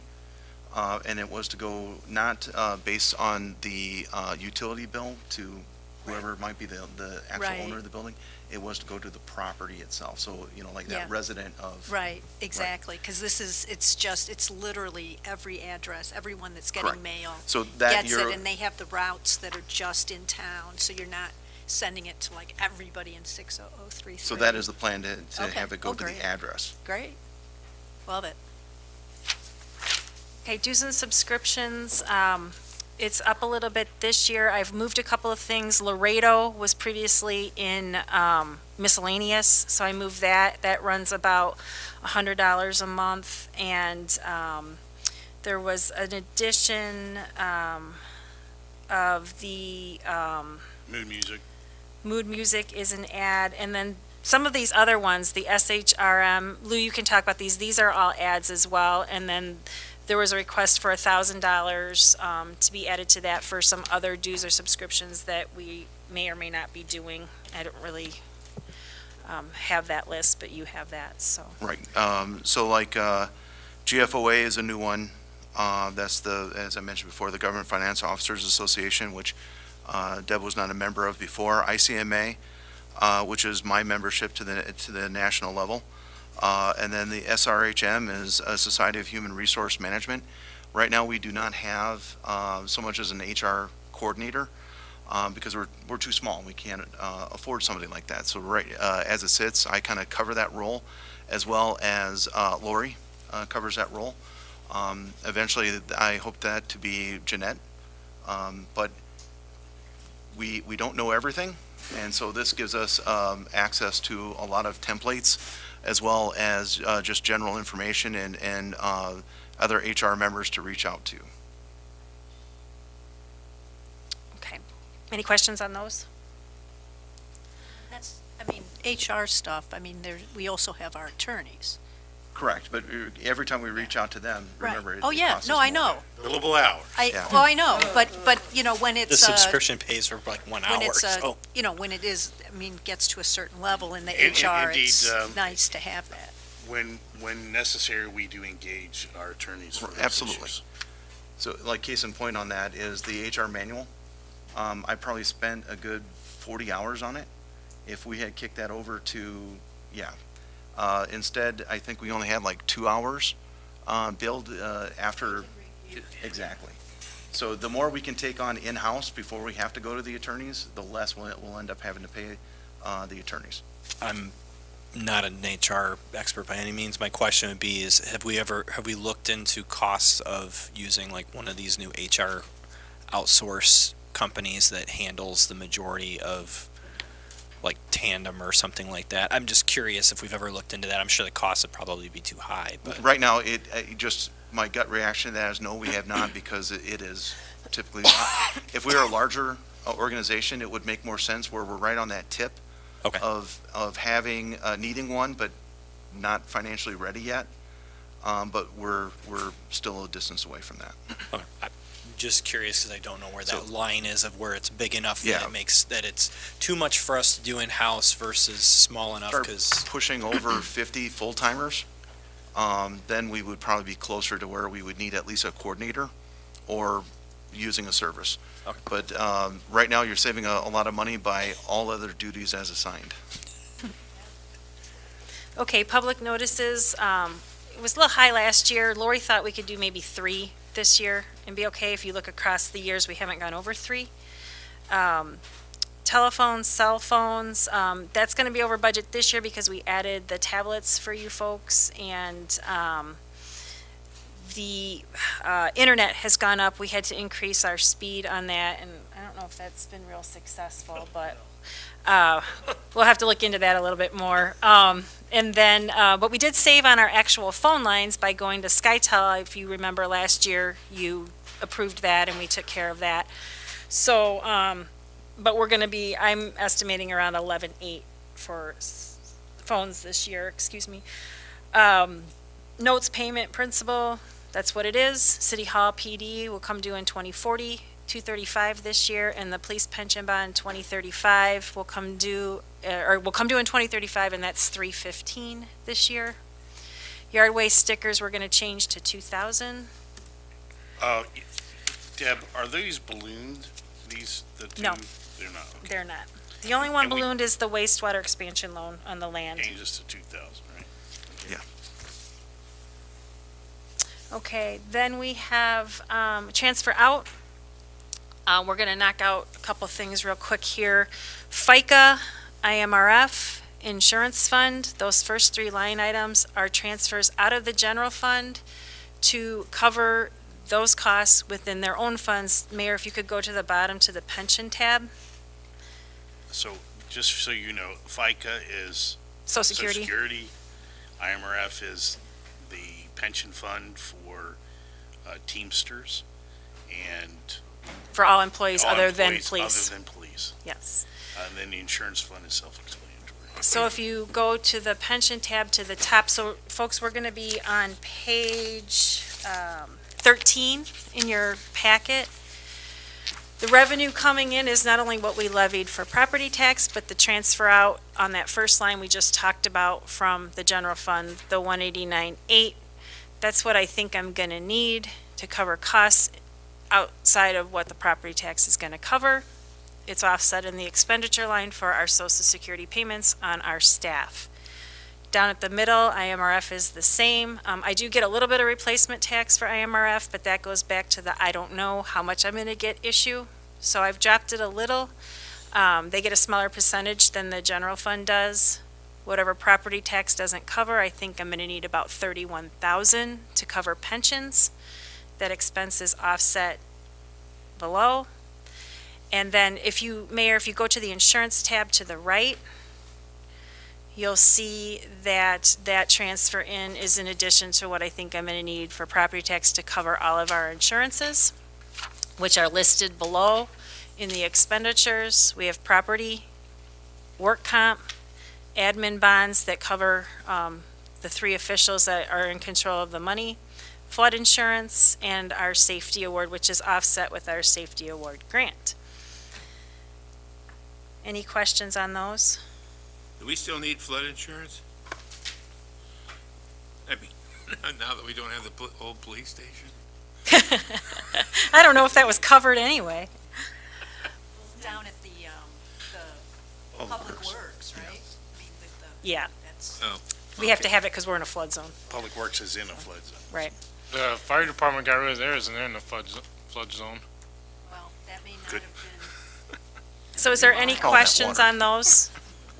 Okay, we can go back to the admin tab. All right, so that takes care of the first three transfer out. We have 4 more transfer outs to discuss. One's going to the Economic Development Fund at $50,000 to help build up that fund and do some economic development in town. Last year, we also did a $50,000 transfer out. So this is nothing different than the ask from last year. Just to be clear, we have always transferred out for economic development, but it used to go to the Harvard Economic Development Fund, Corporation. yes. And when we brought those services in-house, that's, we now transfer that to that department. Correct.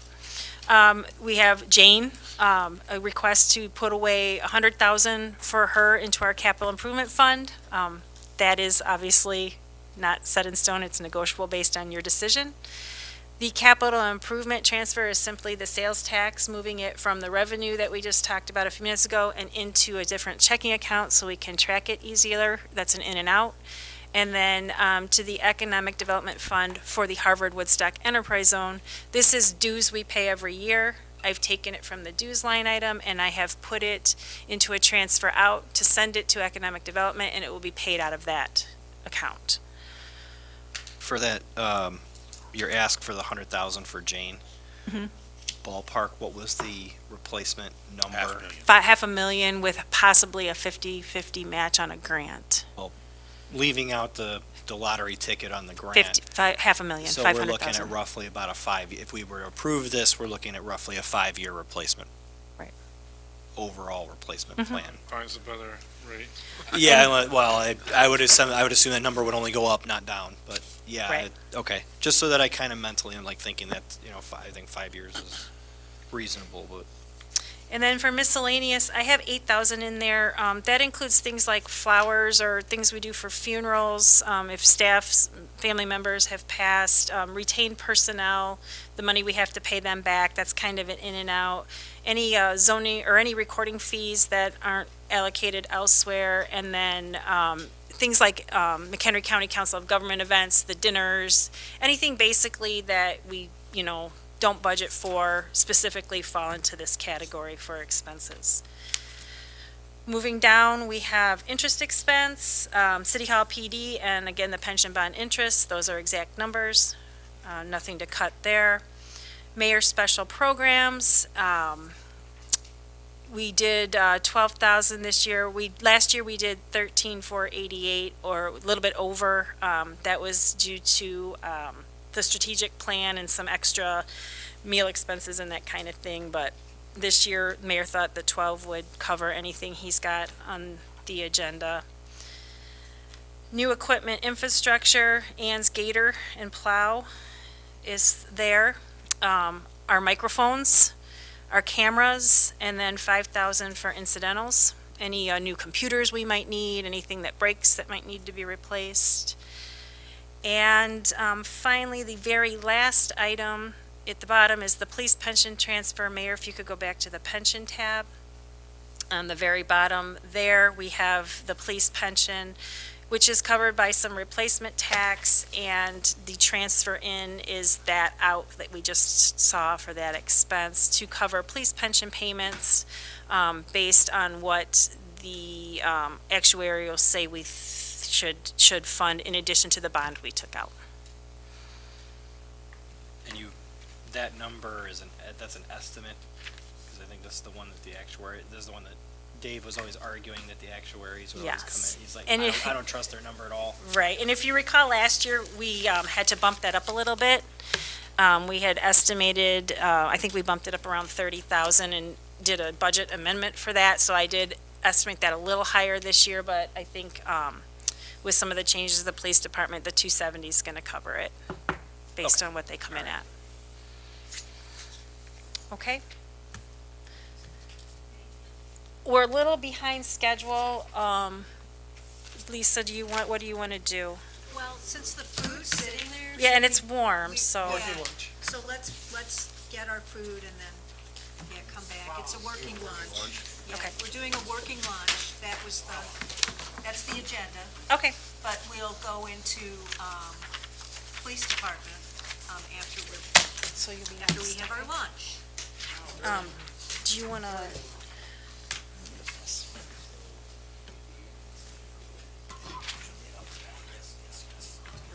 Deb, do you remember when we started with 60 grand? Well, Since they got on that. Got it enough? I'm sorry, Matt, I didn't hear you. Do you know why we budgeted 60 grand for the new equipment last year? That's our doors. They were still waiting Our for doors it? and windows are still in there. That's why it's so low. 60 grand for Deb. Yeah, zero reservation. We had 24,000. We only give 25 right now. Matt, if he ends up not getting. John tried to get that damn thing loaded the first time. First, or if it The looks like it, agenda I'm with gonna all the detail request loaded that the we, first time, it's just locked up, it won't load. So that we can get it done, right? Yeah, so we can get it done.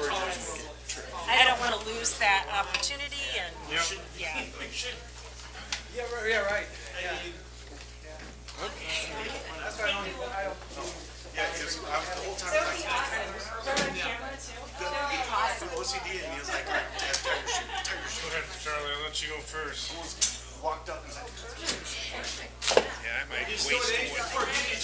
Yeah, I might waste away if I don't eat.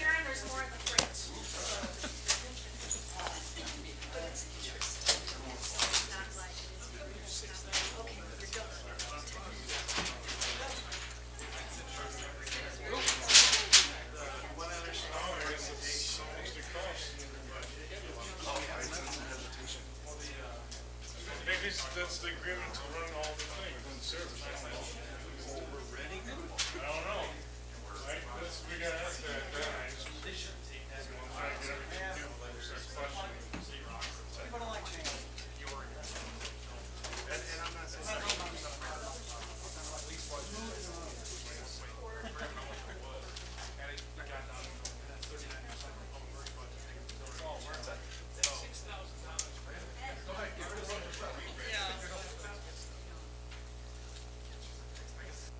Oh, you mean the cat?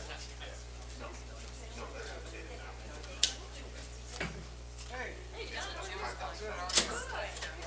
$50. You want to be on the camera? No, I don't want to be on the camera. No. But just so we're. I thought you and I were gonna help you out.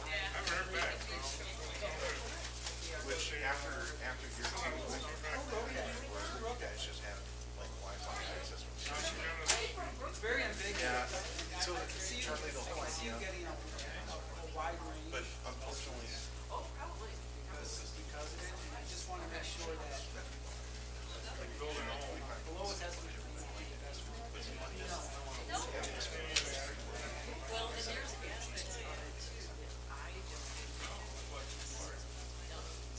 setup is it neat that I can see what's your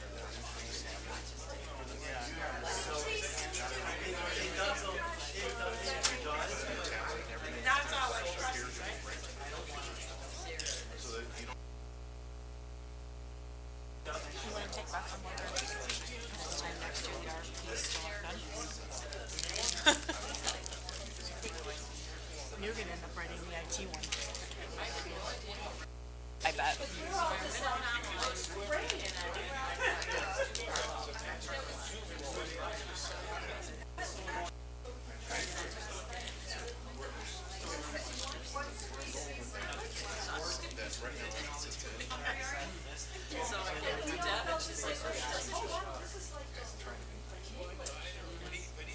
Yeah, no, it definitely is. It is. It's very easy to understand. Guy I work with. Went on his tour. Well, yeah, it does. I use that. Usually, The other part is more. Sure, no, just this. I kind of like the white ones. Do want too much. one of the things they can take questions.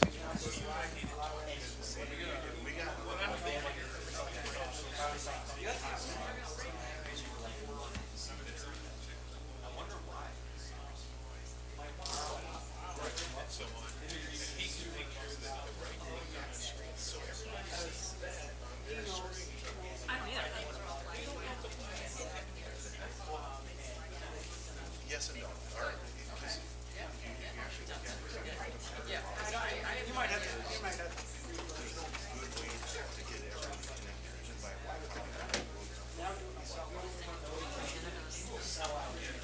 Oh, I see what you're saying. So, yeah, but He's right. I know, that's what I mean.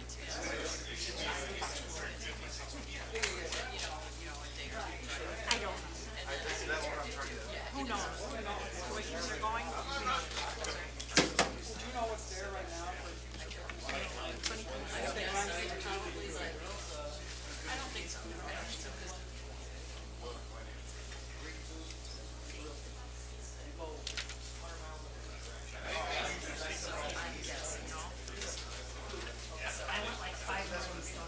They're good, aren't they?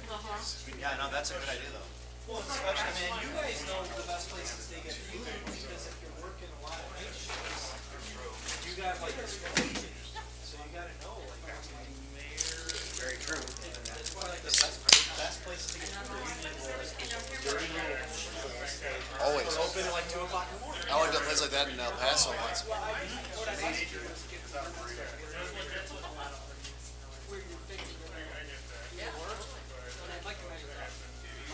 Just because I'd like to have an idea of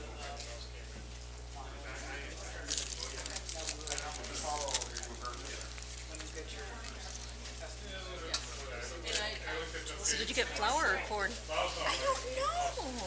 Because they had corn at the front and then there was flour further back. I went for flour. I didn't even know I didn't even see the label. Wow. Well, I didn't know what these were to begin with. I thought, oh, we have hot dogs.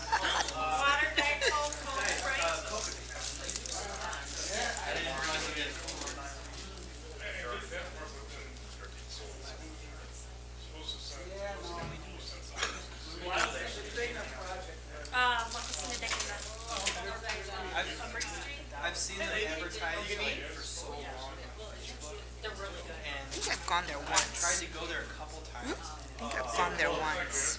The what? I think I've only gone there once to this place. Which is this place? La Cocina Negra. Oh, okay. It's over by the laundromat, right? Yeah. They had a nice little vibe inside. I've been there once.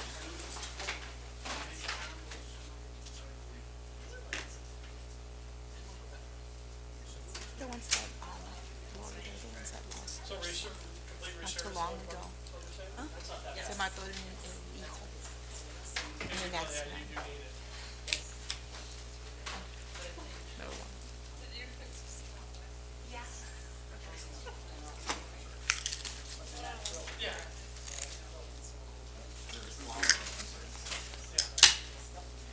Well, yeah, because then you can finish off the bottom too at the same time. It'd be nice to have some nice landscaping going in too. We'll do that. I have bushes, so we're not trying to drive through it. No, that's good.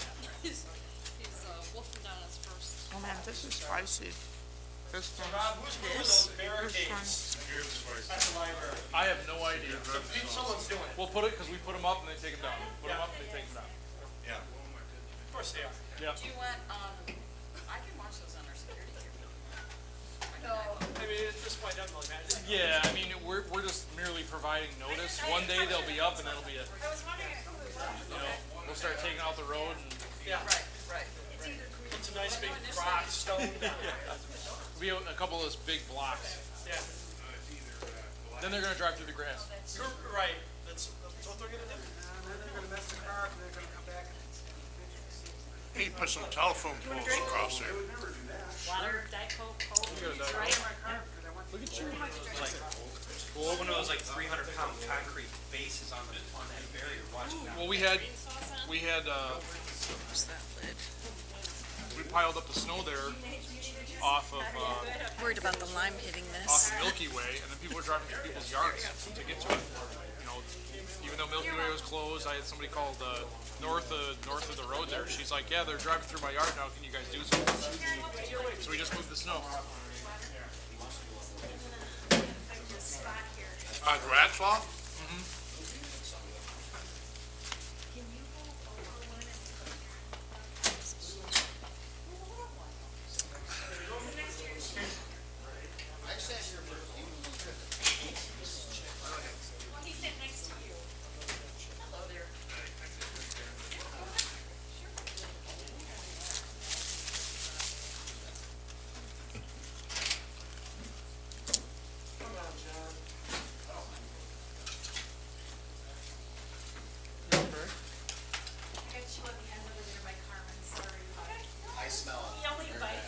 Wow, yours look really good.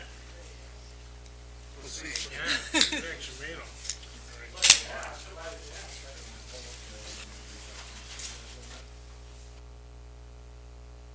Still broadcasting right now. Yes. So please keep that in mind, everyone. We are still broadcasting. Yep.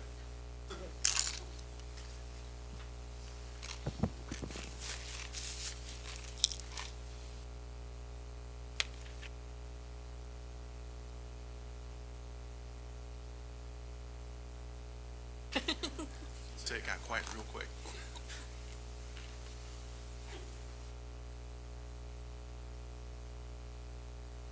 Guess this is the best advertisement they could hope for then.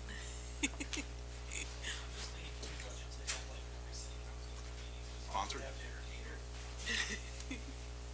Tonight's meal is sponsored by.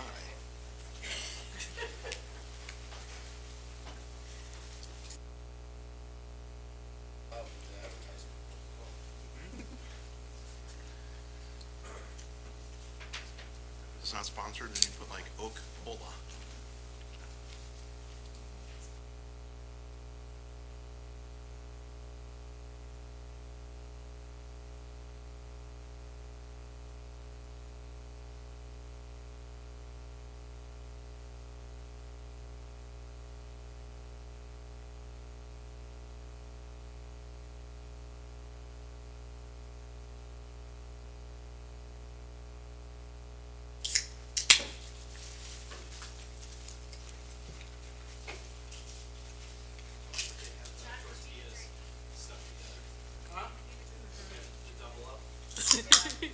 I go singles because I can make one pack go farther at home.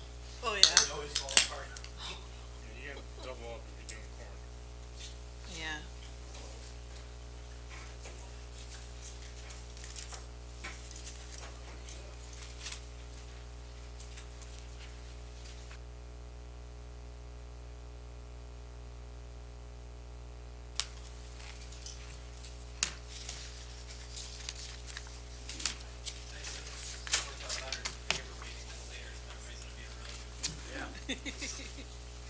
Or tired. Yeah, we're asleep.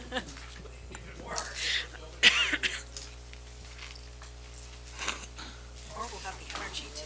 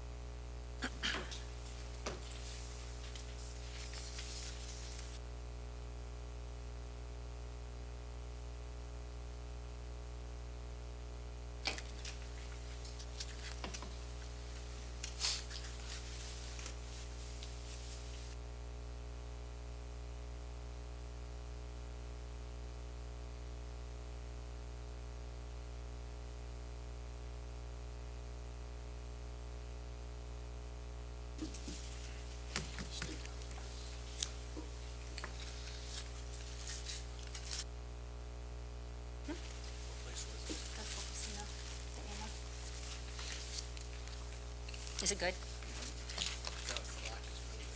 The guac, yeah. He threw that in extra, I think.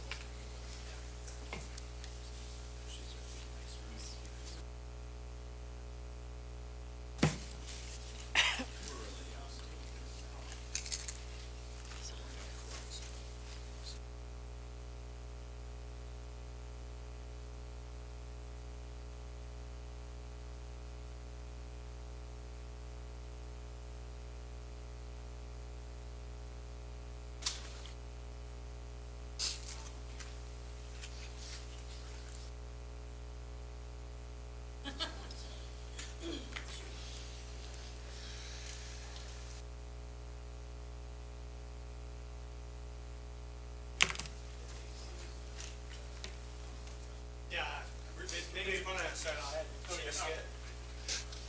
The popcorn bucket. I'm going, I got fan first.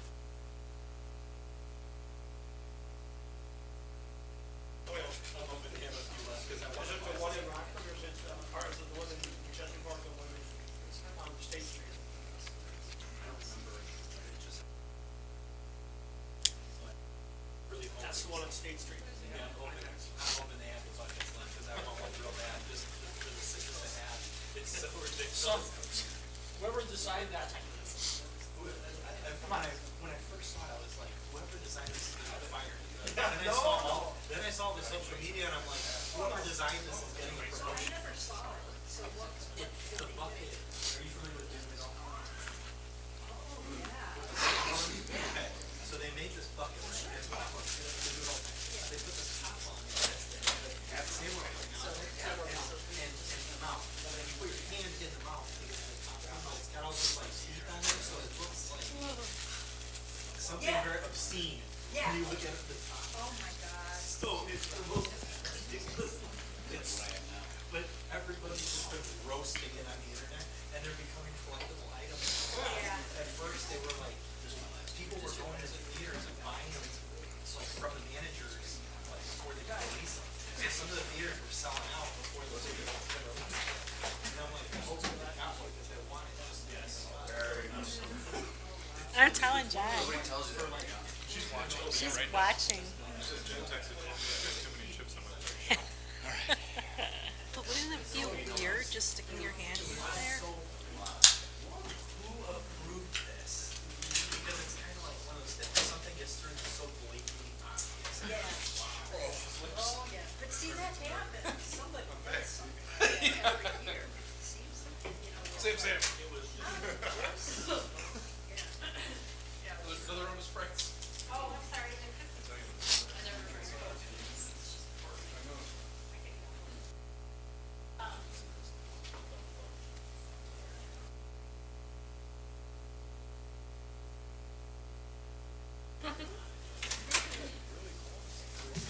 Hey, Deb. they were all taking it around taking Joe.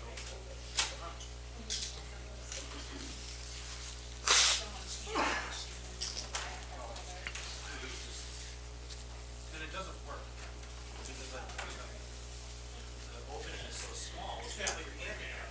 Oh, and then you And fill it. it's like a raccoon and you trap. can't- You can't pull it back out. And so it doesn't work. And it's ridiculous looking. Hey, Deb. So it's like, it's a huge fail. Walk out with two of them on your arms, like, And you wanna talk about it. fail that's gonna stop. Yeah, it's talk about failing up. Okay, whatever came up with this. So if you order these, what do you call them? These? Yeah, Tacos? even with the rubbery That's corn. Yeah, I know, but you know where the taco is stiff, isn't it? No. Huh? No, I knew that. Sometimes you can make your tortillas stiffer if you put them on a coma. It's like this iron type skillet thing that's flat, like a griddle, and you warm them up on there, and you can get them a little bit stiffer if you want. Oh.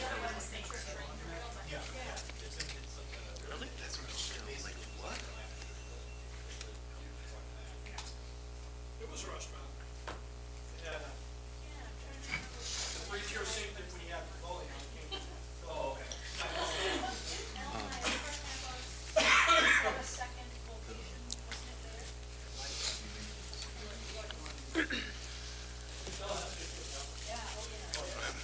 Well, I have these all the time with the flour ones, you know, I'm not much of a corn. I mean, I like corn flakes. I like corn on the cob. The corn tortilla But- ones but- are pretty good depending on which ones you get. Usually don't serve them hard anymore. It's always like soft tortilla, even if it's hard. Really? Not hard anymore. But I just prefer the flour. You want me to get back to you? We'll make the flour tortillas in one of the restaurants because it's Okay. Whenever you're ready. I wasn't sure, because the more I was thinking. okay. I don't need that flour. I make it. So are we ready to get going? Are folks sufficiently sated? So, satiated? Yes. I think Yes. Good, good. Full of food? Okay, so I think our next So, area is police department? there's one thing, since we're still under administration. Yeah. There's one thing I wanted to note. If everyone goes back to page 9, under the admin salaries. So, based on my contract, I'm currently at $145,000 a year. With the 3.25% increase that we normally add on, it pushes me to $149,715. What I want to do is, and I see a lot more that goes on behind the scenes than most. I want to forego my 3.25% increase, but not forego it completely, just take it and break it up into two. Because I think there's two staff members that, or two department heads whose salaries are low. And I'd like to actually give it to them. How So do you the- know that without a study? No,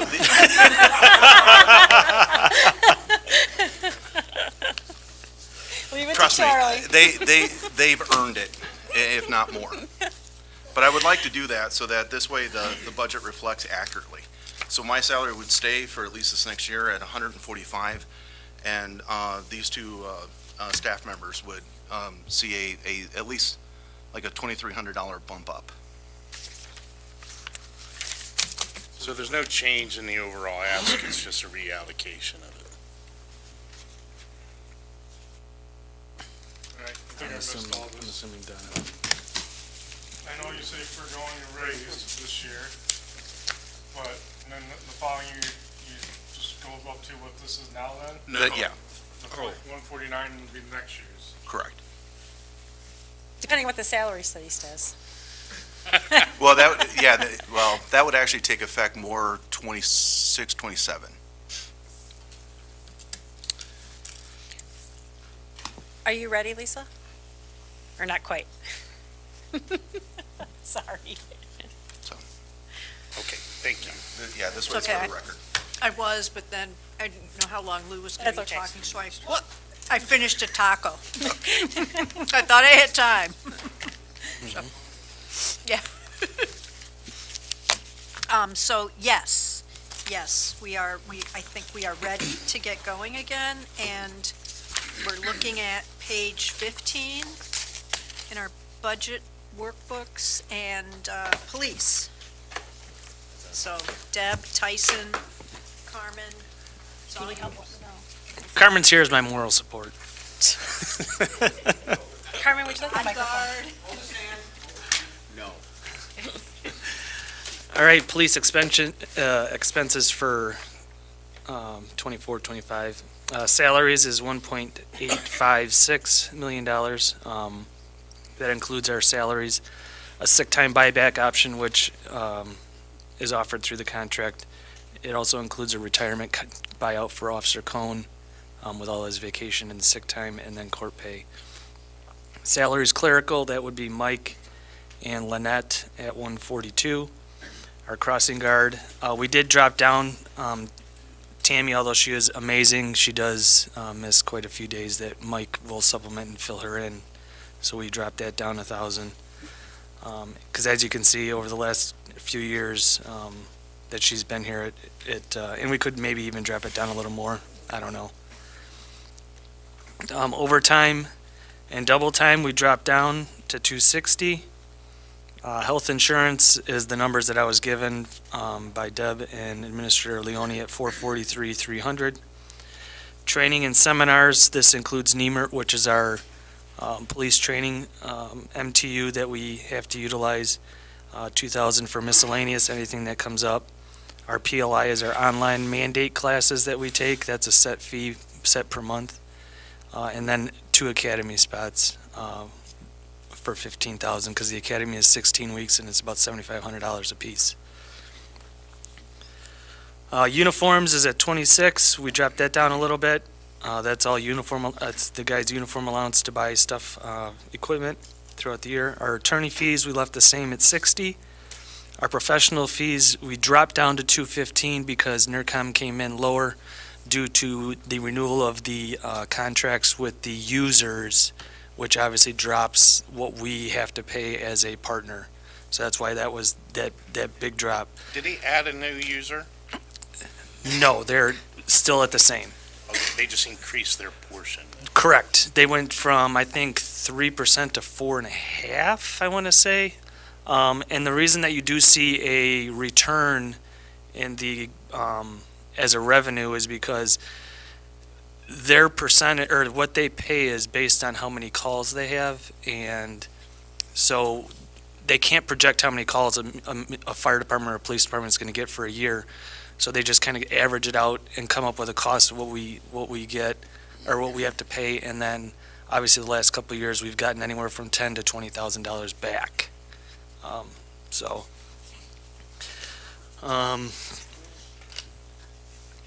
Vehicle equipment and maintenance, Administrator Leone, I thought we had raised that to 25.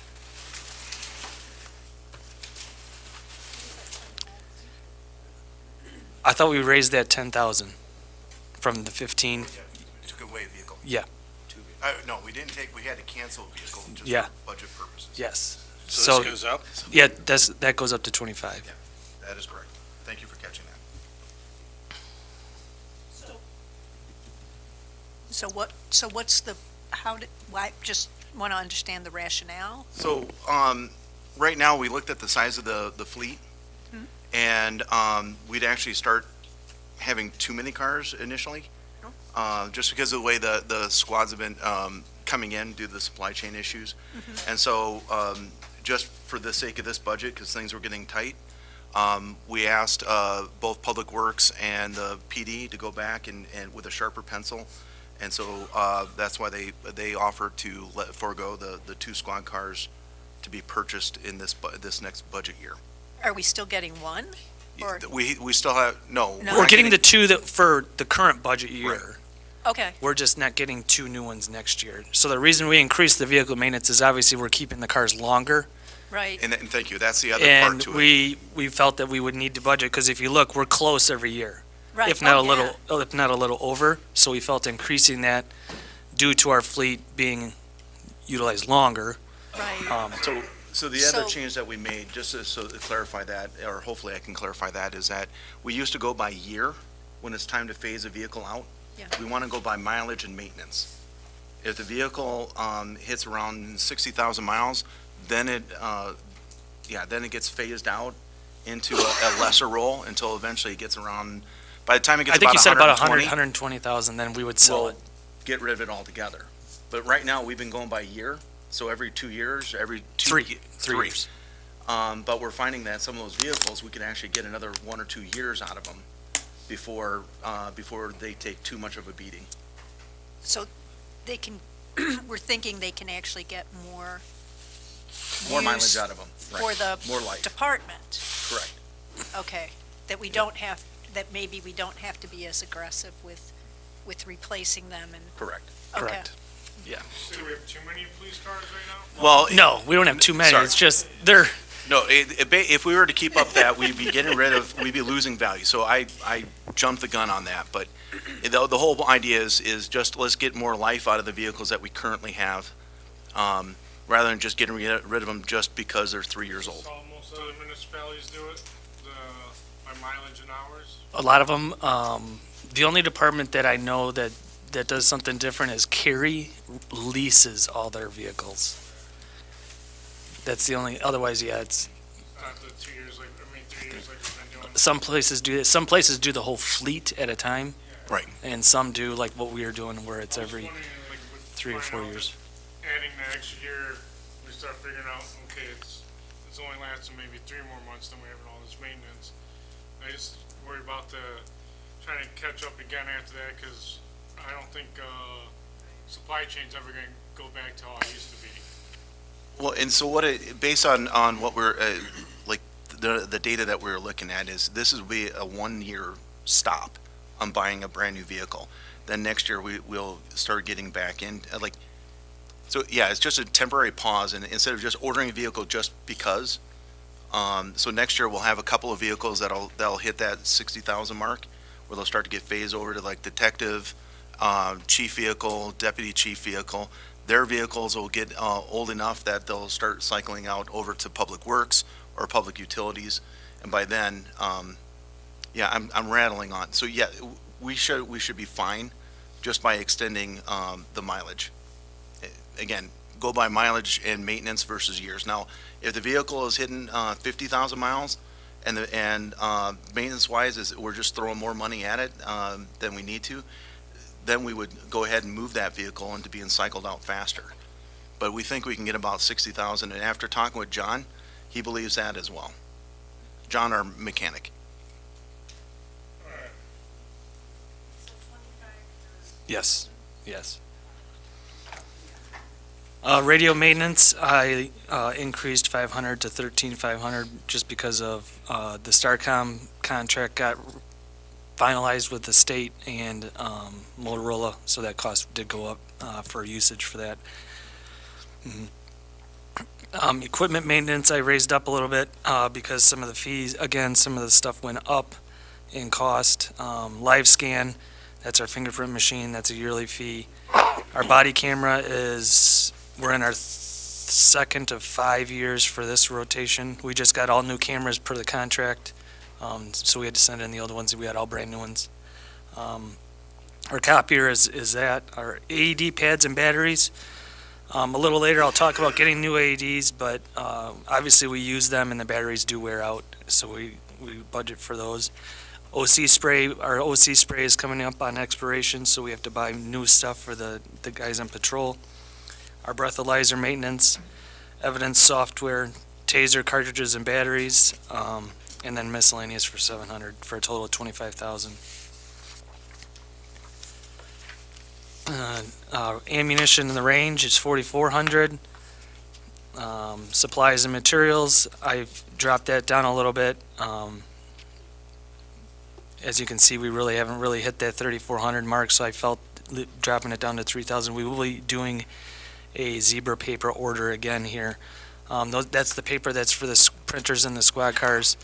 And again, that is gone up because we have to print that pre-trial release, which is about 12 inches long, to issue people because we're not arresting them. We have to give them that release with the instructions with all their tickets and stuff like that. Do they get Walgreens points with that as well? So it's like long. Sorry. Office supplies and maintenance, I bumped up a little bit because again, just cost of everything is going up. Investigations and nuisances, I dropped that down to 7,200, which is our evidence, some evidence supplies. Our TLO is our online database that we can look information up that the general public can't see regarding people. Field kit stock, ATF, which is ATF Critical Reach, which is our, it's a flyer that we can send out to all federal, state, and local municipalities regarding, like a crime, like we get a picture or video, we can put that on there and say, do you know who this is, or anything similar.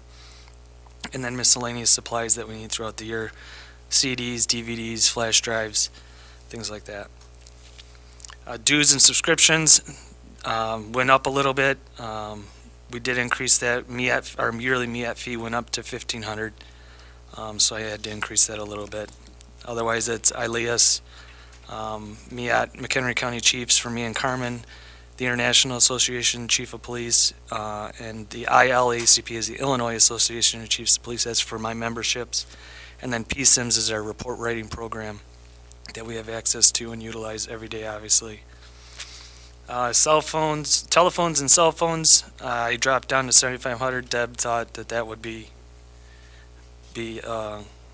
viable to do for that. Gas, oil, and grease, obviously, we don't know what the prices of gases are going to do, and we're running high. Obviously, we budgeted for 40, and we're already at 36, so we bumped that up a little bit. Police commission, I dropped down a little. As you see, we haven't used anything, but we've had no testing this past year, so there's nothing taken out of there. However, this year we'll be having we have to do 2 testings. And then just miscellaneous, 2,000. Special programs went up, or actually went down 250. That covers our milk days, McKema's volunteers that help along the parade route, and then staffing the carnival grounds with their trailer. The police social worker program, that contract you guys just approved last month, that went up a little bit. National Night Out, Citizens Police Academy, any materials that Ed needs for in the schools while he's up there, and then just some miscellaneous for 500. I have a question on the police commission expense. Is that going to change now that we have to do 2 new hires? I don't think so. I think we'd be fine. Because we did. I mean, we may want to, because if you look in 21, 22, and 22, 23, we were hiring a lot. Yeah. So I just don't know if 3,500 is going to cover it. I mean, on your high end, you're at $7,000 almost. Yeah, that was the year we hired like 4. How many do we have left on our list? 6. We're at number 6 of 9. So you're The likely list, but going to need to do a new well, list. we are. We have to do a new list this coming year anyways, because we have to maintain a list and it expires in November. So we have to do one regardless if we're hiring or not. And then the sergeant's list also expires this year, so we have to do that as well. I think she's probably right. We probably need to bump that up a little bit. 4,500? Yeah, I feel good with 45. 45? Okay.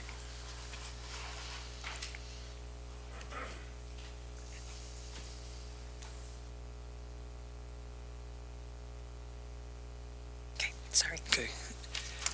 And obviously, so you see in new equipment, we eliminated the squad cars. However, we do need to replace some aging equipment that is starting to fail. Squad car, in-car video cameras, computers, laptops in the squads, and when you change that, you have to get new docking stations. So that's what that cost for the 72,000 is. And then our tasers, we have 3 tasers that work. However, they have errors because we purchased those in 2014, and obviously they're quite old. So we're getting we're asking for some new tasers. And then our AEDs are no longer supported. They don't make them anymore. So we are putting in for 4 new AEDs to replace the 4 that we have for $7,000. For the cameras, computers, and dock stations, is that covering the whole fleet of cars? So they're all going to be done at once? It's 5 cameras. I was going to ask you that number's right, 72,000 because that's So what we're doing 3. I thought it was high too. That looks really high. The total expenditure on that should only be like 30,000. That's what I thought. Hang on. We're gonna look have at, an adjustment. that number maybe dropped Yeah. dramatically, because I even thought it was high too. Well, it's not that it's high, I just want to make sure. No, that, it like, was, if we're, so, yeah. So that instead of getting a squad, he would get that money to put towards equipment. Mhm.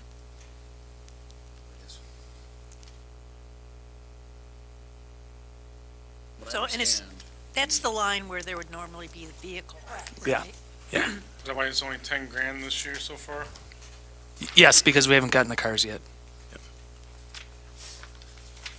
Tyson, when does Ed retire? He's eligible to retire in November. Okay. He expressed that he would finish the calendar year out So- and then just retire over the Christmas break. Okay. Do you have a plan yet to replace him for this? Okay. So we fulfill our contract with the school district? Yeah, okay. Yeah. I'll leave it to you on that. I thought it was 4 cameras. 5 laptops.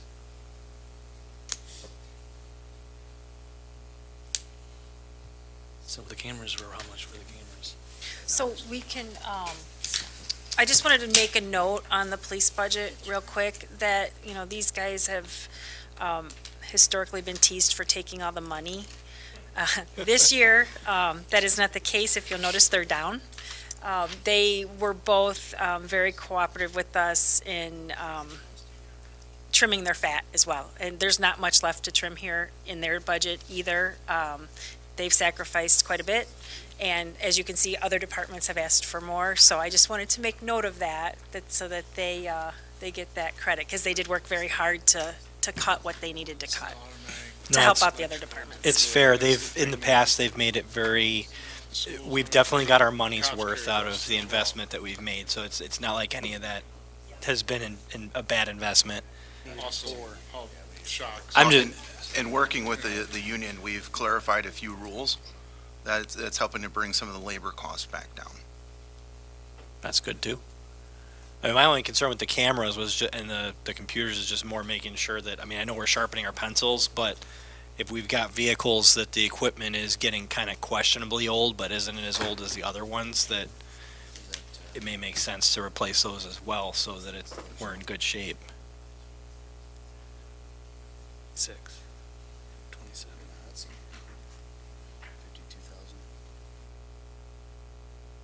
We can drop it to 60 to be safe for increased costs. Yeah. So do we have a new number? We'll drop it to 60, 60? yes. Okay.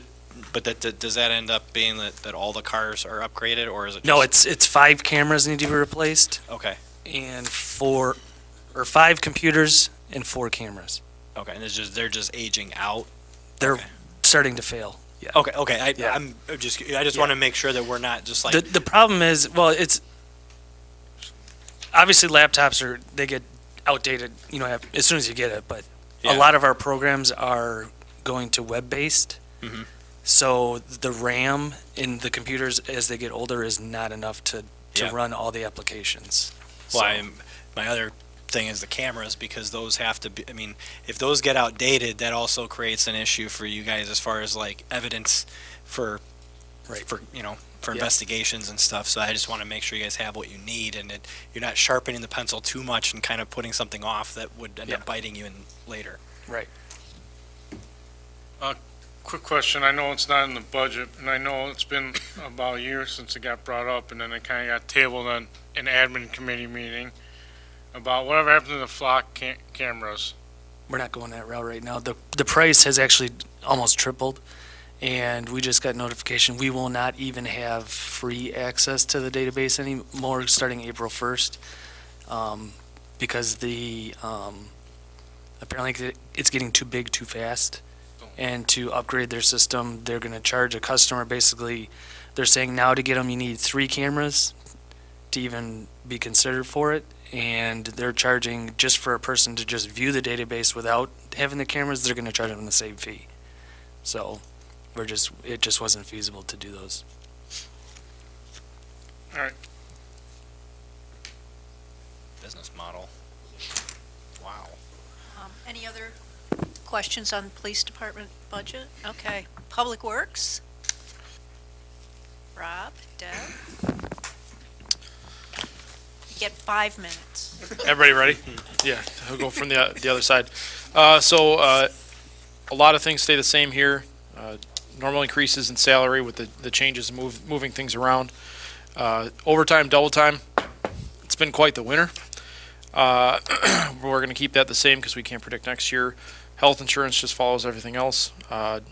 Training seminars, this year I've came really low just because taking advantage of IPRF having trenching, shoring training, confined spaces training, things that would normally be a couple $1,000s for each one of those items. We do have John Bartel is going to be going to Illinois IPSI, Illinois Public Service Institute. It's a training for leadership. It's a 3-year program. There's going to be some costs associated with that and hotel stay. Travel mileage, just in there for a catch. He'll probably take his own vehicle down there. Streetlight maintenance, we got 3,500. Vehicle and equipment maintenance, or streetlight uniforms is 3,500. That remains unchanged. Streetlight maintenance is 2,000. We're still waiting on prices back from ComEd to switch light pole over on Johnson. Vehicles, obviously $40,000. We're just trying to maintain that and keep it low as possible. Building grounds maintenance, we got 5,000 in there just for stuff unchanged for Public Works. Radio maintenance is 200. Parking lot maintenance is maintenance of the Metro parking lots. That remains unchanged. Tree planting and removal in efforts to get the budget to where it needed to be. We did reduce this by $10,000 to help out with other items that needed to come up. Barricades is 5,000, which remains unchanged. Or tools is 5,000, which remains unchanged. Barricades is 3,000. We spent a lot of that money this year updating some of our barricades. The giraffes, as they're called, the little tripods and the angle brackets, they're not reflective. So we've been purchasing stuff to either make those reflective or to modify our current setup. Supplies and materials, 3,000 unchanged. Telephone and cell phones, 3,500 unchanged. Electricity and utilities is unchanged. We had thought about doing fuel for building and propane, but did not add that. Oil, grease, and gas went up a little bit because of the cost of it, and then trying to go into a synthetic program to hopefully stretch out some of the interchange or the intervals. Street signs went up to 16,000. There was a desire to add the no truck and SUV signs down Ayer Street on the corners. That's because of the decorative poles. That's about 2,000 just for the pole itself. And then the costs associated with the signage and everything. Wow. So, We just strike that then? Can we just strike that one then? The Air Street one? Because I brought up putting the signs back. If it's gonna be that much, I'm fine with doing it. I mean, it's a one-time expense, so it's not like we're gonna incur it every year. And It is an issue yeah, but then with visibility. insurance Right. kicks in. So It helps out as far as the visibility downtown, so it'd be better to stay the course. I appreciate you making the offer to cut it, though. We'll take it out of but- your salary, man. But it's appreciated. you can actually ask for a raise for us since everything else is going on.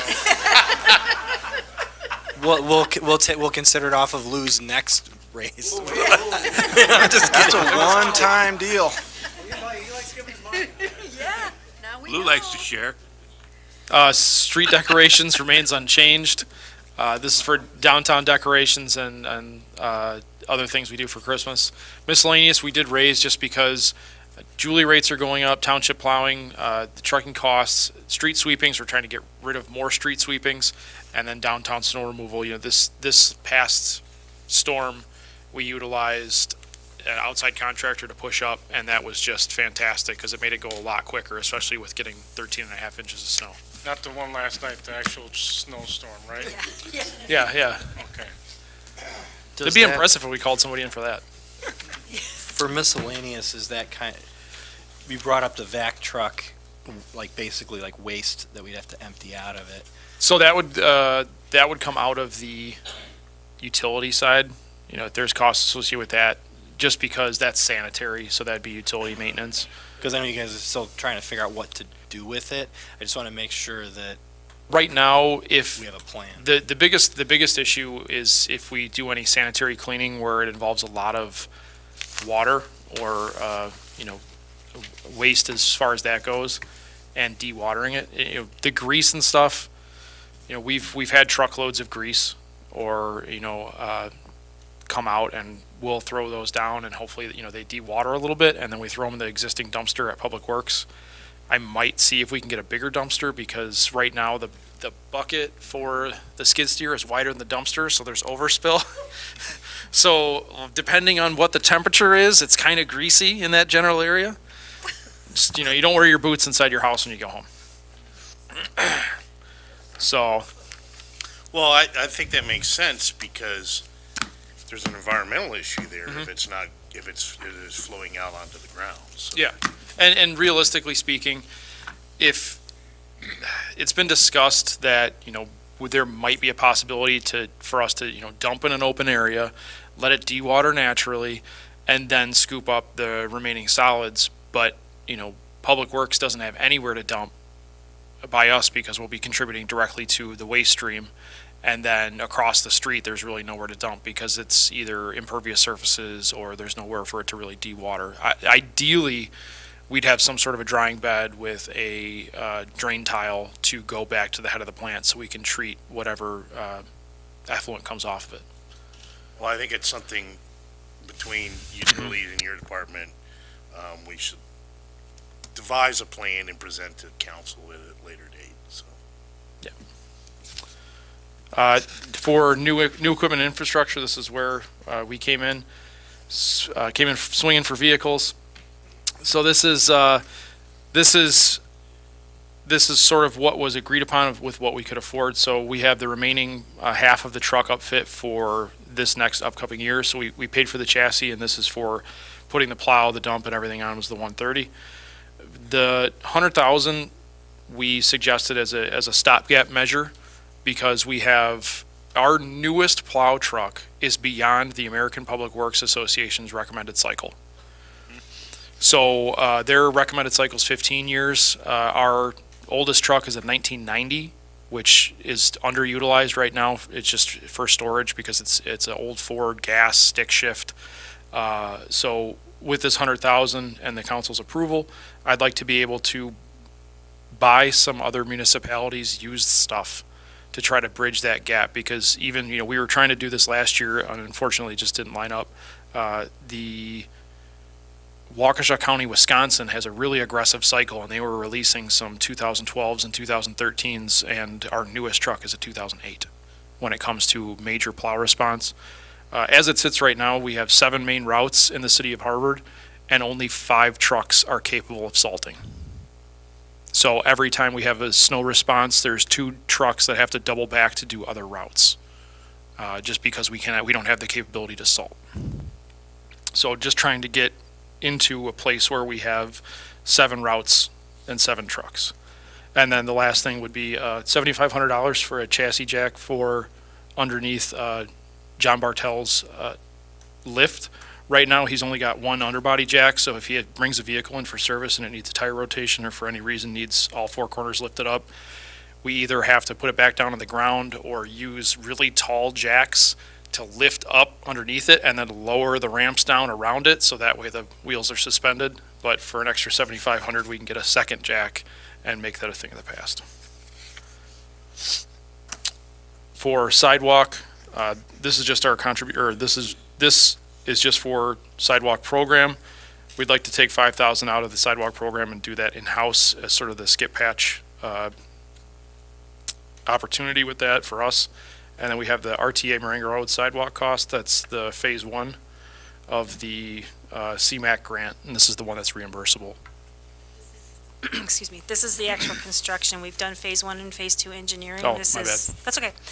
We get confused because we have Moringa Road, we have Moringa Road Bridge, and then we have RTA Moringa Road / Air Street sidewalk. So it is a bit confusing, but this is the RTA. So this is the actual sidewalk that goes right down here the little remaining end of Air Street Yep. to 173, and then Marengo Road to 173. Okay. And then we'll be picking up the 173 engineering as well this year, and then eventually 14 and out to Airport Road. And these are our costs? This is not- construction costs. Okay, that Because are we're out going to of our actually do pocket. construction, Okay. and then that'll be done, and that's Okay. offset in your grant reimbursement at a percentage of whatever we think we're going to get back. Okay.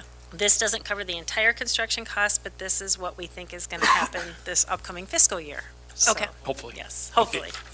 The sidewalk program, the 100,000. Is this MFT? No, this is our own funding. So this was, this past year, this was proposed to do the sidewalks along Route 14, which is why we had to follow MFT funding rules and had to go. That was through- MFT. Well, no, it was just because because they were in their right of way, we had to follow their rules. No, I know, Well, but for the past several years, Alderman, we've been running the sidewalk program that Ann was previously taking care of out of the general fund public works expense line item to save money in motor fuel. And if you remember this year, the current year we're in, we had 100 grand in there, but we moved it to engineering fees to take care of the post office corner right. because the IDOT Right, standards right. for I knew- yeah. 14 were too strict. So we always run this program out of this portion of the sidewalk program out of the general fund, or have for the past several years. So this is outside of MFT funding, which helps us a little bit. We're not Right. as restricted, and we can get, get things done. Okay, all right. Rob, do you have a line item for the sidewalk that you want to put in at the library to the walking path? When we were talking about that, that would be funded by the library. The materials would be funded by the library, and then we would just, labor's included in our. And that's also the closing off of the end of the parking Yeah, lot so for- that's like 45 feet of curb and roughly, I think it was 125 feet of sidewalk. Yeah. So, and looking at the cost of that, I think it was, we could get that done for $2 or $3 grand of materials. I'd have to look it over again, but having that outsourced, I got a price on doing 60 feet of curb on 6th Street, and that was $4,500. And, I think in material cost for us, a yardage, I think it was negligible. I think, we paid for a whole truck, and we got all these areas done. Yeah. The prevailing wage really eats us alive on concrete. Thank you. So has there been any thought about, where this $100,000 would be spent on sidewalks? That needs to be discussed in your committee, Yeah, transportation. That's probably, I think we have that on the agenda in March, correct? I think so, to Yeah. determine the areas, most likely. Or it's going to be on your agenda anyway. yeah, I was gonna say, we haven't, Yeah. so, and the committee may want to go a different direction on that. And that's possible. I mean, that's up to you. You have Well, I'm 95,000 just to saying work this with. 100,000 might be available Certainly. for something else. Thinking. Well, we were talking about, putting together some no-interest loan policies for homeowners and that sort of thing to pay for their own sidewalks, which they should be doing anyway. I mean, that's not necessarily the responsibility of the city to maintain sidewalks. And, but there are some things we can do to help homeowners get there. And I never did feel really comfortable about of applying, I thought we were using MFT money for some reason. I don't know why I thought that, but, Because we used to. oh, We used to, up until we started taking on all these other MFT projects, that was pretty much the only thing we did through there, other than the road patching and the yearly maintenance program. But once we started taking on some of these okay, others. so I'm not crazy. You're not crazy. I was thinking. Not about that anyway. Because, oh, I couldn't resist. no, that was good. Because we normally get about $320,000 on MFT. We always apply $200,000 towards the road and $100,000, or somewhere, 70, 100, somewhere in there to sidewalks. And, okay, all right. So, this might, we still can do whatever we want with MFT as long as it's for roads or sidewalks. Yep. But as far as this is concerned, I'm not sure we want to throw more money at sidewalks, I guess. until we determine which way we want to go with that. Correct me if I'm wrong, though, Rob, part of this 100K, though, for sidewalks is for sidewalks that you cut into for services that you want to replace? Or is this separate? Totally separate. Okay. So we are only asking, so this would be 95,000 for some sort of program and 5,000 for internal. So that way, if we identify any other areas that, hey, we could take care of this, or let's make this a day thing, that we could take care of that. Okay, all right, thank you for that clarification.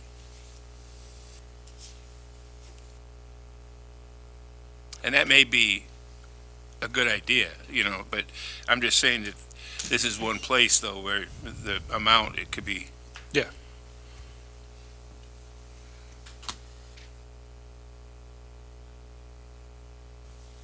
On Public Works budget? No, okay. So Karen, I know this is the time that you'd be scheduled to go normally. Do you have to go back to the library oh, you're not? Okay. So, You want to stay the afternoon with us, Karen? That's yeah, get some more tacos and, yeah. So we just have, I know, right? So we have, community economic development would be the last. Real quick before we start that, Yeah. I had an error. Donovan pointed out, he had told me that he wanted to increase training, which I forgot to add in the spreadsheet, so I apologize. The third line item down should be 7,000 on your worksheets. The mayor's already made the change for us. The bottom line on that, 263, 225. Basically, the first number he gave me was for his training and some of the department stuff, and the second number was some of the things that Ann needs to get done as well. So 7,000 should cover both of them. Great. Thank you. We're also going to be talking about the Economic Development Fund with this, Mayor, so that will be a tab that's over to the right when he gets to that point. Community development, the little budget that could. Salaries and health insurance, salaries at 168, health insurance 60,700. As Deb said, training and seminars 7,000. 4,000 of that is for me for my IEDC classes, a little bit of training on the building code side, and then all training on building code, electrical code, property maintenance code she already has, HVAC, all those other codes that she'll eventually be certified in. Uniforms, that's per the union contract. Professional fees, 625. You guys haven't used any so far. Oh, I'm sorry. Professional fees at 15,000. Say that again? I'm sorry. She hasn't done her uniforms for the year yet. Oh, yeah. Wouldn't you want to wait to do uniforms since we're getting a new logo? I would think. Exactly. That's exactly totally what we were thinking. So, but it's still required Yeah, because I get it. Ann is actually a member of the union, so we have to budget this in, which is $500 clothing and then $125 for boots. Professional fees at 15,000, broken down in inspections and plan review. The majority of that is reimbursable for engineering fees and plan reviews and inspections. Vehicle equipment and maintenance, $2,000. Nuisances and investigations, $5,000. That's more for nuisance abatement. If Ann has to call in a landscaping company to get a property mowed, or we have to get garbage cleaned up, or a home with broken windows boarded up or something, if the homeowner's not taking care of it.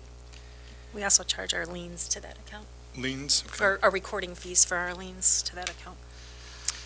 Gas, oil, and grease. I had the Dodge Dakota for quite a while there. I only filled it up once, so we don't use a lot of gas between the two of us. And new equipment, at $4,000, the blueprint scanner. This could be one of two things. We're looking at scanning all of our plans and the many boxes of plans that we have in the office and in the archive room. I've been trying to get a price on renting a scanner. The couple that I've called on, they don't do like a 6-month or 1-year rental. They want a 5-year rental. And prices have gone up from the last time I did this. They want between $600 and $900 a month. So I spoke to the owners of Northwest Printing. They'll do it for $1 a page. And then Gary, our engineer, there's a printing company below their shop. They also would do it for $1 a page. So that seems to be the average. We're going to be going through, and I already started going through a lot of these plans to see which ones would actually be scanned, because we saved a lot of draft documents that never went through the full process or the project didn't move forward. So those can go through the destruction process. $3,000 will cover a lot. Whatever we don't finish, we expect to throw in the next budget year, which shouldn't be too much. Everything else in the folders that we have would all just get scanned on our normal scanner. It's all 8.5 by 11s or 11 by 17 or what have you. So we wouldn't actually be purchasing the scanner, we'd be contracting out to have the stuff scanned? Right. Okay. And we looked at purchasing one. They're very expensive, but since we're moving more and more to electronic copies and things like that, we don't need it at this time. And then miscellaneous for 1,000. I don't recall what that was. Incidentals. For a big whopping $263,225. One thing I'm looking at, gas, I think we might be a little low on that. I know you said you don't fill up a lot, but, $16 from going to. we're probably gonna be over, so maybe, we're gonna be close, so maybe 1,200 on that. You're probably gonna be over because you only got $16 to spend for this year. For the We're 12 walking from now on. Ann usually fills up once a month at around 20-some bucks, so That's right. I think I recommend that you go to at least 12 or 13. let's do 13.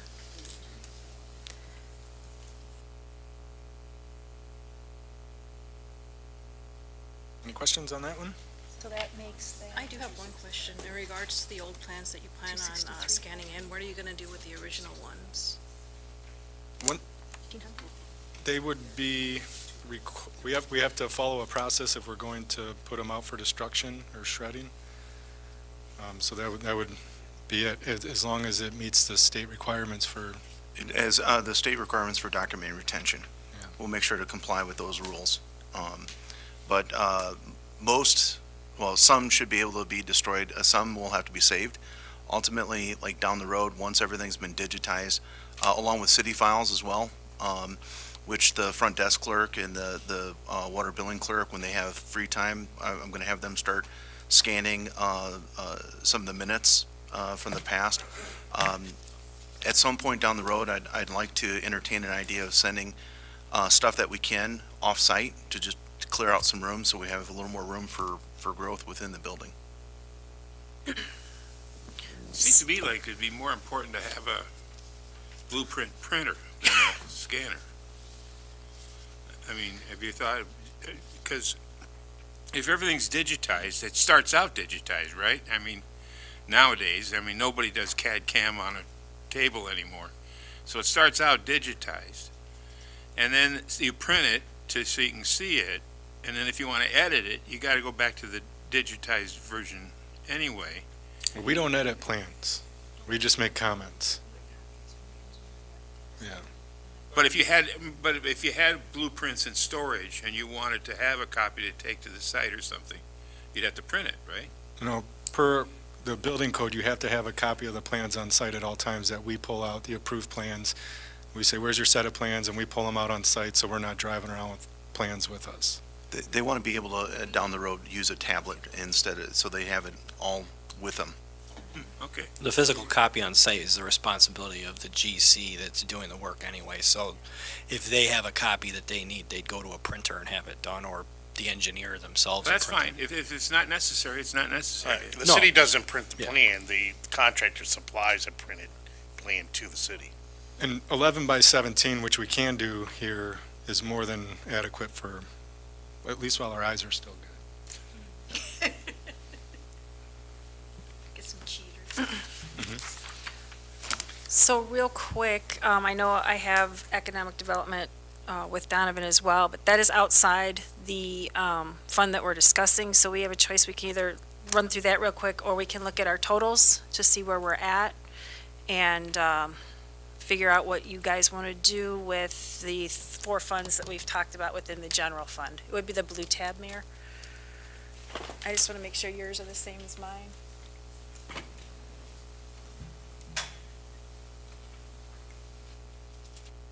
Yep. So that's how much we're over budget.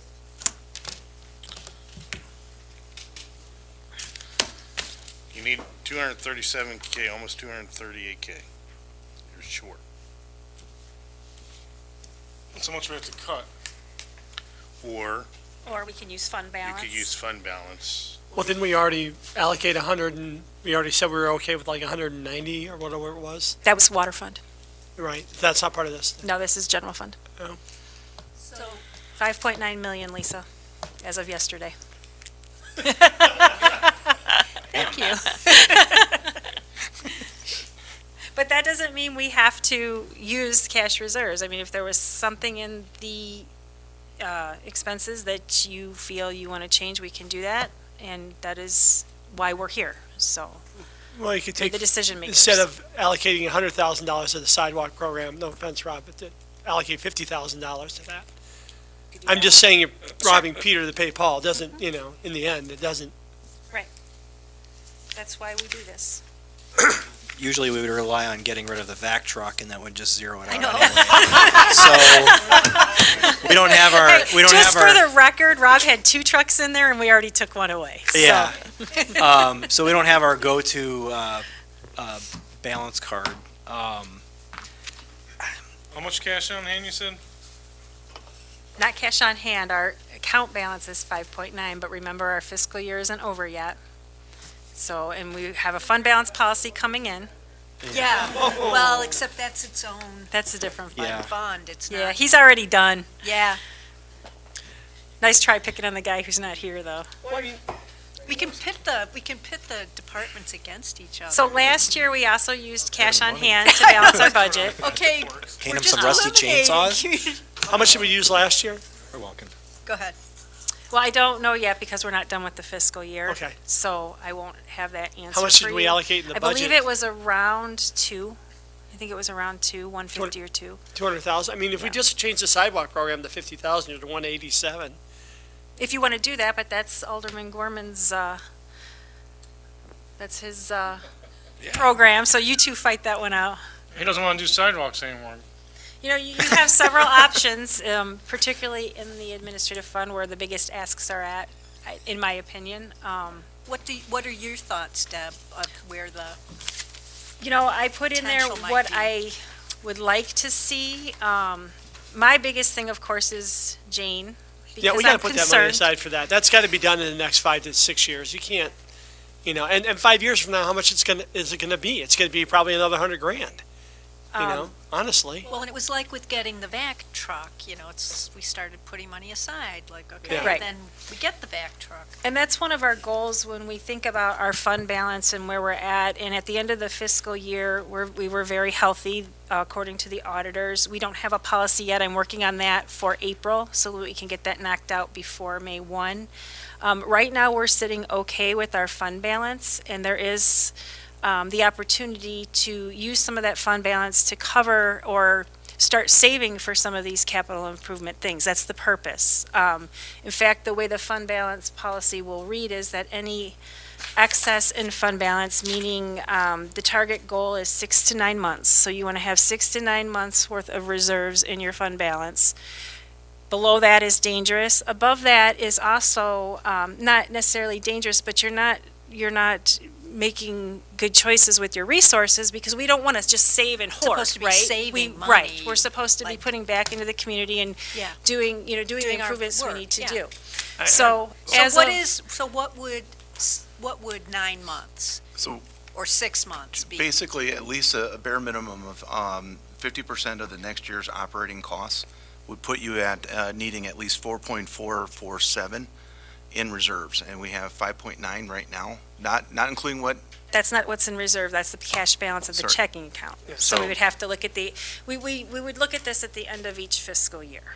At the end of last fiscal year, we had approximately 6 months in reserves, so we were in good shape. At this point, we're about the same, maybe a little over. I can't tell you that till the end of the fiscal year, but I can tell you that $200,000 is not going to change that much. To move it into capital improvement or to do some of the other things that we'd like to get done in this budget year would be a good use of those resources. How many feet does 50 grand worth of sidewalk, assuming it's put to sidewalks, but approximately how many feet of sidewalk are we doing for 50 grand? I mean, ballpark, it doesn't have to be. I forget what the numbers are offhand. I think it was like 700 feet was 100,000. You know, I knew that number once, and it also it's based on straight run. Right. Yeah, Straight yeah, run, You no just start elevation. patching around it. Yeah. Yeah, I'm just thinking like best case scenario, so probably at least 500 feet. Yes, and I guess to put it into perspective, material cost being what it is, I think, you know, if we're not skipping around too much, that $5,000 into public works for us to do it gets us 400 feet. Oh, wow, okay. If you don't feel that there's any waste in our budget or anything that's being asked that's not practical, then there really is no problem using some of our reserves to make this happen. Yeah.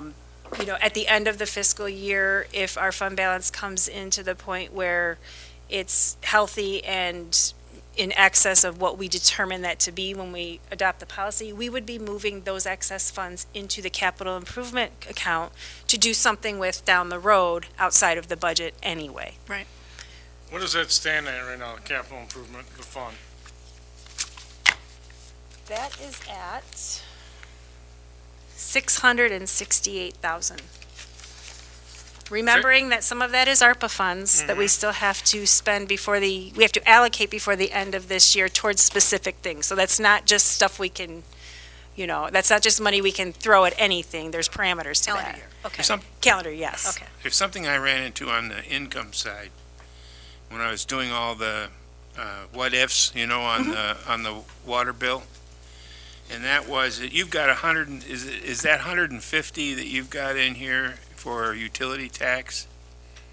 Or when we collect the utility tax off of the water bill, where does that go? That goes to the general fund. That's what we talked about earlier. That's an in and out. So it comes in as revenue. Well, you've got it at 150, and if we do these increases that you're talking about, it's going to go to 180. Then it'll come out at 180. It's not revenue for the sewer water fund. No, I know. Okay. Right. So that's 30,000 that's available to the general fund. Correct. Potentially. Potentially, yeah. But that's if we collect all of that money. It depends on, it depends on how much water people use as well, right? Well, the whole water bill depends on, I mean, Correct. the Well, no, not the whole water department bill, depends only the on that. collectibles portion. The whole department. We have depends flat on fees as well. it. So it either is or it isn't. Either you're going to get 180 or the whole thing is off. Okay. 2022, 2023, we almost got 150.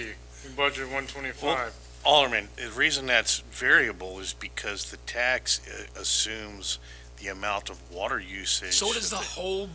No, it doesn't, because part of your water billing is flat fees. No, we tax everything. Everything but the EPA. Fair enough, yes. So, agreed, but then, Okay, so if we increase 6% on usage, yes. if we increase to $22, Yes, if we increase to $35, there would be an increase in the tax. there's going yes. to be an increase in the tax. It's proportionate. It would be proportionate, yes. What we don't know is what the variable rate in terms, not the rate, but the variable amount will actually be. But it would be an increase overall, you know, if you took what water usage was done Well, last year versus to me, this it's year. as predictable as anything else. That's fair, that's a fair comment, but again, just saying, as water rates go up, people tend to conserve more water to reduce their overall bill. So Yeah, I know. there is a give Of and course, take there. but again, all that stuff is really getting into the weeds, and Indeed. And I'm just saying that's maybe 30,000 That might be 30,000, and if that's the case, that's wonderful. That goes into our fund balance, and once we have a policy in place, and that overage gets moved into the capital improvement fund, then we have more to work with at that time. That's what we don't know right now. Given that where we are, I don't have a problem with that $237,000. I don't. I mean, we're more than comfortable. We've trimmed the budget, we've trimmed the fat. I'd say just move on to the next. Yeah, That's my opinion. I agree. I'm good with it. Okay, so we will place 237,962 into cash on hand. Where's that on here? It's 30,000. That would be, Right here? Yeah, we'll be lost 30,000. Correct. Get that. 36. I do agree with plus Charlie. 30,000. 'cause Well, it's you know going what? up. If you'd like to, Alderman, I am more than happy to add 30,000 to sewer water, in, out, and back in again if you'd like. If we don't hit it, are you going to cover it, Charlie? No. So one of the things I'm just asking that we do, Deb, when you do the, start writing your fund policies, is make sure to split it, not all just capital improvement. You need a equipment reserve and a capital improvement, because just so everyone, particularly our listeners, understand, equipment reserve funds are for equipment that's over, say, $5,000. Capital improvements is for purchase or improvement of land or buildings.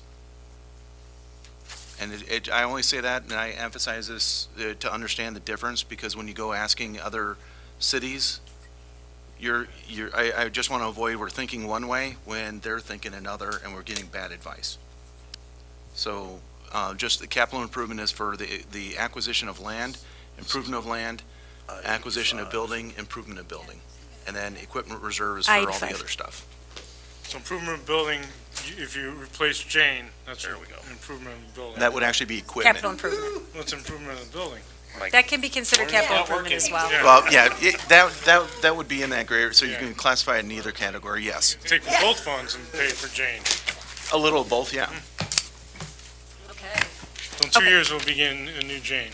So what will happen is the policy itself, just for clarity, the fund balance policy itself is strictly a policy. It does not specifically say when we hit $6 million, we're going to take 2 and do this and 3 and do this. And it doesn't say that. It is a very generic policy because it's based on a case-by-case basis where we're at the end of every year. So where we're going to move that money is based on this governing body's decision at the time when we know what those figures are. So this is just a policy, it's not numbers, if that makes sense. Well, and we may end up running where we don't spend all that money anyway, so. And we may at some point not having a healthy fund balance, but we're not gonna let that happen. No, I agree with Jay. I think the extra we're moving is we're putting into wise investments, so it makes sense. And thank you, everybody, for bringing this to us with belts already tightened, so it makes it a lot easier.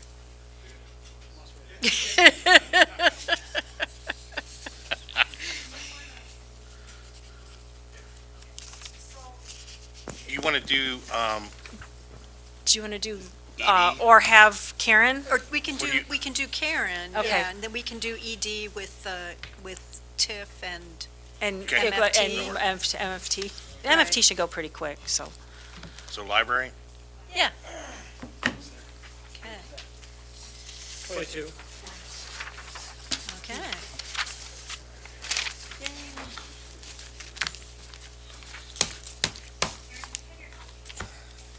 Wait, you guys don't get to go? They're dipping out while the getting's good. Yeah, exactly right. Taken away. I'm out of here, pal. What- Yeah. Microphone. Microphone. Microphone. While we're during a small intermission here, I do want to thank both the PD and the Public Works again for going through and cutting back, or at least figuring out other ways to purchase what they needed to purchase.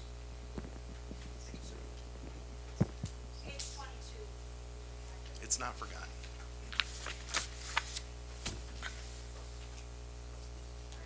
Who got there early in the morning to take that? That was one of our board members. She was out walking early in the morning and took that picture, a couple other ones, and it was really pretty. It's perfect. All right, time for some pictures instead of just numbers. So I'm Karen Sutera, for those of you that might not know me. I'm the director of the library. And I thought before we plunge into numbers in depth, I would just kind of review how the library is funded. We basically have three funding sources. The city, if you look at our combined budget, the city revenue is obviously the revenue that we get from property taxes and corporate replacement taxes. That provides the biggest amount of funding for the library. The next aspect is what we call fines revenue, and it's kind of self-explanatory. Yes, it is from library fines, but it also includes funding from some of the services we provide, for example, printing, copy, fax services, the non-resident library card fees. These are the fees that are paid by those that live outside the city for their library card. And then we get an annual per capita grant from the Illinois State Library. So that falls under the umbrella of what we call fines. And then the last third of our funding comes from the Diggins Fund, which is revenue from the endowment that's managed by the Diggins Board. For fiscal year 24-25, we anticipate our entire funding from all three of those sources to be about $566,550. So, how are we going to spend that? Well, we're going to look to figure out how we were going to spend in 24-25. We took a look at what we've done in 23-24 and said, how can we build off of that? So about a year ago this month, we finished a major renovation where we replaced flooring and completely gutted and renovated our bathrooms. The funding for that was provided by a 5-year loan. In fiscal year 23-24, we paid off the first year of that loan. The other thing that we did in 23-24 is we purchased new meeting and study room furniture. That was all funded by the Diggins Trust. The furniture that we purchased is all on wheels, so it allows us for super mobility throughout the building. So if we have a big program, we can move tables and chairs from our meeting room into our main area of the library. Same thing, shifting tables and chairs between study rooms, so it gives us a lot of flexibility. Another big project that we did was we installed new security cameras. We went from 11 security cameras up to 17. They are web-based, which allows for easy monitoring and access after hours, which is awesome. And then we looked at some things that we could do differently with our collection. We started a board game collection thanks to the Friends of the Library, and we increased the number of circulating Wi-Fi hotspots that we have. If you're not familiar with it, the library does provide hotspots that people can check out for 7 days at a time. Believe it or not, this has been extremely popular with our non-resident library card holders. A lot of those folks live in areas where they can't get easy access to internet service, and so they're relying on our hotspots. And one patron in particular feels that it's more than worth the $130 she pays for her library card. So that's pretty good. So all those things, taking into those things into account, we're looking at what we're going to do in 24-25. We'll be repaying the second year of our 5-year renovation debt. We've got some maintenance projects that we'll be doing, one of which is repairing our handicap accessible door. Right now, we might be able to get that done this fiscal year, but it had been planned for 24-25. We have a rear brick walkway that extends off of our kitchen door, or staff entrance, if you will, in an effort to use our outside spaces more, which is what we're trying to do. That needs to be replaced. One of the things that we have done is, just this week, is we issued an RFP for a possible parking lot resurface. That is not included in our budget because we don't know if we can afford it this year. We have about $110,000 in capital reserve saved that we will use for that project if it falls within that sum of money. So that's kind of a bit of a question mark we have to deal with yet. And then we're always looking at ways that we can expand what we offer to the community in terms of circulating materials, increasing our library of things, providing more books, more types of books. Those are things that we'll be looking at for 24-25. So, and if we can go back a slide too, I just want to point out, yes, that slide right there. That scarecrow is thanks to Donovan and Ann. They provided the city representation in our scarecrow contest. That is the cranky building inspector. And while it didn't win the contest, it was very popular amongst our voters, so a lot of people like that. So, I'm sorry, okay. So, all right, let's look at details. So for the city side of our revenue, we're anticipating having funding of $445,000 from the property tax and $28,000 from corporate replacement. So that'll give us about $474,000. How are we going to spend that? We'll be allocating $168,000 to our capital needs, and that sum of money kind of aligns us with a promise we made to our taxpayers when we passed our referendum a couple of years ago. We told the community that the additional $150,000 in revenue that we would get would be used to maintain the building. And so that's what that $160,000 is doing, is keeping that promise. We'll spend about $60,000 in general maintenance for HVAC, roof maintenance, cleaning, any other repair projects that come up. $58,000 is our debt service for our renovation, and then $50,000 would be moved to our capital reserve. We have 3 full-time staff and 4 part-time, actually now 5 part-time staff members, because we just hired a part-time custodian, and we've allocated $276,000 for salary and benefits for those folks. And then we allocate $10,000 for our technology support and our hardware, software purchases, things like our WatchGuard, our network software, and new computers for staff. So that takes the city budget. So if you look at the city budget and kind of think that look at that as the backbone, or the skeleton, if you will, the support for the library, that's what we need in order to do the heart and soul, and that falls under our fines and our dig-ins. So, Mayor, if you can do the next slide, thank you. Here's the heart and soul of what we do every day. And I won't go through this line by line, because I think you can pretty much read it yourself. But essentially what we're looking at doing, we'll be spending our money on, is buying materials for the collection, and this is both physical materials and digital materials. We have a lot of people that like coming into the library to check out stuff, but we also have a lot of people that don't come into the library at all, but rely solely on our digital ebooks and audiobooks.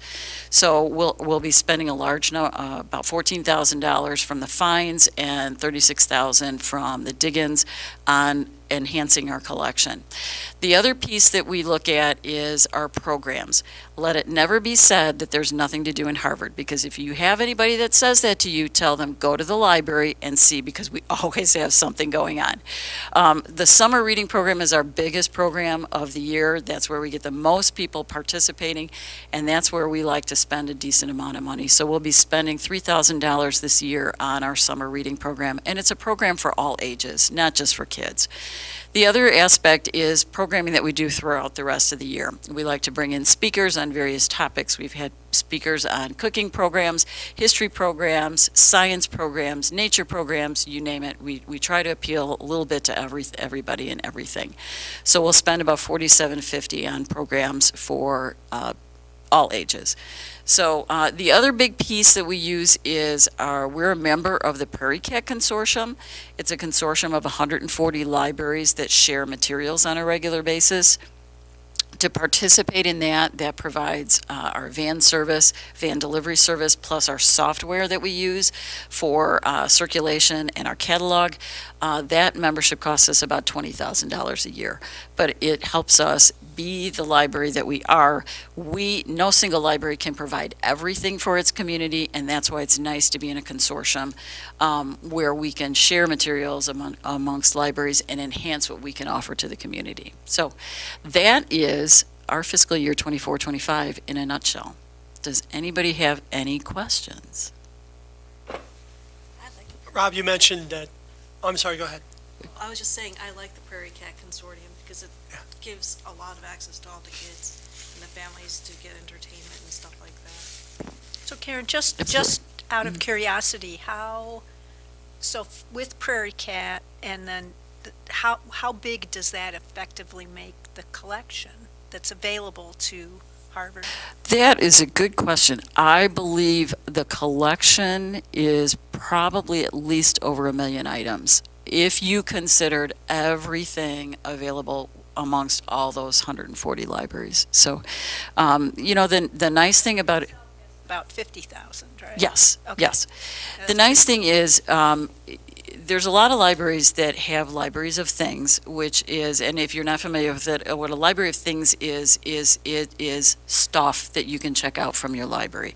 For example, now some libraries do not circulate their library of things to other libraries, but some do. For example, we've had some of our patrons request cake pans from other libraries. You can buy cake pans in the shape of a Ninja Turtle or a little, princess or unicorn. We've had some of our patrons request those items from other libraries. Those types of things can cost you $20 to $25 if you go to buy them at Hobby Lobby. Why buy them if you can borrow it from the library? Some of the other things, video games. Video games are very popular with all ages. Yes, we have a video game collection. Ours is focused only on Nintendo Switch, but not everybody has a Nintendo Switch. There's PlayStation, so you can get video games from other libraries too. So it's really very beneficial for us to be a part of that Prairie Cat Consortium, because then we can offer so much more to our patrons. And they don't have to travel places either to get the materials, which helps a lot. Karen, did you budget money for the sidewalk going to a walking path? Yes. Okay. Yes. Mhm. Wonderful, thank you. You're welcome. I think it's a great idea, and I'd love to see it put in. I The sidewalk? always Yes. wonder why it wasn't done when it was there, when they I don't first know designed. why it wasn't done either, but then I don't know when they built the library, I don't know if that walking path was there. So it could be they just ended it because that was where the parking lot ended. So, that was what they did, but, so. So where did that end up? I mean, if you add all that up, compared revenue to expense, was it? We need to go back to the spreadsheet. So, just to be clear, the first page that Karen showed for revenue and expenses is the only thing that you folks vote on to approve. The other funding is the library board's responsibility. So this is the first part she talked about. The revenue of $445 is property tax. Replacement tax, Mayor, I'm going to change to $29,000 and take out the miscellaneous. We weren't sure. We've always kind of done something, or the last couple of years for miscellaneous, but when Karen and I first spoke, we weren't sure what was going to happen with that. Now that we're near the end, we're going to just move that. Doesn't change the bottom line, but I don't think we'll be getting anything for miscellaneous. So it originally, I believe, came from ARPA. Usually I just put that in there in case we get some income. I'm trying to think, a couple years ago, we had a situation where, so generally we don't pay any electricity or natural gas bill. We're part of the city municipal aggregate for that. But occasionally, if we exceed our therms, then our allocated therms, then NICOR will send us a bill. So a couple years, I believe we paid a bill from NICOR, called them to say, we shouldn't have paid this, and it's kind of a long story. But they ended up refunding us that money. Well, we had to have a way to put it back in the revenue, so it ended up just hanging there because it had no income. So what I usually do is just plug something in miscellaneous, and that's that $1,000. 400? That was cure money and ARPA, some money that was allocated towards the library through all those relief programs that we weren't really expecting and didn't budget for. Probably. Back in those two, the orange and the blue fiscal years. Last year, we didn't get anything. And if you want to keep 1,000 in there, we can, as far as miscellaneous, and take it from. I always just worry that we're going to have a number that's hanging out there. The auditors are going to be like, well, where'd this come from? So that's why I figure if we put $1,000 in there, it's okay. They won't flag 1,000, but Mayor, go ahead. We can put it back in there. That's fine. No, it doesn't matter. Back. Yeah. Okay. And then if it shows we didn't get it, I'll just explain verbally to them if they ask. Okay, so that's her revenue, and then her salaries and benefits are as described, and building ground maintenance, capital reserves, are the things that she talked about that they want to do for improvements over there. Phones and electric. About, electric's a little low right now, but I don't know, I think if we left 2, we'd be covered. And then the technology and principal and interest are both her calculations as well. I don't think those are, Karen's very good at staying within budget, let's put it that way. We try. And I can say, just from having been on the library board for several years, that it's a very well-run operation, very great value for the residents of Harvard. Yeah, thank you, Karen. Thank you. Fantastic. Thanks.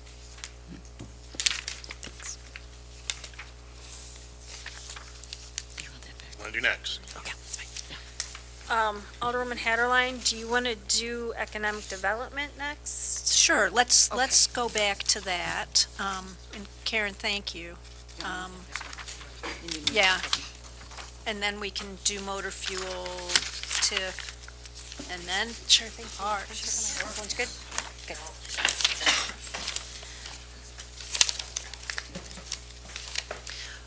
Okay, I'll run through the revenue real quick, and I have a couple notes on accounts, and then I'll turn it over to our administrator and Donovan, because this is their baby for the most part. I'm sorry, we're on sheet 21, Mayor. So brief history on this. Economic Development Fund is a fund we used to have years and years ago that we just stopped using, because we had a different economic development organization that has come back into our umbrella. So we reactivated this fund, and and I'm talking from an accounting standpoint, we will be required, based on what Lou and Donovan want to do, to create some more accounts to just make things cleaner. So anything you see with X's along the left are going to be new accounts, and I've named them. And both revenue and expense. So we have interest, which is an old account. It's been there. It's a separate checking account. This whole checking account is separate, so the interest is 100% in this account. Business licenses, which Donovan will talk about, will possibly generate revenue of $12,000. And then we have a transfer in. If you remember, in the general fund, we expensed transfer out of $50,000. And another 16 for dues. There's your 66 right there coming into your economic development account, and then offset with the expenses that I will turn over to these guys to talk about. You know why last year we only have 15 transfers in so far? Well, I mean this year. Yes, I haven't finished the transfers yet. There's still 2 quarters. Well, third quarter, yeah, there's still 2 left.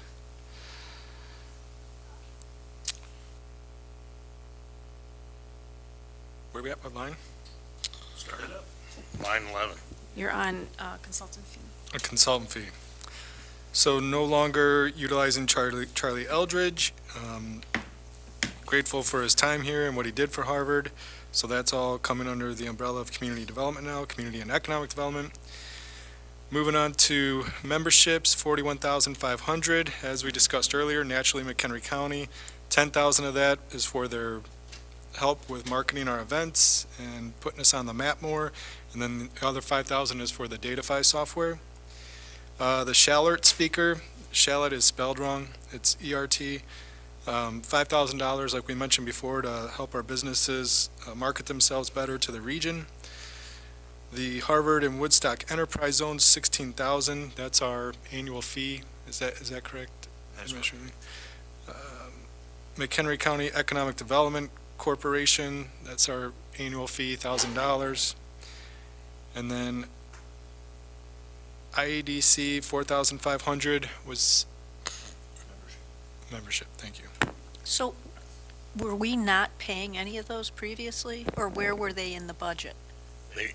These were paid under the Harvard Economic Development Corporation. So the fees Right, but were that paid that previously. didn't exist last year. So last year, we were not part of Naturally McHenry County. You guys Okay. added Right. that.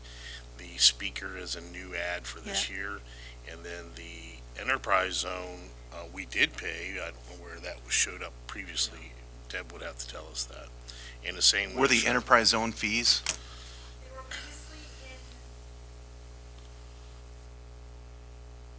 They were previously in the general, in an admin. Yeah.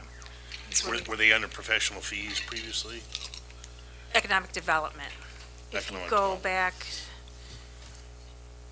So as we, Deb said at the beginning, it looks a little bit Very different, bottom. but we're trying to make sure more 0101, accuracy and 5803. transparency and where keep where going these down. fees are coming from. Right above the pink line, or the gray line. Here. We previously had it there. I see, it's right here. Yep. Which is zeroed out this year because we Because it's in a different we fund. pushed it over Okay. here. This is where my training went. Gotcha. Except that Administrator- is, okay, that's showing up here, but as consultant fee. That's because I don't have a line item for it yet. So consultant fee, we Oh, created okay. that when we hired Charlie. Right. And so I'll probably be changing that when I relook at all of the accounts and for clarity. Okay, because it So- wasn't all consultant fees. It must have been the annual fee must have been included in there with the 46. His consultant fees were 46. They shouldn't have been. No, they should have They been. should have been 30. Oh, yeah, no, 30,000 plus 16, right? Yeah, for the. Plus he for had the- some That's travel what it was. expenses that were in there, travel reimbursements that were in there. Yeah. That's why it went up, We had nowhere else because to we were put trying it. to Mhm. lessen that, and it went Right. up, Yeah. actually, Yeah. a lot. Yeah, so, okay, thank you. Administrator Leone, looking at the IEDC line, 4,500, the IEDC, I believe it's $450 or $500, so it's coming back to me now, perhaps we put the training from community development for my certificate in this budget. That's probably what happened. So going back to community development, that should remain at 3,500 for training and seminars. Oh. And Got changed. For here, yes, so this goes 3,500, which is gonna put you over on your totals. Change our cash on hand, we'll reduce that by 3,500. So change that. Yes, we're going back. That was under here, cash on hand. Page is cash on hand again? It's on the very first page, or I'm sorry, it would be, so we could do more sidewalk now. page 8. Just give me the box.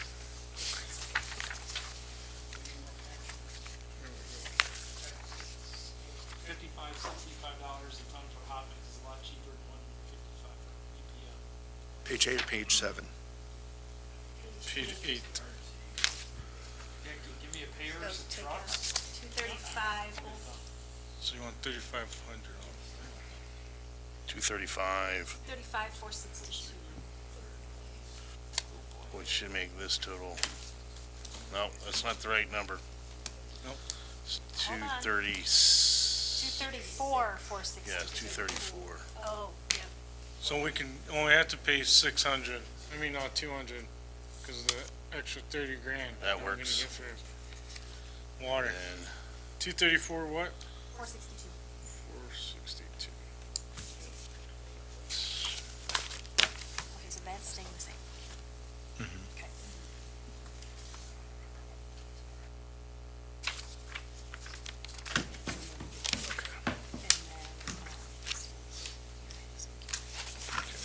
That was the mayor, so let's just leave it at that.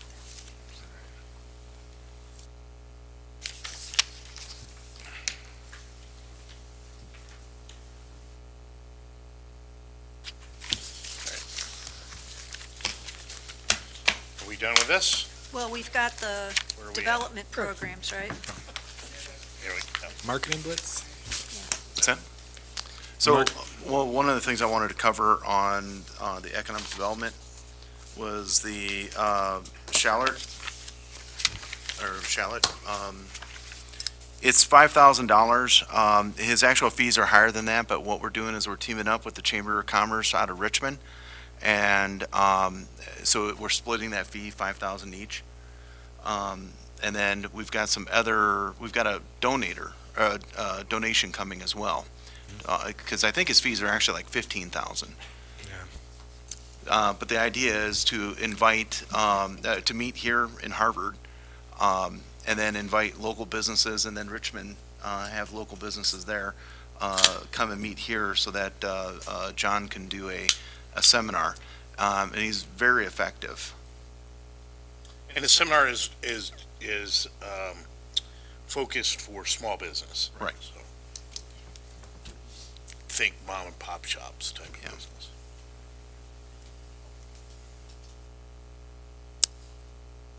And then the business licenses, which is what we'll be bringing up at some point, is what Donovan mentioned at the beginning, This number. which is under revenue. And then go ahead and talk about the marketing blitz. Don't recall if that was going to be the newsletter or, Was it brochures and so on? The brochures were, that's for community development. Parks brochures were going to be under admin. So there's brochures for community development, like fences and swimming pools and such.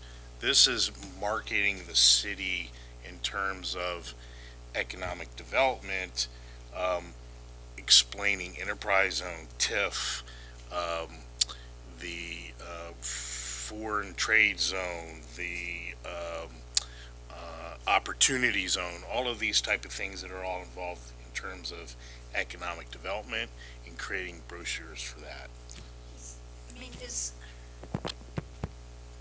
isn't that primarily going to be a web-based information? I think most of it is web-based, but we do need some print material. Okay.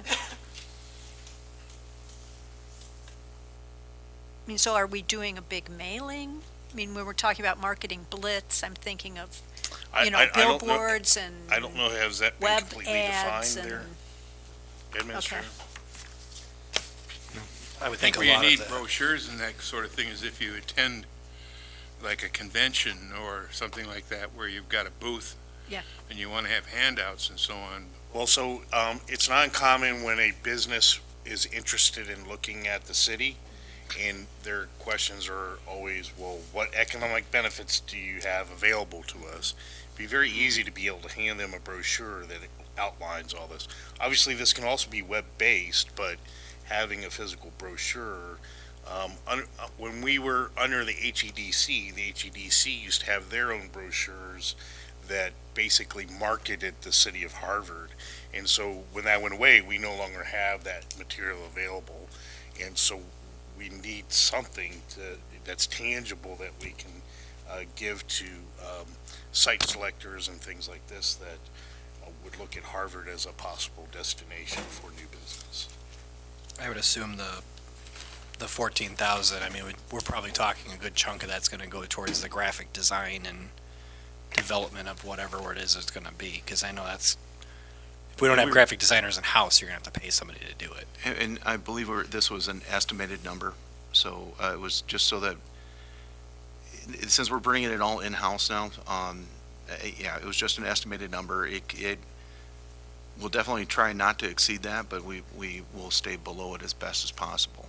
No, So, yeah, and so it's, as the mayor kind of indicated, it's not fully defined, but at least it's something in the budget so that we can work on it.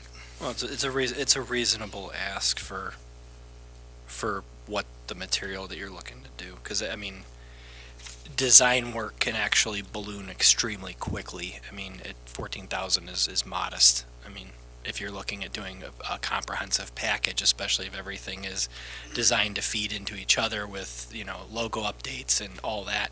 I mean, if you're outsourcing it to a graphic design company, I mean, you can blow through $15,000 in a matter of a couple of weeks. From Harvard EDC, I mean, in terms of the data, the facts, the information, that exists. We don't have to recreate that, do we? How do I Was say it? that- was that So all I'm going to burned try to say when- this in the nicest way. It is better for us to develop new data than what we inherited. Okay. So it was useless to have him. It is better for us to develop new data than to use the data we had before. I mean, even if we were using the existing data, we would still have to put that into a presentation. So, I'll That see if would I make can it help bridge the worthwhile. gap here. Under the Harvard Economic Development Corporation, we used to hire a marketing firm that provided marketing for Harvard through the HEDC. Correct. Yeah. We no longer have that service and haven't had it now for about 2 years.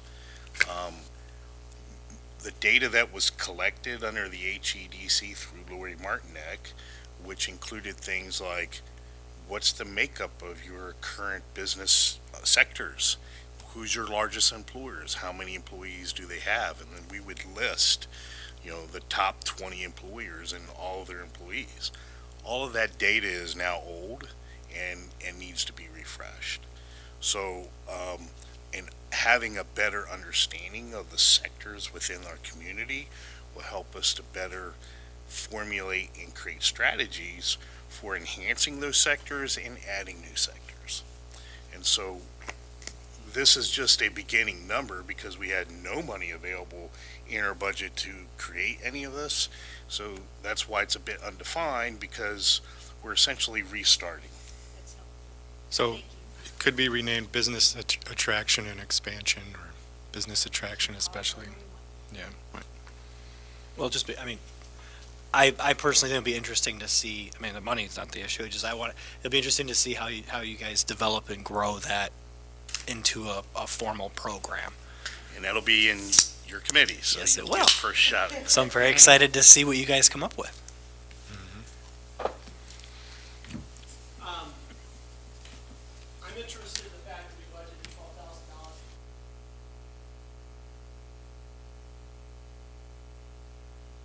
for that. I'm interested where that amount comes from.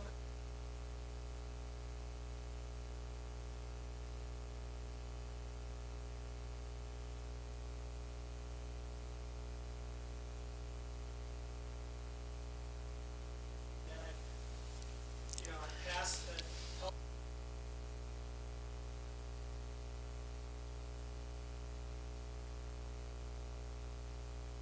Yeah, and you, as an upstanding business owner, do Right. all the right things, for sure. I get it, yeah. I'm The- just, yeah. With the business license would come typically an annual business inspection. You're not looking to tag people for chipped paint and things like that. That falls under typical code enforcement, whatever. And this is something that we could partner with the fire department on too, to do these inspections. Your fire extinguishers, your hallways are clear, so you got clear passageways, your exit signs are working, handrails are in place. The health department does their stuff. We're not looking at kitchen, although fire department may want to see that your exhaust hood is, up to date on its certification, inspection tag is on there. So those are it. It's a 10 to 15 minute inspection for an average sized business. And the thought process was, to get our database down for who our businesses are, and a communication tool that we can communicate with them, not just on what the city's doing, but available grants and things like that from the state and feds. And, with a monthly newsletter or a weekly newsletter, what have you, but also to start bringing in revenue to keep the Economic Development Fund going so that we can continue with business grants and things like that. The main thing, though, is just knowing who our businesses are so that we have a better way to communicate with them, and then also the safety side of it with the inspections. And I don't disagree with that. I think this is something that's going to be difficult to implement. And I think that we need to be careful to not be appearing intrusive. The city that knows nothing about how a pin setter runs from a safety perspective. And we don't want to know. Right. So, and not only that, like when you talk about inspecting I mean, we have our fire inspection stuff done. We have to have we pay someone to do that. Checks, I mean, so you know what I'm saying? It's kind of like repetitive. So I'm just warning. I'm just saying that this is going to be, it could be an interesting thing. So part of this process today is to discuss these kind of things. We refer back to the gator, and the request we had for that was to possibly institute a new snow removal program that we haven't finalized yet, but that's the ask. Right. So if you look at the last expense line item, which I apologize, it's titled transfer out, it should be miscellaneous. I think when I brought the spreadsheet over, I didn't change the actual description, and you'll see X's on the account. It hasn't been created yet. That the $12,000 that we brought in for business licenses, we also put in a miscellaneous line item because we may or may not get approval on that program. So it's there as of right now for the possibility of instituting it down the road where we wouldn't have to go backwards and do budget amendments. If we don't end up moving forward with it, that's fine. That revenue doesn't come in, and it hasn't really been expensed to anything specific. It's in a miscellaneous line item.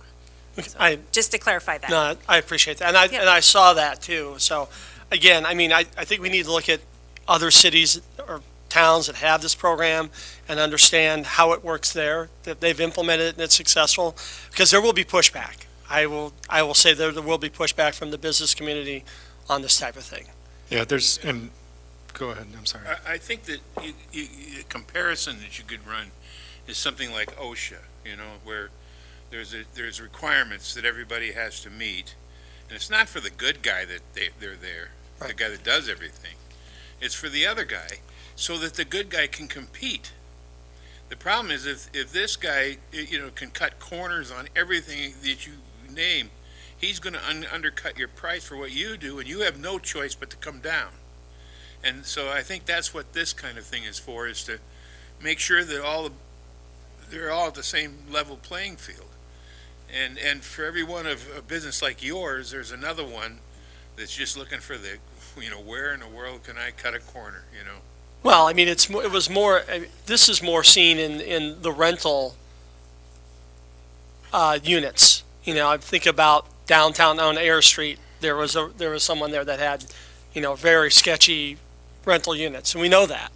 I understand. Again, I'm just saying, I don't think we should rush into this. I think we need to make sure we understand what we're doing and when you look at this account in general, it is all over the place, right? You look at the first year, or 22, 23, I mean, it doesn't make any sense because it is new. And we're trying to we're trying to take an outside, the original economic development organization, bring it back in-house and just figure out how it's all going to work.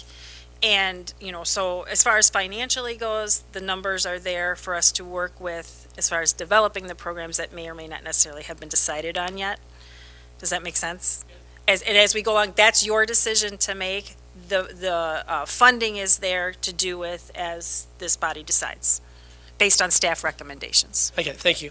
So, and I just wanted to add, and sorry, I'm going to jump in front of you there, Donovan. The $50 fee that we're even just suggesting is we try to keep something, the fee low enough, but we are still drafting the why even pay the $50 fee. And we've anticipated, since this is new to the community, that we're going to get some pushback, or some feedback that might be above the norm. But the idea is we are trying to, much like Charlie was mentioning, try to make sure that people are going into a safe environment, and it also gets us the contact information for things like, if you recall back in COVID, there was like the PPPs that were going out. Right now, if that were to happen again, we don't have a good list of people to reach out that this could have helped. So it's something that we're trying to do to initiate, to get that information. And even the chamber is actually interested in what we do, because even they've struggled. There was a $50 initial fee and then $25 a year after. That's starting talking points, but we would present you with a whole plethora of a whole program, what a brochure would look like and things like that. And the brochure would include what the city would be inspecting, And anything outside of that is not our purview, so. That's fine, thank you. We'll get plenty of time to beat them up on it in our yeah. community Well, I mean- development. Don't worry, Jay. Beat 'em up. Thank you. Any other questions about the economic development budget? Did you discuss the Oh, incubation. incubation? Business development incubation, so essentially, we want to create a fund for those people who might have the skills to open a business, whether it's a florist or something like that, but not have the business side of it to do it. And we want to create some type of incubation where, for all our businesses, to bring in professionals to teach them how to effectively market their business, how to do human resources if you're a small business, how to effectively hire and fire someone so you're not getting sued for something, how to create an exit strategy for your business so you can one day retire and not, work until you're 80 in your small business. So those types of things would all go into a business development incubation, kind of like the business attraction or marketing blitz, to be defined and worked out. So in short, education, helping them understand what they're walking into and eventual exit. Well, and that could be good. That could be good value for businesses, small businesses. So it's undefined. I mean, we don't know who's gonna do this, what's gonna. Yeah, it's, You're just looking for money to have. We A want to placeholder. create the program, but we need some money to start that process. And so this allocates money to the program. Before the program actually is implemented, the program structure will be created and then presented to the Community Development Committee and eventually approved by City Council to implement the programs. But until we have some funding available to create the program, we will never get there. Well, isn't this, some of this, I mean, this is stuff that I would have thought a Chamber of Commerce would do. we could certainly partner with them on it. I mean, but they're not. The Chamber of Commerce is a separate entity. No, That is I know. not under the control of the city. it's not. But we have some great businesses in town, and when you go to their certain social media pages, you can see there's some things lacking, and they've got this great product, especially some of our restaurants. It's like, man, why don't more people know about this? I would travel to the next town to go get this food. And so if we can help them learn how to effectively market their business and how to navigate social media effectively for themselves, it helps them ring the cash register more, which only helps us in return and keeps them surviving. So, and Lisa, to answer to follow up on your statement, in the past, there has been some struggle between the city and the chamber, and between the mayor, Donovan, and myself. We've been working very hard to rebuild that trust and bond there, as well as Donovan indicated there. They're interested in see what we do, and it's not uncommon for communities where the municipal economic development director, community development director, and the chamber work together. So this is, again, not to beat a horse here, but it's to help us get those steps going forward. Thank you. Lisa, I think the Woodstock Chamber partnered with the city. I think they're doing incubation too. Are they? They are. Yeah. Okay. Yep.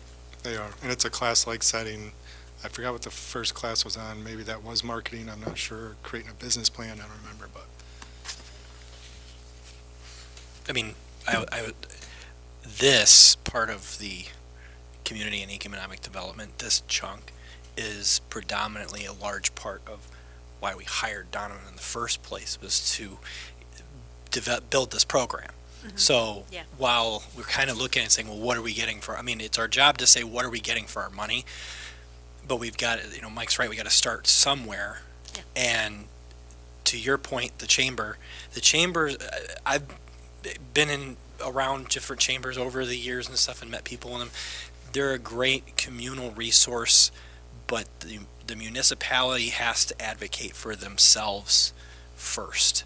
So this is our campaign to advocate for ourselves, and to kind of go along with what Donovan was saying as far as reaching out to the businesses and like the incubation and teaching them and stuff. And Cocina de Emma is a great example.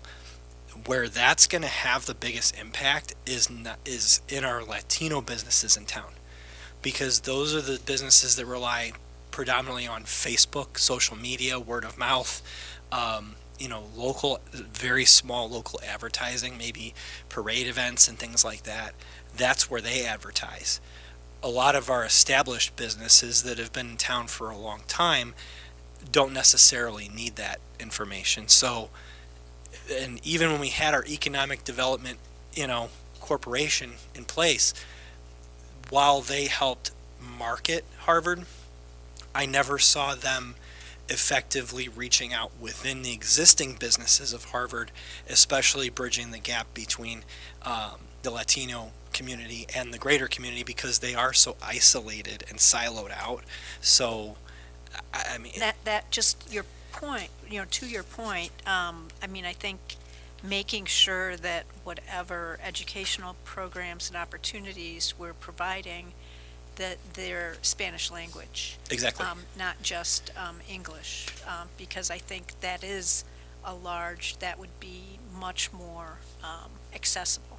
Yeah, especially to a lot of small businesses. Like the Shout Speaker is great, but if we have businesses and people that really will benefit from that speaker program, those seminars, we want to make sure that we may not have a translator right there for every word, but as much information can be provided in English and Spanish, because a lot of our business owners may understand English and Spanish just fine on a conversational and day-to-day, but when it comes to the technical aspects and those advanced business concepts, that vocabulary may not be there because it's not that English vocabulary is never used by them.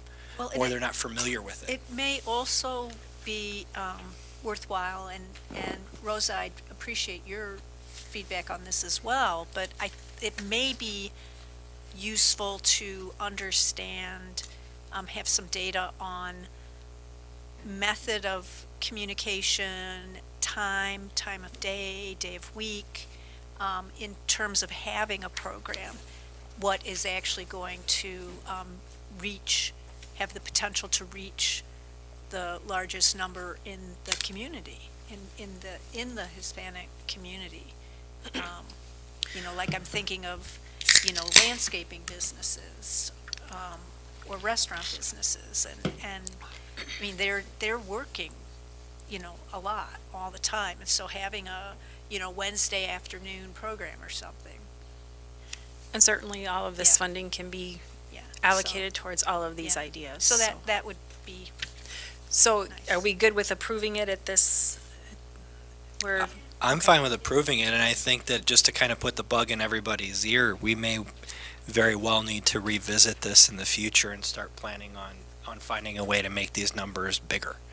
Because we start seeing success, we may want to start really growing this a lot more than we think even now.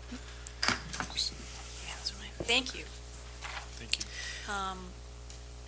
MFT? Okay. Mayor, you want to go to the PowerPoint real quick? It's not that long, I promise. I will breeze through it. Alderman. This is Alderman Gorman's department, and he doesn't like long PowerPoints. So, motor fuel fund. Quickly, restricted funds regulated by IDOT. The 2024 MFT tax rate through June of 2024 is there in front of you. Our municipal share that's how it's calculated based on those percentages. You can research that on the state site if you'd like yourselves. This is how I get my numbers. Revenue predictions for 24-25 for MFT, $22.53 per capita. And the Transportation Renewal Plan share, $21.07 per capita. These are our projects. We have the yearly road program, road salt, cold patch, quarterly bridge inspections. This is new. Our Marengo Road bridge is in such bad shape, they're now demanding that we have it inspected quarterly instead of once every 2 years. We have our IDOT traffic lights that we pay for, and we have our general consult through our engineers. These are every year expenses. Did you want to add to that? To build on what Deb said, that the Marengo Road Bridge is in such bad shape. I don't know if anybody's noticed the new signage there, but they said either put signs up or close half of it. So, Okay, so our road projects that are currently in place, we have the Marengo Road Bridge that we're working on, Marengo Road itself, Diggins Street number 1, which is the one we're going to be letting here in March and hopefully get the construction done by the end of the summer. And then we have Diggins Street number 2, which is an extension of this improvement going from Front Street down Diggins, Sumner to 14. And we're in the very early stages of that project. And that's it. Told you.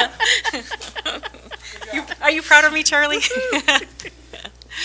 Okay, so let's go look at the revenue. Again, this is a difficult fund to budget for because we never know where we're going to be. There's always delays and different hoops we have to jump through. So, and mostly for this fund, it's just a matter of a cash flow issue because a lot of our projects are reimbursable, but we have to have the money up front in order to get them started. So the first revenue item is entitlements, and again, that consists of our motor fuel tax and our transportation renewal fund share. I'm estimating those together to be about $412,000 this year. Our grant line item consists of the reimbursables that we have based on our percentage, whether it's 80-20 or 90-10, depending on the project. Right now, for Diggins Street 1, Phase 1, construction, engineering, and construction, I'm expecting 518 and 38 and some change. Diggins Street 2, engineering, again, that's in the very initial stages, so I'm expecting just a small amount of grant reimbursement there. Marengo Road Phase 1 and 2, as well as Marengo Road Bridge Phase 1, is going to have some engineering work coming up which will be reimbursable, and those are reflected in the bottom 3 blue numbers. Interest on the account, around $10,000. Might be more, might be less, depends on how much we flow in and out of there at any given time, plus the treasury rates that we get through the bank. And then cash on hand, that's what I need to make it all work, I think. Best guess. Engineering fees, basically offset by the revenue for all of those projects we just discussed. I should add that Gary and Rob have been very instrumental, Gary our engineer and Rob next to me, in helping us predict where we're going to be with these and where our funding, and I know that he talked to your committee, Charlie, about funding and the different funding resources we have and the delays and, all of that stuff. So it's very tricky and it's not something I could do on my own. So thank you for all of that. I appreciate it. A lot of moving pieces. There's a lot of moving pieces and a lot of different organizations involved. Yep. And it's nice to have all of that funding, but it's also very tedious on the brain trying to figure it all out. So, and then the maintenance, salt, we're going to be around 55,000 this year for salt. Best guess. yeah, we're going to come in low just because we ordered 800 tons at $77 a ton, but I'm going to see if we can prevent taking all of it. Right now we're about 500 tons of the 800 and we are full to the gills, and unless we get a couple good events, I don't see a reason why we need the extra 300 ton, but it's so early on in the season yet they haven't determined what, if any, penalty there'll be for not taking it. Well, if Woodstock Willie, if he's right, Yeah, then we're done. we should have a This, lot less. this is fall spring. Yes, correct. Okay, so for our maintenance line item, we have our 24-25 road program. We have our road contingency, which is additional amount that we always throw in there just in case. We have Diggins Street construction, which again is hopefully going to be done by the end of the summer. That's the actual construction cost. That doesn't include the phase or the construction engineering. And that's for construction between Lawrence Road and And Front Street. Yes. Yep. And then we have just general maintenance, and that's Rob's number there of what he thinks he's gonna need just to keep up with the patching and Yeah. the small things that we Cold have to patch do. and maintenance patching, and then UPM, cold patch, or UPM and skip patching. And then, of course, we have our sales tax revenue that's really going to help alleviate some of the burden on this fund moving forward. So we have that to look forward to. Starting the next fiscal. Next fiscal year, yes. So that is MFT in a nutshell. I know I ran through it fast. We've been on top of it, again, with the meetings, but if anyone has any questions, Rob stayed so he could help answer those. Any questions? Can we add speed bumps to that Diggins construction at some areas, just so that we don't turn it into a massive drag strip? Just, We can move that funding somewhere else, maybe. In all seriousness, it is nice to have all the support of this body and others, getting out there and being participative of all these different programs. We're getting CMAQ funding, the phase 1 for Route 14. They were really excited to see it come through, and us being present at a lot of these meetings and activities is really pushing our agenda when it comes to getting the funding we need, especially with how disadvantaged we are. And I just want to point out at the bottom of the current fiscal year we're in, which is green, if you notice, we were very high on the prediction side of 1.9, and to date, we're at 500,000. So, but again, moving forward, the 1.2 that we see in this upcoming fiscal year hopefully catches us up on some of those delays that we experienced this last year.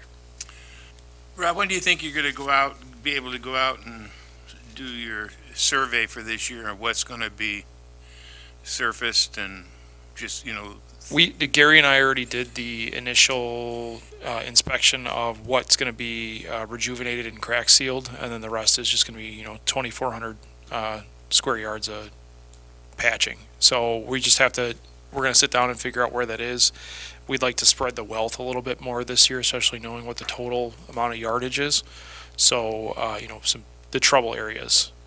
The guys are out patching right now, and we're emptying the patch cart as fast as we fill it up. So they're just keeping in mind where we're going to be. Well, the reason I ask is because, we've got a couple of places in town where it's really deteriorated to the point where, it's one of those catch-22 things, because the road is deteriorated to the point where you can't patch it. Mhm. And if you do patch it, then you can't fix it. And for a couple of years, otherwise you just wasted the patch. Right. Well, it's part of the reason that we do the 3-inch Class D patches is to hopefully stabilize some of that, so that if we just do have a mill and overlay instance, that's going to assist with that. But, our staff goes through, and especially in areas like 6th Street where the base has failed, we went through, tore it up, replace the base, so that way eventually when we do come through and do a resurfacing project, that base issue, at least in that location. 6th, we did the 1300 block of 6th. We did some areas over on West McKinley. We repaired a couple of those types of areas. They're just the rutting in the travel lane is significant in a lot of areas in the city, which means that we have a lot of base issues. The only reason I bring this up is I think we're going to probably we need to have a meeting in March and talk about some of that, like 5th Street and. Yeah, 5th.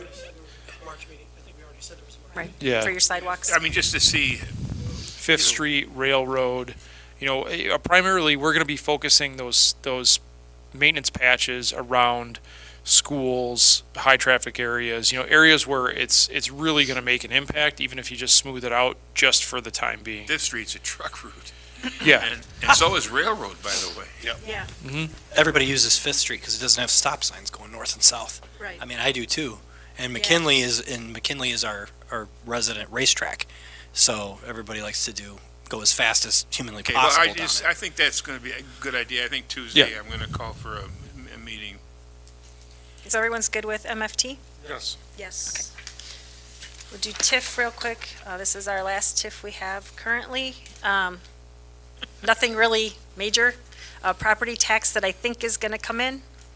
or I'm sorry, not that I think is going to come in, the property tax that I need, combined with the interest to offset my principal and interest payments and registrar fees, which are all exact. I know what those are going to be. So basically, I balance that out with, a share of the property tax. We're getting a little bit more than we need, and that will be refunded back at some point if there's any left when the TIF expires. But at this point, this is just, simple math. And when does this tip expire? This one is 2020, well, there's two, actually. 27 and 29. 27 and 29. Thank you. Actually, there's three, I'm sorry, there's three. 27 and then 2 and 29. This Arrowhead, right? Correct. Yeah. Industrial Park, yes. Yes, the industrial park is the only area that we currently have a TIF. So that one's easy. Any questions? It's awesome. Thank you for staying. Do you want to do parks or NISRA? How do you want to do it? Well, let's do NISRA, if you'd like right? NISRA's easy. NISRA is really fast. NISRA's pretty easy. Okay, I don't have a PowerPoint for this. There's really not one needed. Last page? NISRA would be the Page last 30. page. Yeah. The last page. Yes, page 30. NISRA is a special recreation fund that we have, and we levy taxes for this fund through state statute. And the purpose of this fund is to use the money that we levy for special recreation park programs. We haven't done much of that in the past. We're looking to do that. We can also allocate this money for ADA and for equipment and those kind of things, which we have taken care of. As of this tax levy year, we've levied 41,000. We'll be transferring out 15 to parks, and that's been allocated, I believe, for some ADA equipment. We'll talk about that in a little bit. And then we have a NISRA payment, which is the dues we pay to participate in the Northern Illinois Special Recreation Association. So this is a real simple fund to look at and approve. One of the things that we'll be talking about in the next couple of months, it doesn't have to be today, is that there is a fund balance in this fund, remembering that it's commingled with one account that we might potentially be able to tap into and allocate some more funding towards some recreation resources. That's outside of this budget discussion, but it is something to keep in mind that we're going to be looking at, and we can explain more of that later. I just wanted to touch base on that real quick, that some of these funds need to be allocated more towards special rec. Yeah, so these can be used for accessibility, and that's It can be used for accessibility, right yes. for the park. I mean, for parks. Not, Right. I think that's really what they should be used for, in my opinion. An accessible playground. would And be and wonderful. programs. It should And also be, programs. yes. Yep, right. Yeah. No, I'm good with that. Yeah. Programs accessible, or access to, like, say, the swing sets. Yeah. You also have like In ADA. Lions Park, right? Picnics. Well, the swing sets in Lions Parks is what you're, right? Well, Lions Park, Mary's Park. Right. And then, as I was saying, ADA compliant, picnic tables. Yeah. So anything ADA related, you can use it for, and, keep in mind too, like, Mary's Park, for example, there was talk about potentially replacing that whole system and adding a component of ADA. You can use these funds to pay for the entire purchase, so I think it's around $9,000, $10,000, as long as a portion of it is ADA compliancy.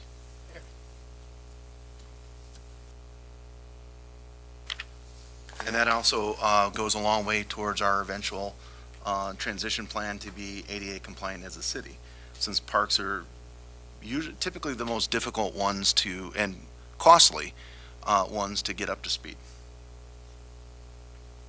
So does this look good to everybody? Pretty simple. Yeah. Okay. Awesome. Thank you. Parks. This is going to be, excuse me, this is going to be the administrator's role today. So his All of the duties PowerPoint as a- is on the, So if you want to go to the PowerPoint, bear with me, because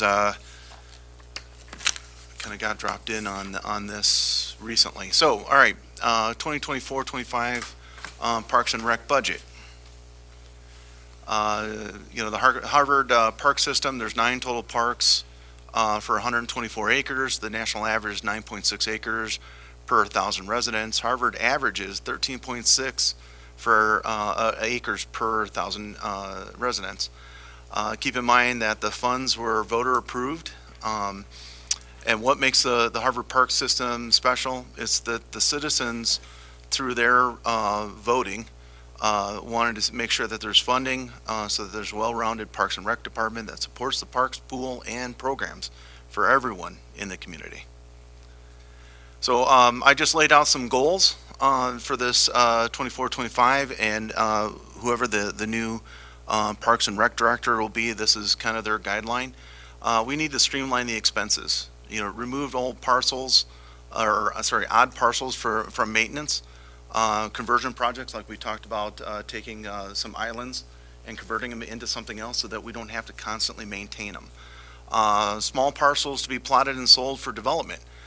This goes into, I believe it's Country Brook? Shadow Creek, sorry. And which I've turned over to Donovan to have it cut up and sold.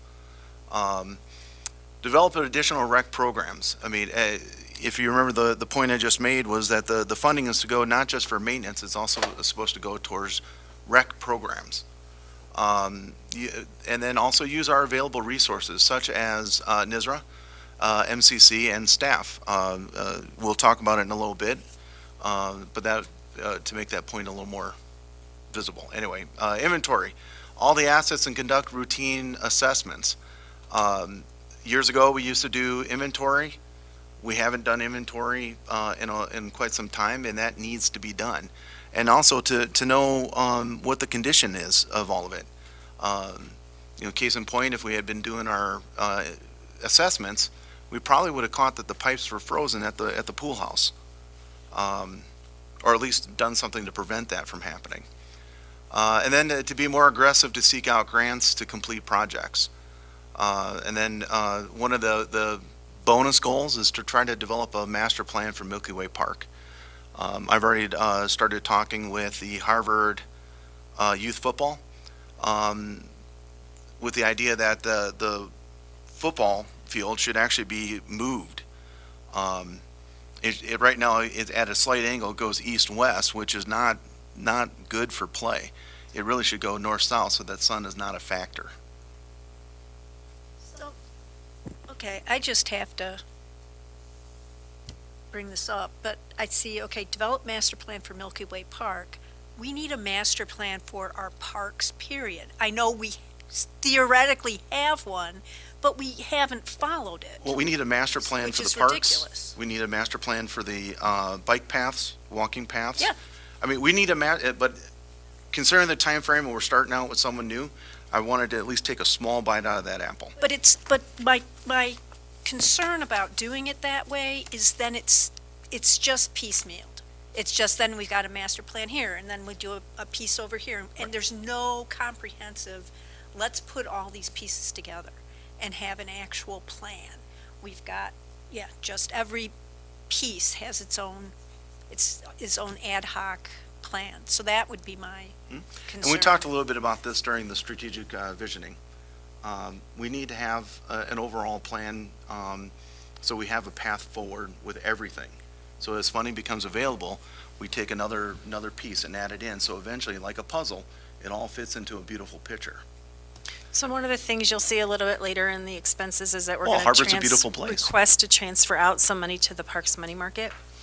It was some overage that when we had the initial budget discussion, we talked about, and keep in mind that those kind of transfers into that improvement fund can be used for these types of things. Right. Because they do have a cost, but, so that's, all something that we can use some of this funding for. All right. So what you'll see for priority projects is $10,000 in maintenance, $7,000 towards Lions Park tree trimming, $3,000 towards the dog shelter roofing project. This I wanted to highlight as well, is because the original estimate was around $8,000 or $9,000, but we found if we can go through the the Public Works that they can do a lot of the maintenance, which really down to materials is only $3,000. We also eliminated the idea of a metal roof when we can just go for asphalt and be done with it. How about the maintenance on that, on asphalt compared to metal? Well, first off, metal is far more expensive. I get that. I'm talking about in the long run, though, of maintenance free and everything. You're talking, what, 20 years or so? Hopefully the thing is still up there. Well, Well, it's 30 This- years versus 50 years. In looking at the materials, if I can jump in, you know, the staff is completely capable of doing the asphalt shingle roof in-house, and you're talking about a relatively small pavilion. You know, if it needs a re-roof in 20 years, so be it. But, you know, it's got plenty of air, you know, plenty of airflow. The shingles aren't going to be getting cooked. You know, if we do get hail or something like that, you know, we can fix it, replace it, do what we need to. Tails should be covered under insurance. Right. But as far as like putting a steel roof on it, just looking at it and what we can get done in-house, this just made sense that we could just pick up some squares. This is easy as Yeah, putting let's up. not get into this argument. Yeah. so then, I'm the one that can't speak now. No, it's just. No. Because it's the end of the day, now everyone wants to go home, but this is a big thing, this park thing. We used to be on the board, Charlie. Yeah, I know. so if I can continue, so $7,500 in Rebuild Illinois grant to complete the, I wrote walking path there. Lions Park. Lions Park, yes. And it's not 7,500, it's actually more than that. The 7,500 is actually for the community gardens. So that's an error that's an error in my. We haven't received the money yet, so it's not in the budget. Well, what we have right now is we've been notified that the state award letter, it just hasn't been processed and sent to us. So that's why that's not up there as far as the Rebuild Illinois grant. So item number 4 is $7,500 from the Realtor Association for the Garden project. community garden. Which we have been notified that we Yeah. have won that. So $4,000 for new park equipment, $5,000 for picnic table replacement project, $2,200 in ADA compliant picnic tables, which that $2,200 could then come out of the NISRA funds, and $4,300 in replacement of trash cans throughout the park system. Grand total $43,000 is what's being requested there.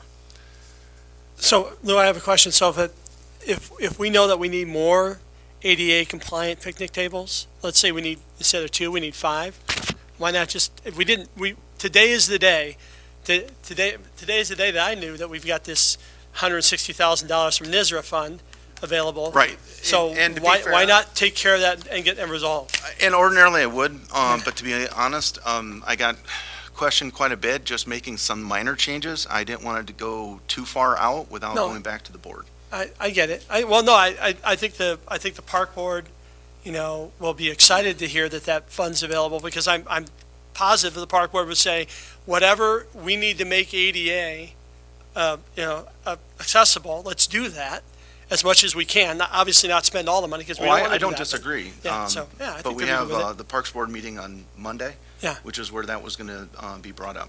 So actually, if I could interject here, that money that I mentioned is down the road.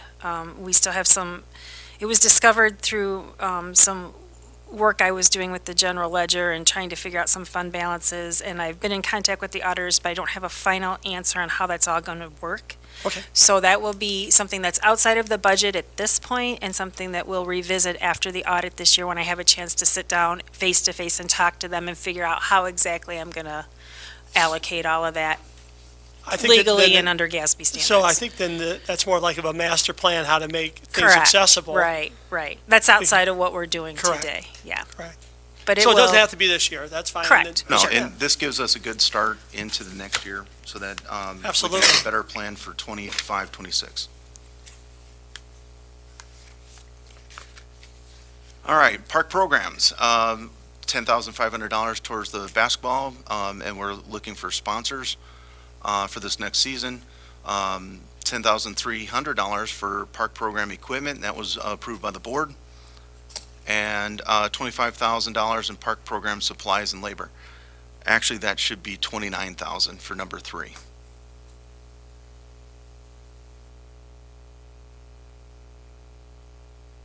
and number 2 should actually be 12,000. Yeah. So, okay, that's it for that.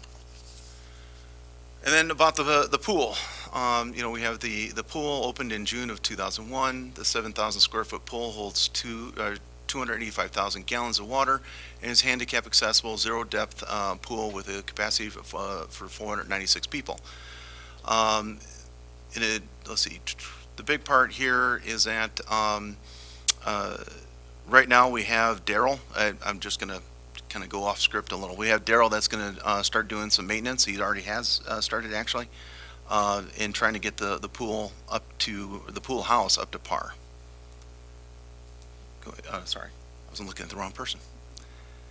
So, and this was what was discussed at the park board, $10,000 in general maintenance, $6,000 in new pool plumbing, $1,000 for caulk because the caulk that we were using essentially gets eaten up with the pool water. So we're trying to go with something a bit stronger. $7,000 towards tree trimming around the pool, $3,100 in a new NRV or NVR system for the pool, a $6,000 pool vacuum, $8,000 in pool filters, and then just miscellaneous $1,200. What's the NVR system? Cameras. Yeah, thank you. Well, What's unforeseen? It's 1,900 unforeseen on the budget sheet. It's not up there. It could be anything. Various and miscellaneous. Yeah. Unforeseen repairs, probably. The PowerPoint itself is just kind of a highlight and everything. We'll do Yeah. specifics on the spreadsheet. Well, and there were some updates since I submitted my PowerPoint. So, sorry. All right. So this is an aerial view of the community garden project. You can see for those who. That No? is where the hockey rink used to be. The old ice skating rink, yeah. I stand corrected. The community garden's over here. Yeah. It's off picture. Oh, West. sorry. But it does look like a garden. Well, It's close to this picture. hey, I just inherited the job. So. Anyway, so the eggnog jog, which admin staff kind of got going last year, or sorry, over the summer, went over well. We want to continue that. One of the other things that we want to expand on is actually doing a zombie run. There is the comment about the community garden, and we're setting at least 2 boxes aside for to make sure they're ADA compliant. We've already notified NISRA that they would be able to let people know, their contacts know out here, and they're even talking about sending out someone to teach how it would, like planting, you know, all that fun stuff, someone with a green thumb. The one thing I did too is the original estimate was only for like $3,000 for the grant. I added another feature, which is to make an ADA walking path to get to it, which only made sense. Oh, from the parking? Yeah, because there's a small path that's close to it, but there's no actual feeder right to. So I added that in, which will be a project that the Public Works Department could probably do. We'll talk later. So just some ideas of some programs that we're trying to create is one that kind of got forgotten, which is Camp Under the Stars, you know, over at Milky Way Park. That's where essentially people can just go out and camp there. We do maybe like a little, was it s'mores and stuff while we're there? Camped out there. What's that? I didn't know people camped out there. They don't. This would be just like a one night, come on, sleep out under the stars. This would be authorized. This wouldn't Right. just be like random tramps that just But show up and just The idea start is that living we're there. just trying to create more programs and think outside the box. Right now, all we've really offered in the years past is basketball and some swim programs. We've only just recently, in the last, couple of months, started, actually more like the last 2 months, started expanding in programs. And then Harvard's first Youth Soccer Cup tournament. We anticipate 512 participants and about 2,000 plus spectators, which we've already started communicating with local planners on that and working with the police department and so on. We already started reaching out for sponsors as well. So that's it for my PowerPoint. Lisa, to your comment about like the master plan over the parks and stuff, I totally agree that we need to have a more robust, and now we have the staff to kind of help facilitate that. But the only thing that I'll throw kind of up in the air for you is Milky Way outside the park, or the pool generates some revenue, but it's always a loss leader. We know that. Out of all of our park grounds, Milky Way Park is our, for lack of a better purpose for Harvard, is our cash cow.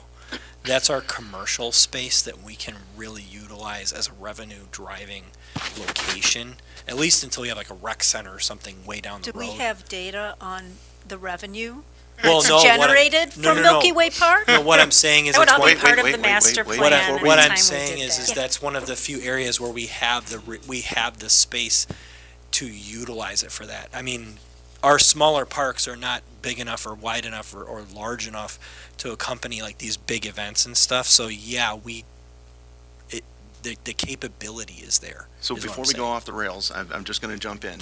And so one of the things that we're trying to do is we don't have very good data. Okay, and that's across the board. And the common theme that I hope this council sees is that we are trying to build that data so that we can make much better decisions, so staff can offer information or suggestions, and this council has data to look at and make good and sound decisions on it. So we don't have the data, we're going to build that data. Okay. You want Okay. to go over revenue? Yes, please. Okay. And when we get to expenses, Alderman Perkins, yes, you are allowed to ask questions. Okay, good. We'll give you a chance, I promise. Property tax levied as $270, roughly. Building permits, around $6,000 we're expecting for next year. Again, this goes back to the same processes in the general fund. The building permits go into the parks money market account above and beyond what we've budgeted for here. So if next year we get 10,000, I need to put 6 into this cash account, and the other 4 will go into the capital improvement account. Grant civics projects, this is your community garden grant. Amusement tax is what I think we're going to get for the Milky Way Park, or I'm sorry, for the Milk Day Carnival. That's where this is generated from the vendors, the ride vendors. All of the pool revenue that you see is all based on what Ryan gave us before he left. We did drop season passes because they were down this year. Swim lessons, he was conservative at 4,500. Party rentals, he just wanted to keep it 2, and then concessions about the same as it's been running. Donations, 5,000. Is that what's expected for just general donations, Lou? I believe so. For basketball, I believe? Yeah. So Okay. sponsorships. Sponsorships, okay. And then interest at 1,000. Again, this is a combined interest line item for both the money market and the cash account. I'll be separating that out as well next year, or in the books anyway, so it's clearer. Transfer in 15,000. That is from NISRA.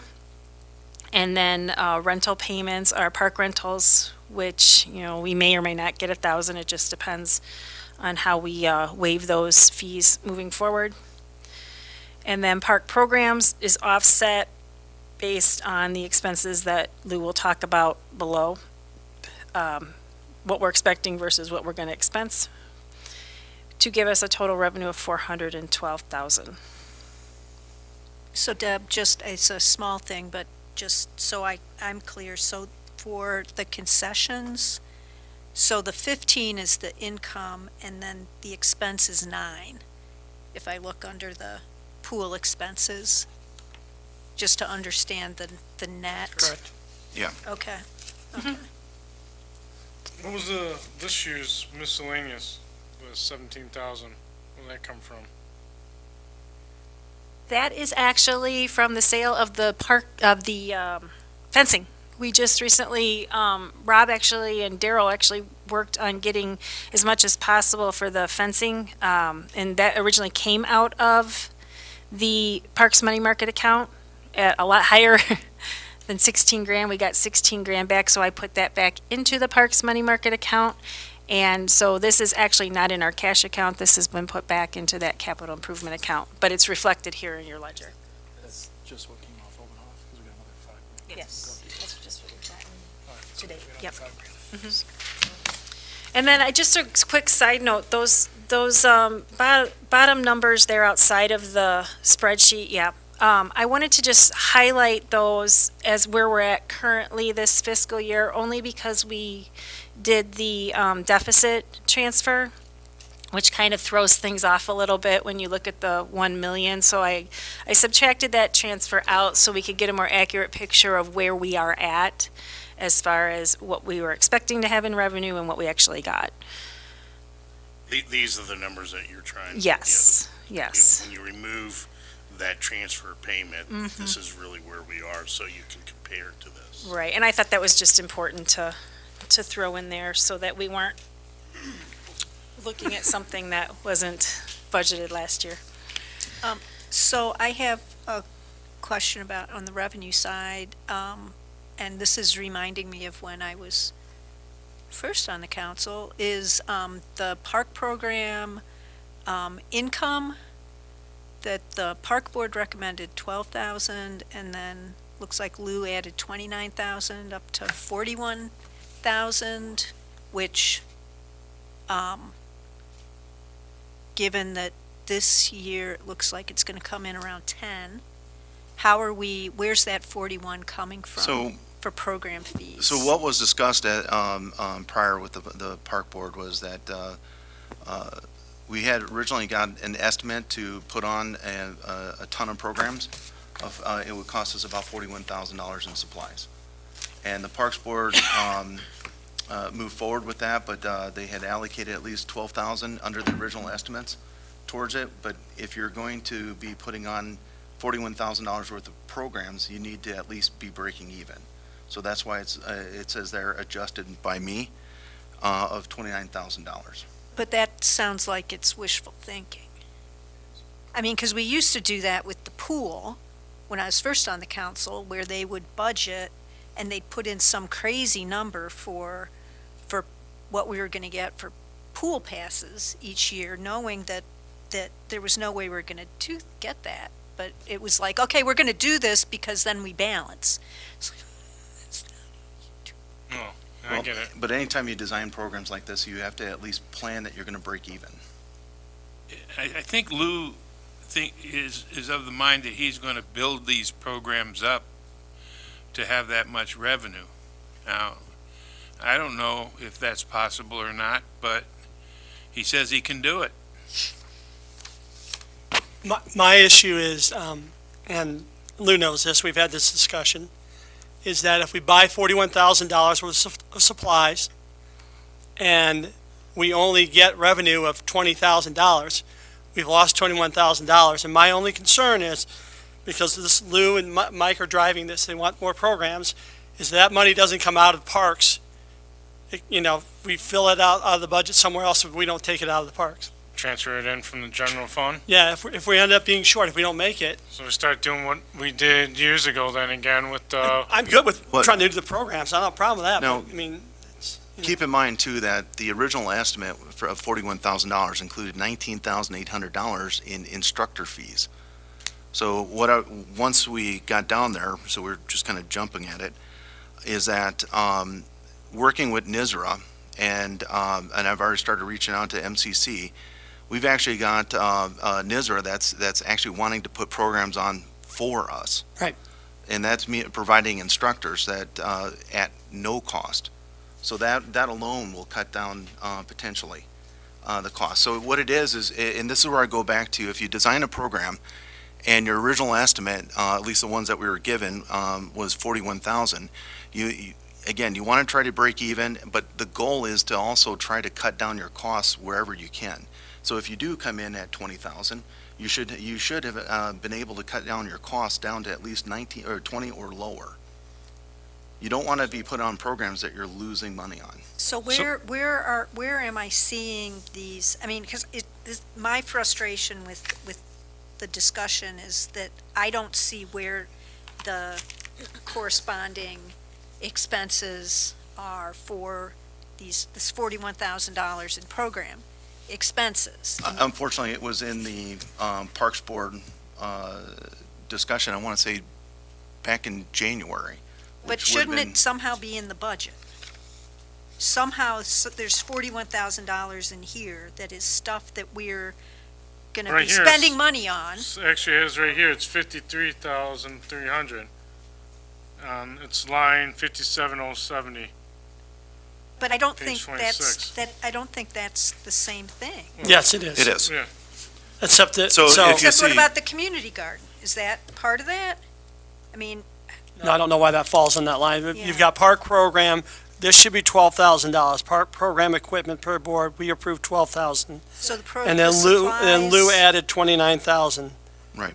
So So that's these numbers need to that's be $41,000 off those two lines. 12 and that 29. Yeah, I for don't know the- why community garden's under park program, because And it's the not really a basketball program. with sponsors isn't part Correct, of that's a that. different program, and it's Okay. sponsored. Okay. Thank you. That helps. Yeah, and we mentioned that, Lou mentioned earlier that the amount was off on the slideshow.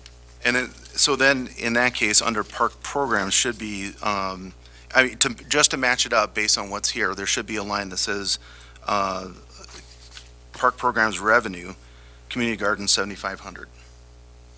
Which should Community gardens offset. under grants. It's under grants, I'm sorry. So basically, yeah, Lisa, it is. for I'm sorry. clarity,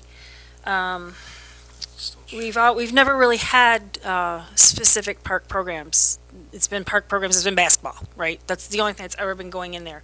So what I think we should do is just create a new account within this fund that would specify something different. We'll call it park programs and maybe civic programs or something like that, where we can pull out that community garden project and put it somewhere else. But at the end of the day, it's part of the expenses today, so it's going to, affect the bottom line. I can certainly move it. I think so that we it's really more need to have a clear. line item that says park program, supplies, park program, labor.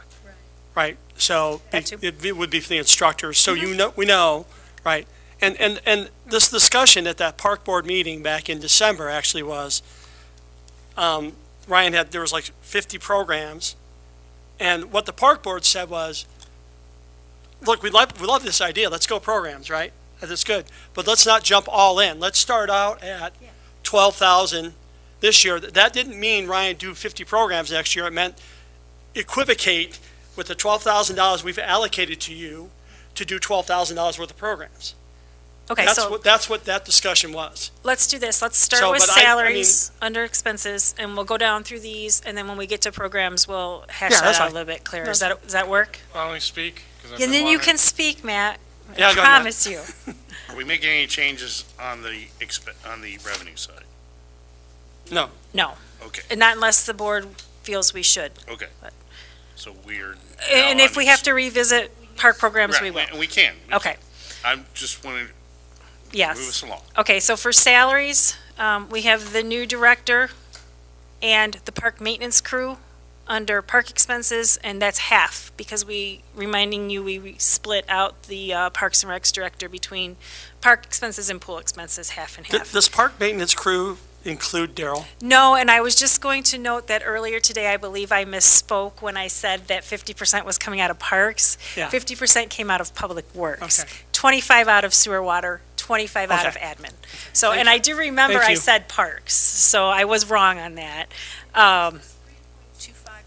That's their increase they're going to get May 1. So the, It's, minimum wage, right? no, they're on, Oh, well, so it this ain't even depends. part of the other thing. This ain't No, part this of is the just our summer help. part-time crew that does the maintenance in the summer, Summertime help. the right? mowers. Yeah, Yeah. so this ain't the union. This is No, just the- yeah. no, but they still get the 3 1/4. We follow, up until this point, we follow the contract for non-union employees as well. That's going to be changing with a new policy, but for this fiscal year, we're going with that past procedure. Then we have health insurance, again, that's split between park expenses and pool expenses. Training and seminars is 500, I believe that's for, I can't remember what that training was for. It's Why not is the- CPR. Sorry. No. Why is the health insurance going so much now to 15.5? Well, because when it was we're on there? hiring someone new, we have to estimate that, Family. that they, Family Right. underneath there. It was And then you previously single coverage. Okay. It's not, I just- we're, okay. you're right, we're just estimating high in case this person does have a family. I don't remember what the training and seminar expense was. I got no clue on that. yeah, I don't remember why he put that in. All right, well, I'm gonna highlight that for now to look at. Maintenance, we have general park maintenance at 10,000. Lions Park tree trimming at 7,000. And Matt, the dog park shelter, was reduced from 8 to 3, based on the earlier arguments, for a total of 20,000 in maintenance.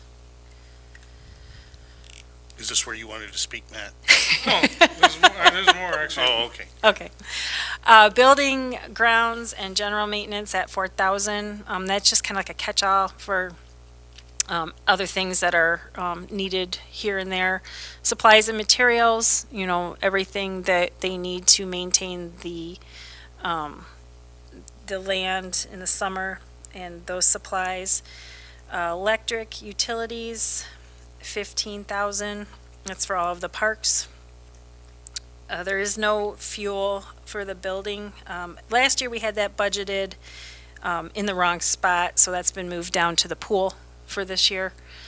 Transfer out is going to the money market. When, at the end of the parks meeting, that's how much was left over, and so they voted to transfer that into the capital improvement savings account. Leftover from what?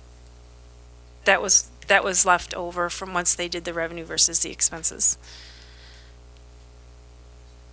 We had extra. We're extra, we're gonna save for rainy day. I believe originally that discussion was to set it aside for the $100,000 that they were going to need for Mary's Park equipment. Correct. Correct. Yes, and so they wanted to start putting some money away Oh, no, for but that. I thought we were gonna buy that piece of equipment, that slide, right? That Mike found out we could Yeah. get. Well, that's actually in the discussion for Monday night. Okay, I thought we already agreed to that. I don't Didn't know that we already agree agreed to doing it this fiscal or next. This before that. Yes. Yeah. So we So- never came There's a back. little We never circled overlap. back to Right, this. no, we're good. And regardless, if we have 12 grand to put away, let's put it away. Yeah. So it may or may not actually be that dollar amount, Correct. Because we depending still on got a what couple the. months. what There's the- a slide, what Mary's the balance Park has a is on slide that is shut down, it's closed off. that. Oh, yeah. And Mike identified a vendor that we can replace the piece, I think it was right around 10 grand or something like that.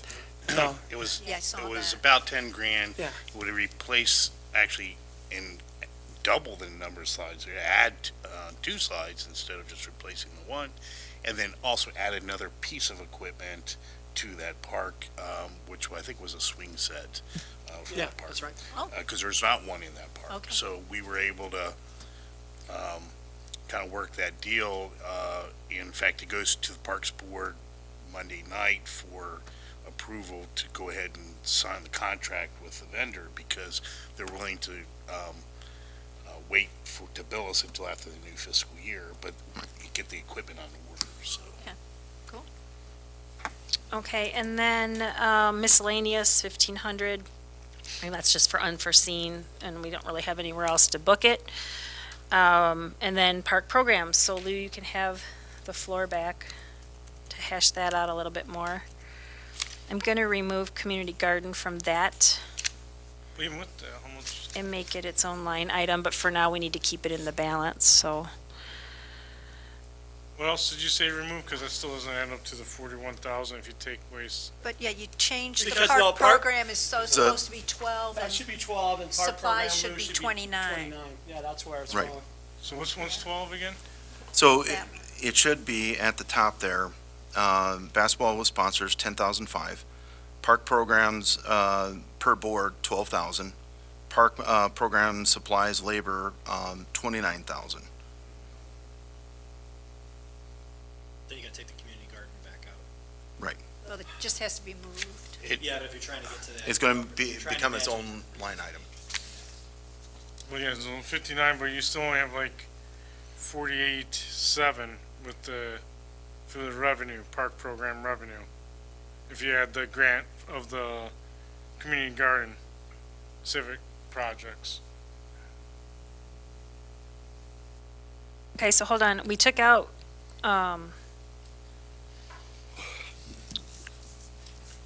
community garden. That puts us at 45.8. Where do we need to be for park programs?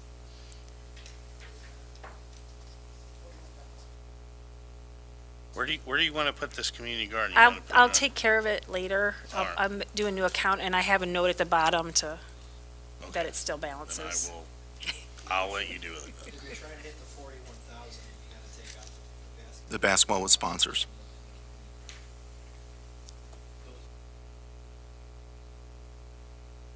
Well, the 10,500 should be moved over to revenue. What? Basketball with sponsors, we have an expense of 10,500, but then we'd also have to have revenue. Have of 10,000. $5,000 in revenue for basketball sponsors. That's under donations, 4460. Donation is 5,000 only? But we also charge participants to play. So there should be another 5,500 listed in here.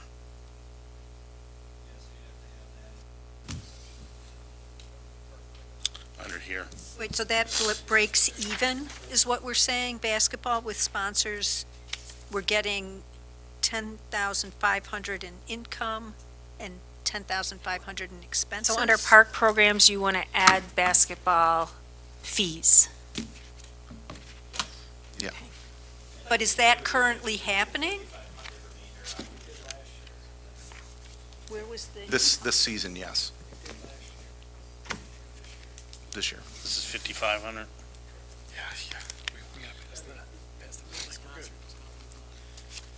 Then, Okay, so, And to bring you up to speed on that, the school started charging us, and Go back and up to revenue with that. that would then, make the 'cause I still program don't- underwater.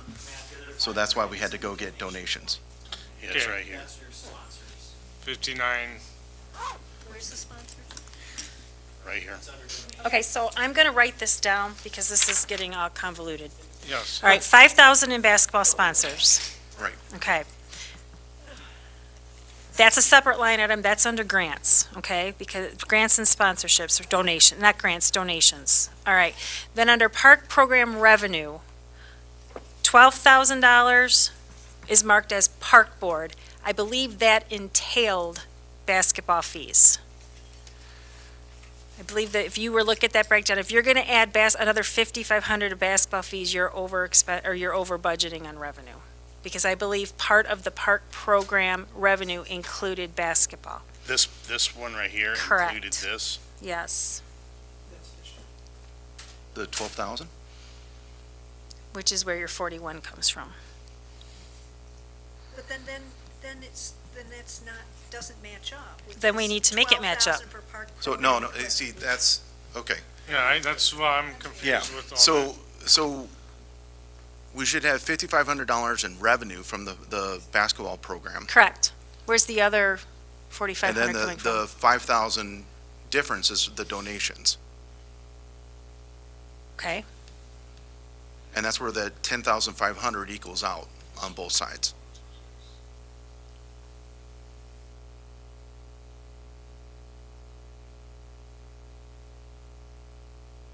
so the revenue for programs is 41, so you need 46 under park programs. 46.5. 46. So this number 12 needs to go. Your park board number of 12,000 includes the basketball fees. No, it does not. Then what does it include? The 41,000, No, what does the 12,000 include? The basketball fees are included in that $12,000 number. No, no. I completely ran out of gas a half an hour. so what ended up happening was that Charlie. the 41,000 in proposed expenses for programs, Fees that we charge for programs. So Right. that's why the payment, that's why they don't line up, is because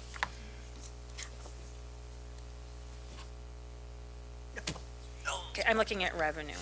Yeah. Okay. That's on the other page. What is included in the $12,000 from the park board as revenue? Are you asking me? I'm just right. asking in That general was because The $12,000 in program from the Parks Board was for to what offset programs? some of the $41,000 in total expenses for all the additional programs that Ryan was proposing. Correct, that Lou's So right. the Parks program, the basketball was never included in that. Correct. So we there need should a- be- We need an additional line here for basketball fees. Correct. So he never included basketball fees in his budget? Correct. Okay. That's missing, yeah, yep.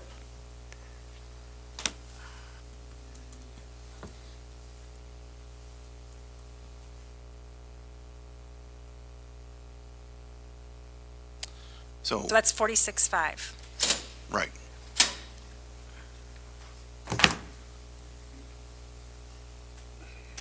So between the 46.5 in program revenues and the $5,000 donation, which is the sponsorship, it's 51.5, which balances out on the parks program expenses.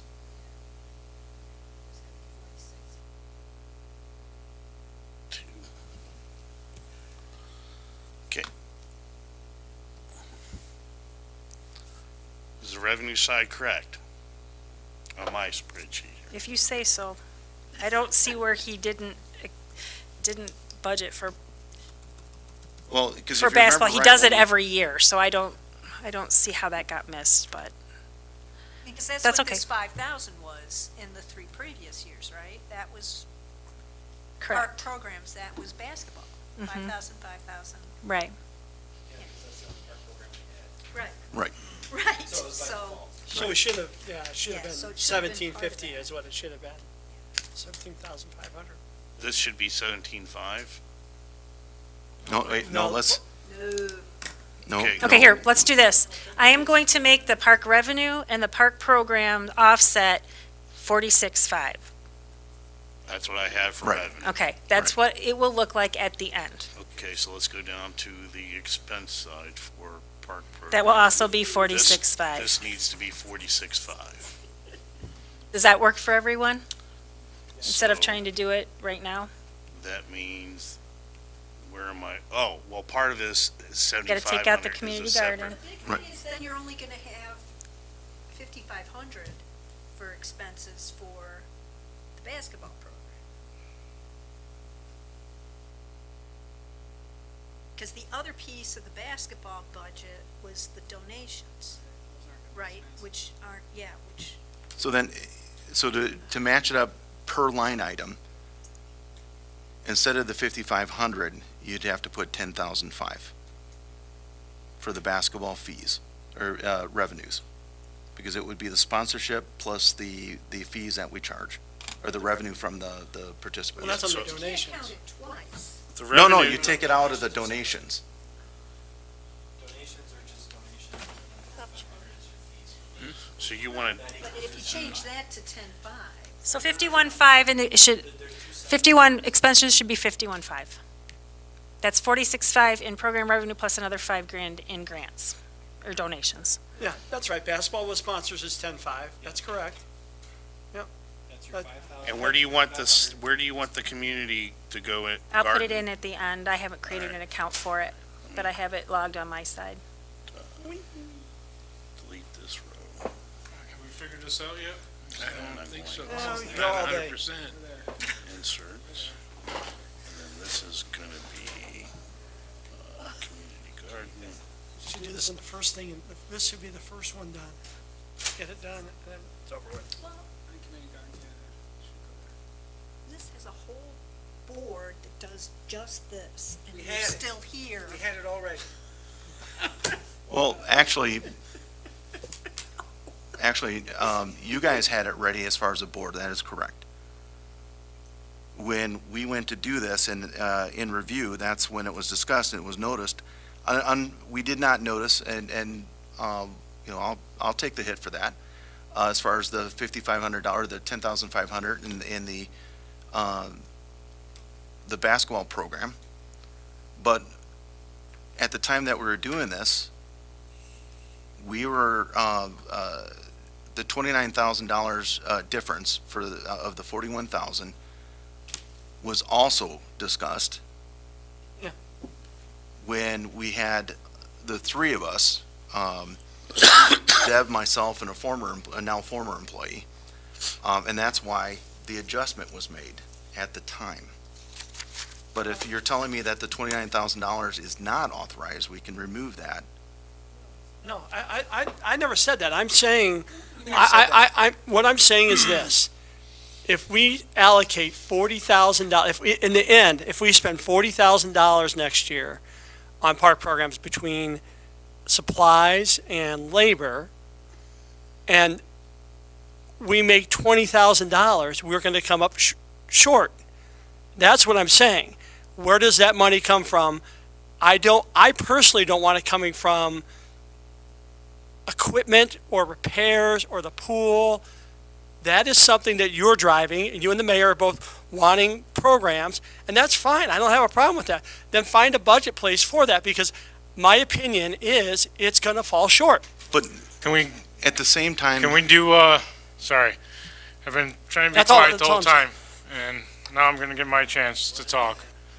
So, why don't we, instead of shooting for the moon on all these programs, because yes, we need programs, I get it for the park, why don't we come to the middle and do only half of them? So, and then we can see, because I know the mayor's not gonna like what I say about this part. We tried this Balloon Fest before I came on, and look how well that ended up. We sold all those fences off now. Luckily, we made some money off of it back, but that was 1 year, we had a good year, and then after that was nothing. So let's try to do it and see where we at, and if it starts growing, then yes, then we can add on to it. That's what I would love to see. Not shoot everything right away and so Can I say something really quick, just to kind of Sure. in the middle here? Okay, I'm not on the Parks Board. Okay, so I'm not an invested. Well, I'm just saying, being not on the Parks Board, I'm not an invested party in the decision making by the Parks Board, so I defer to them. What I will say is that we're broaching new territory with programs, because most park districts have an established, and I mean, we're not a park district, but most do have a programs set up, a directory, everybody knows what's there. Because this is we're growing this or trying to develop something, we also don't even know what our community really wants just yet. So it's a moving target. We're trying to figure out, what does our community want? We want to provide whatever they want, and we want to make it profitable, or at least regenerating. So I agree with you, Jay, that that if there is a fall short, which I would say on the safe side, we should assume there would be, because we're growing a fledgling program. We could fall short just because there's not enough community knowledge, or there could be other side that we pick programs that maybe are popular but not popular enough. So that's going to be a learning curve that's going to take, I feel, probably a good 3, 4, 5 years to really get comfortable with, because there's going to be programs that everybody loves and wants to keep going, and there's going to be ones they try maybe 1 year and don't necessarily want to continue. So I'm totally, not being on the Parks Board, I say I'm totally fine with having a fall short come out of the general fund for 2 reasons. One, we've already been subsidizing the parks for years anyway, which is why Deb made the adjustment to fix it. So what's another year? It's a necessary part of, it's like the library, okay? The library doesn't make money, but we have to have it as a community anchor. Parks are the same thing. So I don't think that we should fault the parks out of their budget if it falls short, but I also don't think that we should, be too timid to want to move forward with programs, because the community is hungry for programs, and that's one area that we've really fallen short on, and we have all this land and these facilities to do it. We're just not using it. What happened with the survey? What did we learn from the survey that was that done? they wanted more programs. What programs? I'd have to go back and grab the sheet. And again, back to the original meeting back in December, the park board said, let's walk into this. That's what it said. Let's not run. Let's walk into it, see how it goes after the first year, and then move forward after that. And that's, all I'm saying is if you guys want us to take that risk, then just the assumption that as aldermen, we're going to have to cover that cost somewhere else if it falls short. That's all I'm saying. I agree with What you, what and I'm trying to would say, support that though, too. is I think the numbers on the expense side was overinflated. Right, and I agree with Because that. we have resources that can bring this in cheaper, but I'm, without trying to monkey with the budget too much going into the new year, if the original estimate was 41,000, on our side, staff side, is to do whatever possible to try to get that value down, or that expense down. Case in point alone, the original estimate we got for Mary's Park was 100,000. After just a little bit of research, we found out 99.58, I think was what it was under 10,000. $10,000. I mean, that's a So- significant difference in price. Can I just Well, that's replacing a interject piece, for a not minute? replacing the unit. And When as I we point out- give, when we give Public Works $50,000 to buy something, and they can't buy it for 50,000, they don't buy it. Right. Okay? So it's the department head's responsibility to look at what they have to work with and to maintain their budget within those parameters. So if we're to set an expense today on what the new director can do with park programs, 30 grand, 40 grand, this is what you got. If you can't make that work without going over budget, then you look at other options. But at this point, we have to give them something to work with. We can speculate all day long whether or not it will come in with enough revenue to offset the expenses. We don't even know what those programs are. So at this point, I think we should set the revenue, or I'm sorry, the expense, offset it with the revenue at something that is practical and workable, and let the person who's going to take over this department determine what they can and can't do with it. Yeah. Fair enough? Thank you, Deb. That was Does that make perfect. sense? Okay. That's Bravo. awesome, thank you. I think we're getting, and it's nobody's fault, it's all of us, this is a very passionate subject, but I think we're losing sight of the fact that we have a budget, let's work within it. It's a lot easier to do that with public works equipment or wastewater. It's not so easy with this because there's no set parameters. But this is what we have. Let's see what we can do with it. And what everybody's comfortable with and thinks is fair for the department. And if it's short, then If it's short, we come back to the Right. the council and say, hey, we're short, and Yeah. here's our recommendations to remedy that. I mean, we've been short in other departments too, and we've made it work. Sure. We're not going to, as staff, allow someone to take and run up a bill that we know we can't afford. That's not going to happen. That's why we have the checks and balances in place. Well, and I would, my comfort level, if our past park program budget has been $5,000 a year, personally, I'm uncomfortable with bringing someone new in and multiplying that by 10 and saying, now you've got 50,000 to work with. Because it just seems like too big a jump, and we're going to have a brand-new person that's trying to figure this out. And so in 1 year, I'd be more comfortable with half of that. I think Lou is right, though. I think that NISRA, if they can provide programming, and that's going to cut, let's say we cut $10,000 off that cost. I'm just want awareness of the fact that, like Dan said, these things take time to grow, and, again, in December it was, let's walk into this, let's be slow, figure it out, and go. And if it leads to eventually 60 programs a year, great.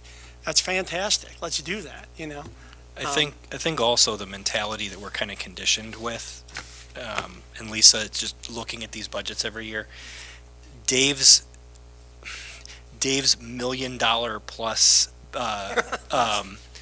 IOU or you owe me really put a huge numbers.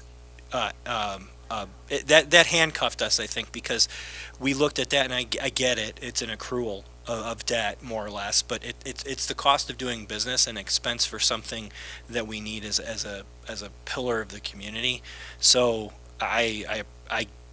yes, it's kind of scary to say, hey, let's bump this budget up, but looking back at what is that $5,000 paid for? Basketball only. Okay, now let's just say for example, the parks, we're talking about the soccer tournament. I guarantee you there is way more demand for soccer in this community than there is for basketball. Basketball is traditional. It's something that the community has supported, but soccer has the potential to bring in a ton of outside participation and really grow the community and blend the community together. And so that right there, another $5,000, so potentially, or who knows what. But We setting the parks program to what? What's up there, we're gonna have a different number for the expense. I'm fine with the number that we've got. I think it's probably in 4 or 5 years is going to look like pennies compared to what we could allocate to it if we get this growing. Deb, is your total expense 213? Am I matching you? For parks?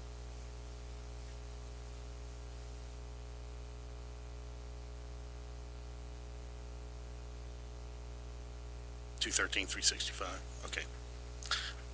I moved that community garden down here to take it out of up here. So this 51.5 matches the 51. Actually, no, this parks program is at 46.5. That's because It matches because of the $5,000 donations, Mike. the That's donation it. up top, Thank that's you. why, Thank you. yeah. You're good. Okay, I thanks. think you should move to pool. Yeah, I,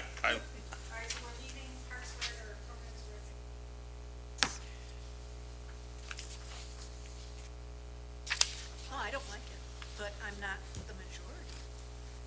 So,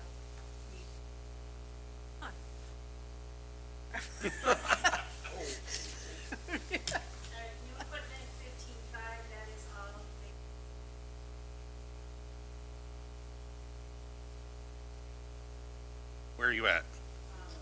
it's health insurance. 15.5. No, she's actually at the new equipment infrastructure, last major numbers before. Oh, right. This one? Right there at the top there. If you scroll up one more, there. That's Oh, yeah. 15.5. No, yeah, that's fine. Okay, yes. That's what we've decided on for the most part. Yeah. In salaries, there's half of the director.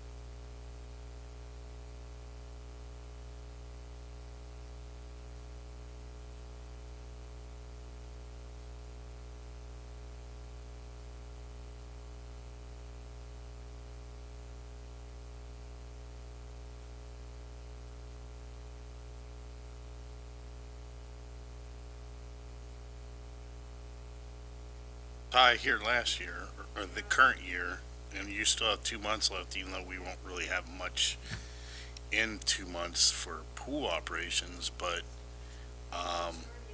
do we have an idea why it jumped from 10, we jumped up 6K?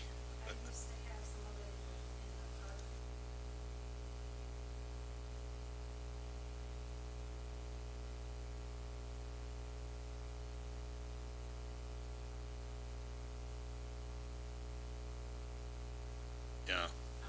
No, I don't.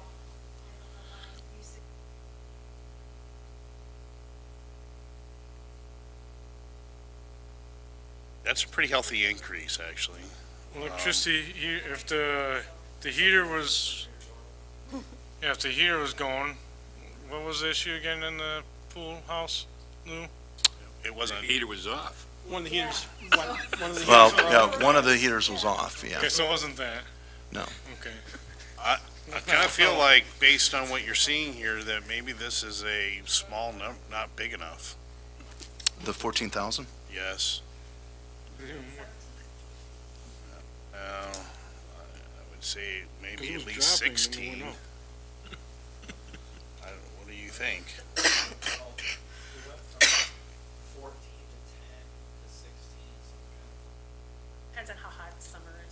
I think that's part of it, and Wasn't that hot of a summer though. we also did,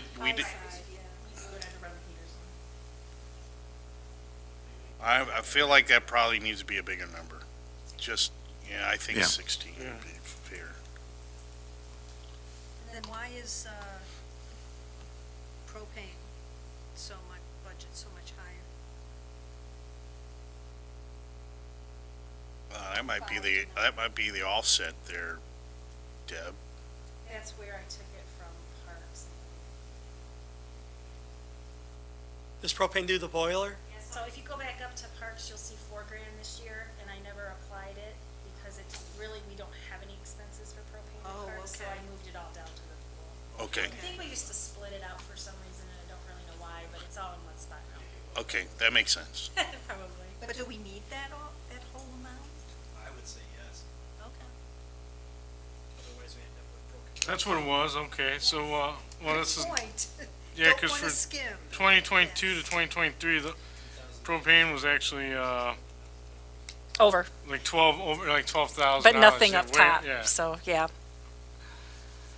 Okay, chemicals, we're right there with chemicals. And, But that's done for the year. I mean, we won't do any more chemicals than that until May 1, so. I think Everything's- that's a fair number, but, although I do, my understanding is chlorine cost is going to increase. Maybe that could bump up 1,000, just the difference, because Okay. chlorine cost is going up.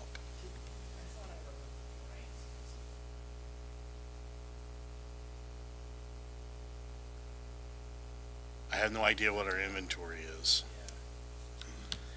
Well, if we end up having the new director come in and we find that we have an inventory or there's not as much needed, we're still covered, so. Right, Are you increasing this one then? 14. 14, okay. I'm sure the pool needs something.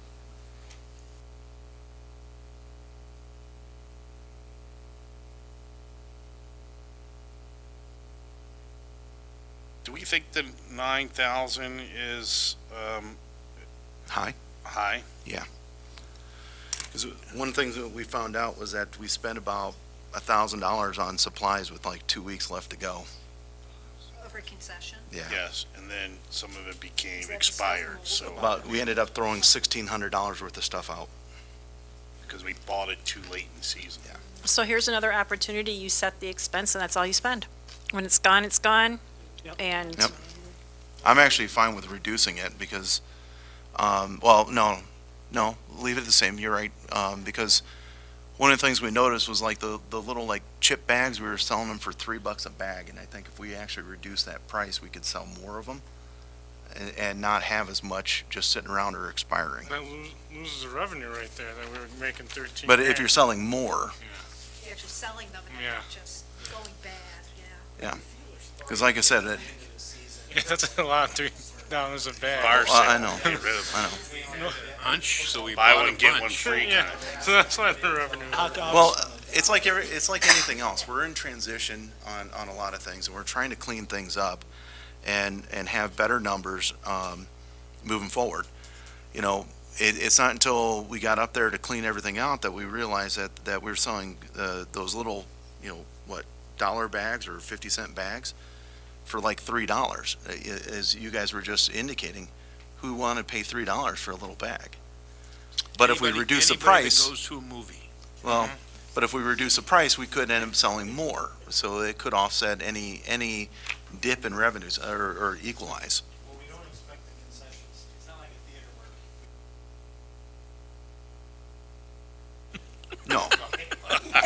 No, That's true. Yeah, there's $30 worth of popcorn. Right, yeah. Solo cup, And I think we need to be fair to our residents. right. It's a convenience. When they're already paying to get in, so we're paying for access.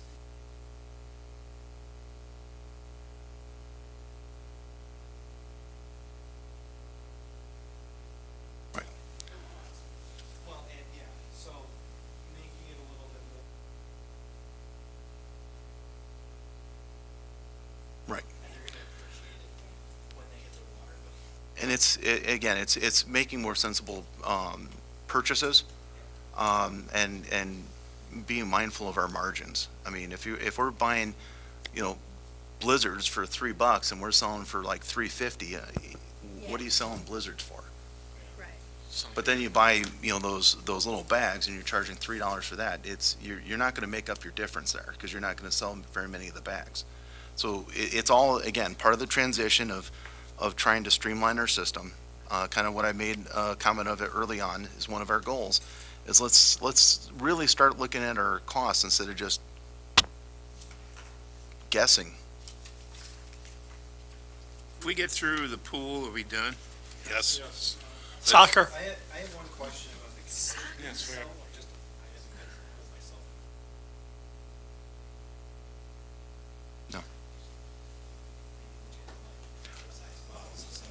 I would recommend staying away from that stuff, Dan. I Yeah. just, I was just curious. yeah, because it Right. gets to be too much of a pain, especially with stuff that expires and you end up stuck with it and, yeah, no, What do you want to do, Dan, with it? I haven't been to the pool myself. Aren't you supporting the pool?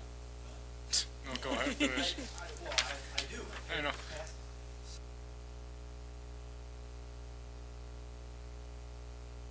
No, we don't.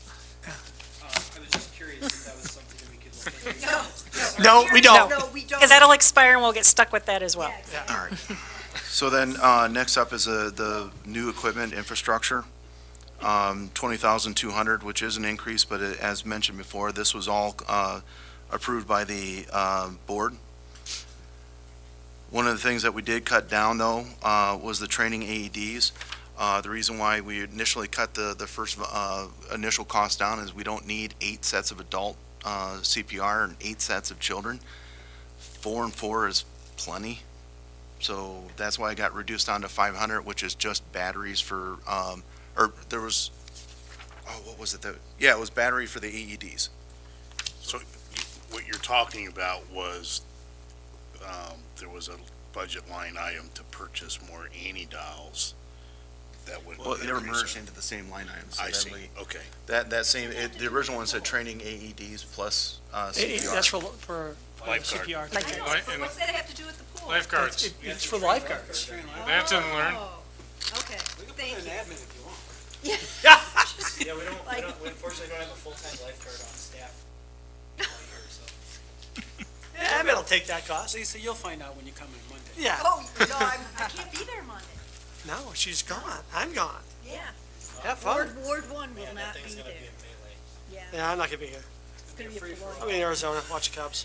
Jay's not gonna be there. So how are we looking on the So- balance here? We still have this soccer tournament, which is not really something we need to spend a lot of time on. We're expecting more revenue than we are expenses. This is a special event that we're trying, not unlike the rodeo, not unlike the Balloon Fest. It's something that, if we don't try, we don't know, right? We're hoping that we come in where we think we're going to come in. We're pretty confident that it's going to be a very successful event. If it's not, we will cross that bridge when we get there, much like the Balloon Fest and the rodeo. But we need to start offering something, and this is not a hugely expensive event. I believe that staff is confident we'll be okay. It's in this fund, reflected in this fund, because this is where these programs are. These accounts were set up for the Balloon Fest specifically under events.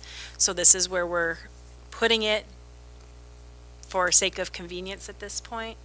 And transparency. And transparency, yes. So those fees are based on several meetings we've had with the two men who are helping us, Nick and Jose, who have been very instrumental in doing all of this. They've done tournaments a million times before. They are very experienced, and we are very confident in their abilities to help us pull this off. So you're going to assign line items to these things separately, or? No, they'll fall under these two for now. We tried that with the Balloon Fest and it got really convoluted. If by chance this event ends up being something we do on a regular basis, then we will do that for sure, because that's going to be really important, especially as we add different features to the event. But for this year, we're just going to keep it basic with one in and one out. I didn't see, are we planning on utilizing our police department for part of that, I would assume? On there, I think. He's on, the chief is on board. He knows what he needs for the weekend. Only because I didn't see a specific line item for There's this no event in special theirs, but- revenue or expense generated for that. That's basically built into overtime. Oh, okay. and salaries Then as that needed. Then answers my question then. Depends on the weekend and the schedule. Most likely, Lisa. What's that? Most likely, yes. Which is nuts. Private security, I guarantee would cost more. Yeah, but still. I do think this, I'm excited for That this it should tournament. somehow be I, reflected in the event budget. Sorry. I think what we, we keep track of it, we'll know it on the bottom line. yeah, and we can apply it next year. I mean, we can create its own line item under the police budget if it, like we do National Night Out. Keeping in mind, when you start doing that, then you're looking at everything that the police cover, including Milk Day, of doing that as well. Well, if So- this becomes an annual thing, then we would have to do anyway, just because we already do that with, I mean, it would be known. Overtime. We don't every have time a they're doing an specific event, breakout for Milk Day covering an police event, force. No, we don't. What that is. We won't know until we do it. Do we know what we're gonna do with the revenue from this one? Any additional I revenue will don't, go into let the me tell capital you something. improvement fund. That's Right. conservative. Okay. It's gonna be higher than that. It's gotta be at least twice as much. as you're spending. What's the age group of this tournament, by the way? 9 to 14. And we have a beer tent? Parents. We have beer tents? Okay. It's not for the kids. It's for the, I get that. This is going to be very, very good. Trust me. I agree. It's gonna be a good time. We have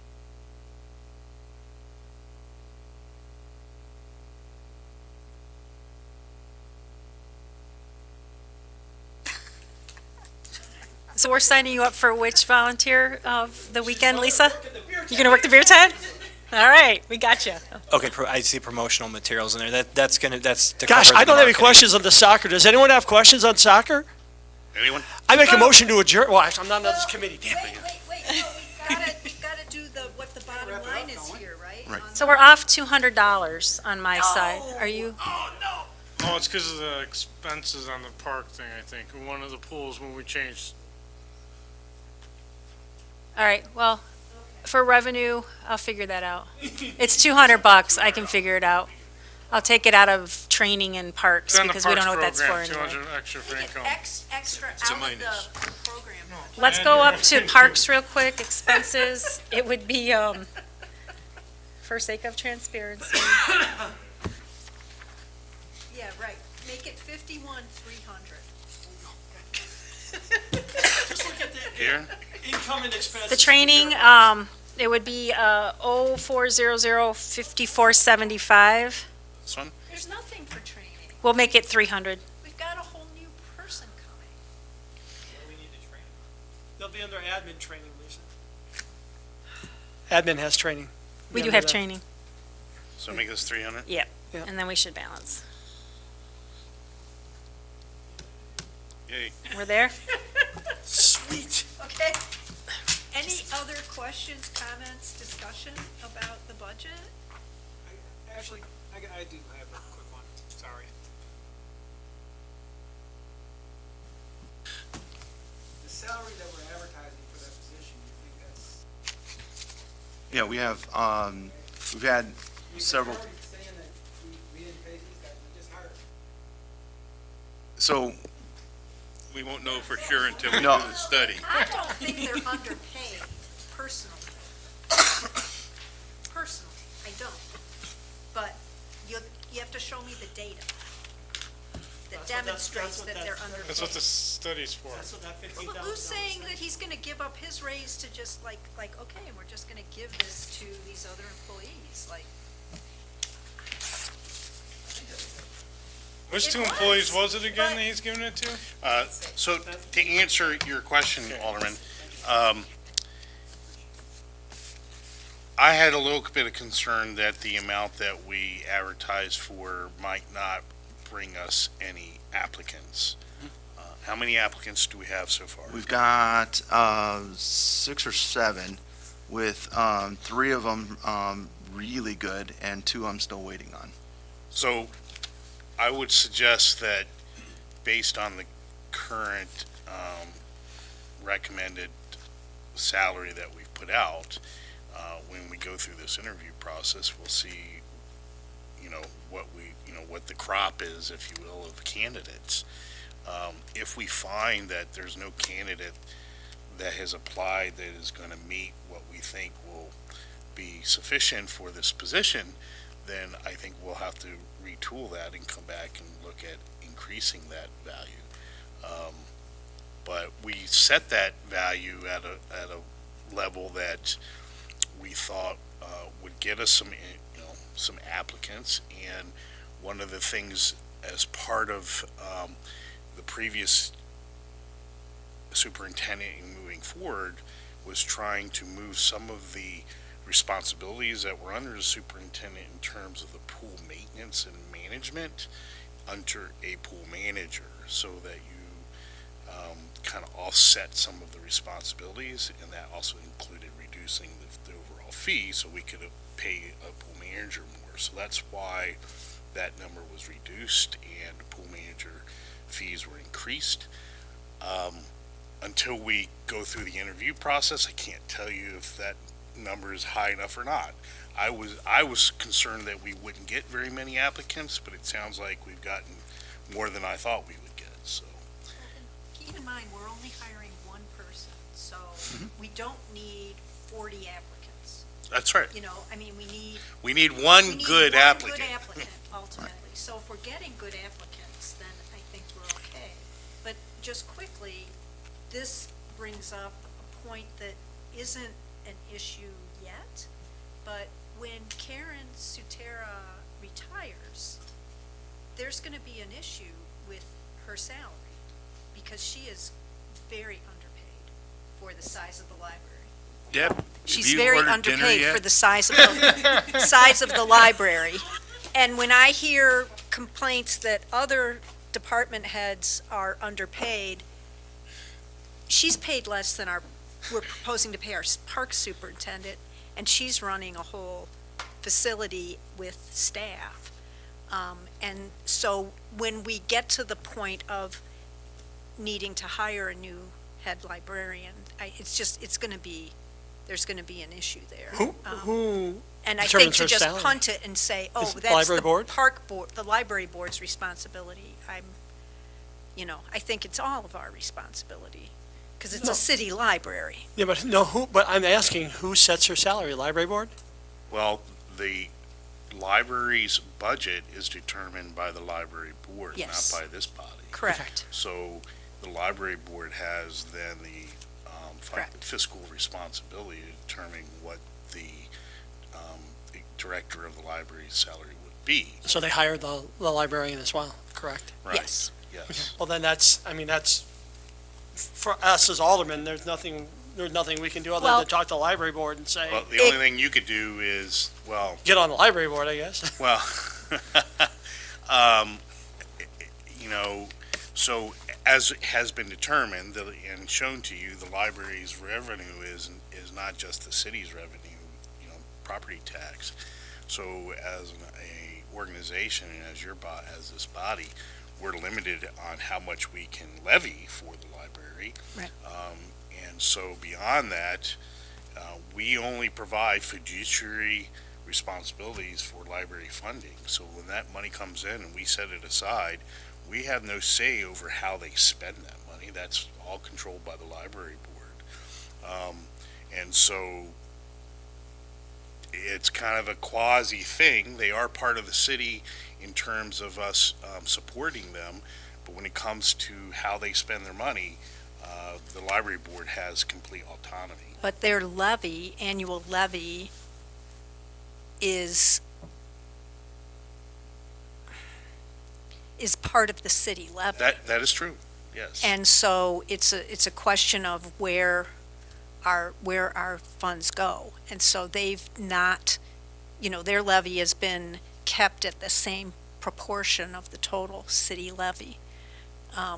Yeah. And that's a discussion Yeah, that this body so- needs to have, and So so I that appreciate you bringing that to that everybody's may attention. come up at some point, Do because. we have an idea when Karen may retire? 2-3 years? Yeah. Well, it's something that we need to keep on our radar and be conscious of.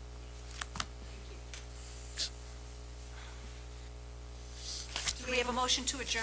I'll make that motion. Second. Favor? Yes, so you need, Alderman, Alderwoman, you need to, or Madam Chairperson, you need to take a motion Okay. to. Motion to approve. Second? Okay, all in favor? Aye. Okay, now, motion to adjourn. Matt? Second it. Lori can Lori second it? She's not on the admin committee? I'll second. Okay. Charlie did Dan that. seconded? Oh, Dan did. Okay, all in favor? Aye. Aye, okay, thank you. Thank you. Thank you, Deb. Yes. It's gonna go, it doesn't matter, it has to be voted on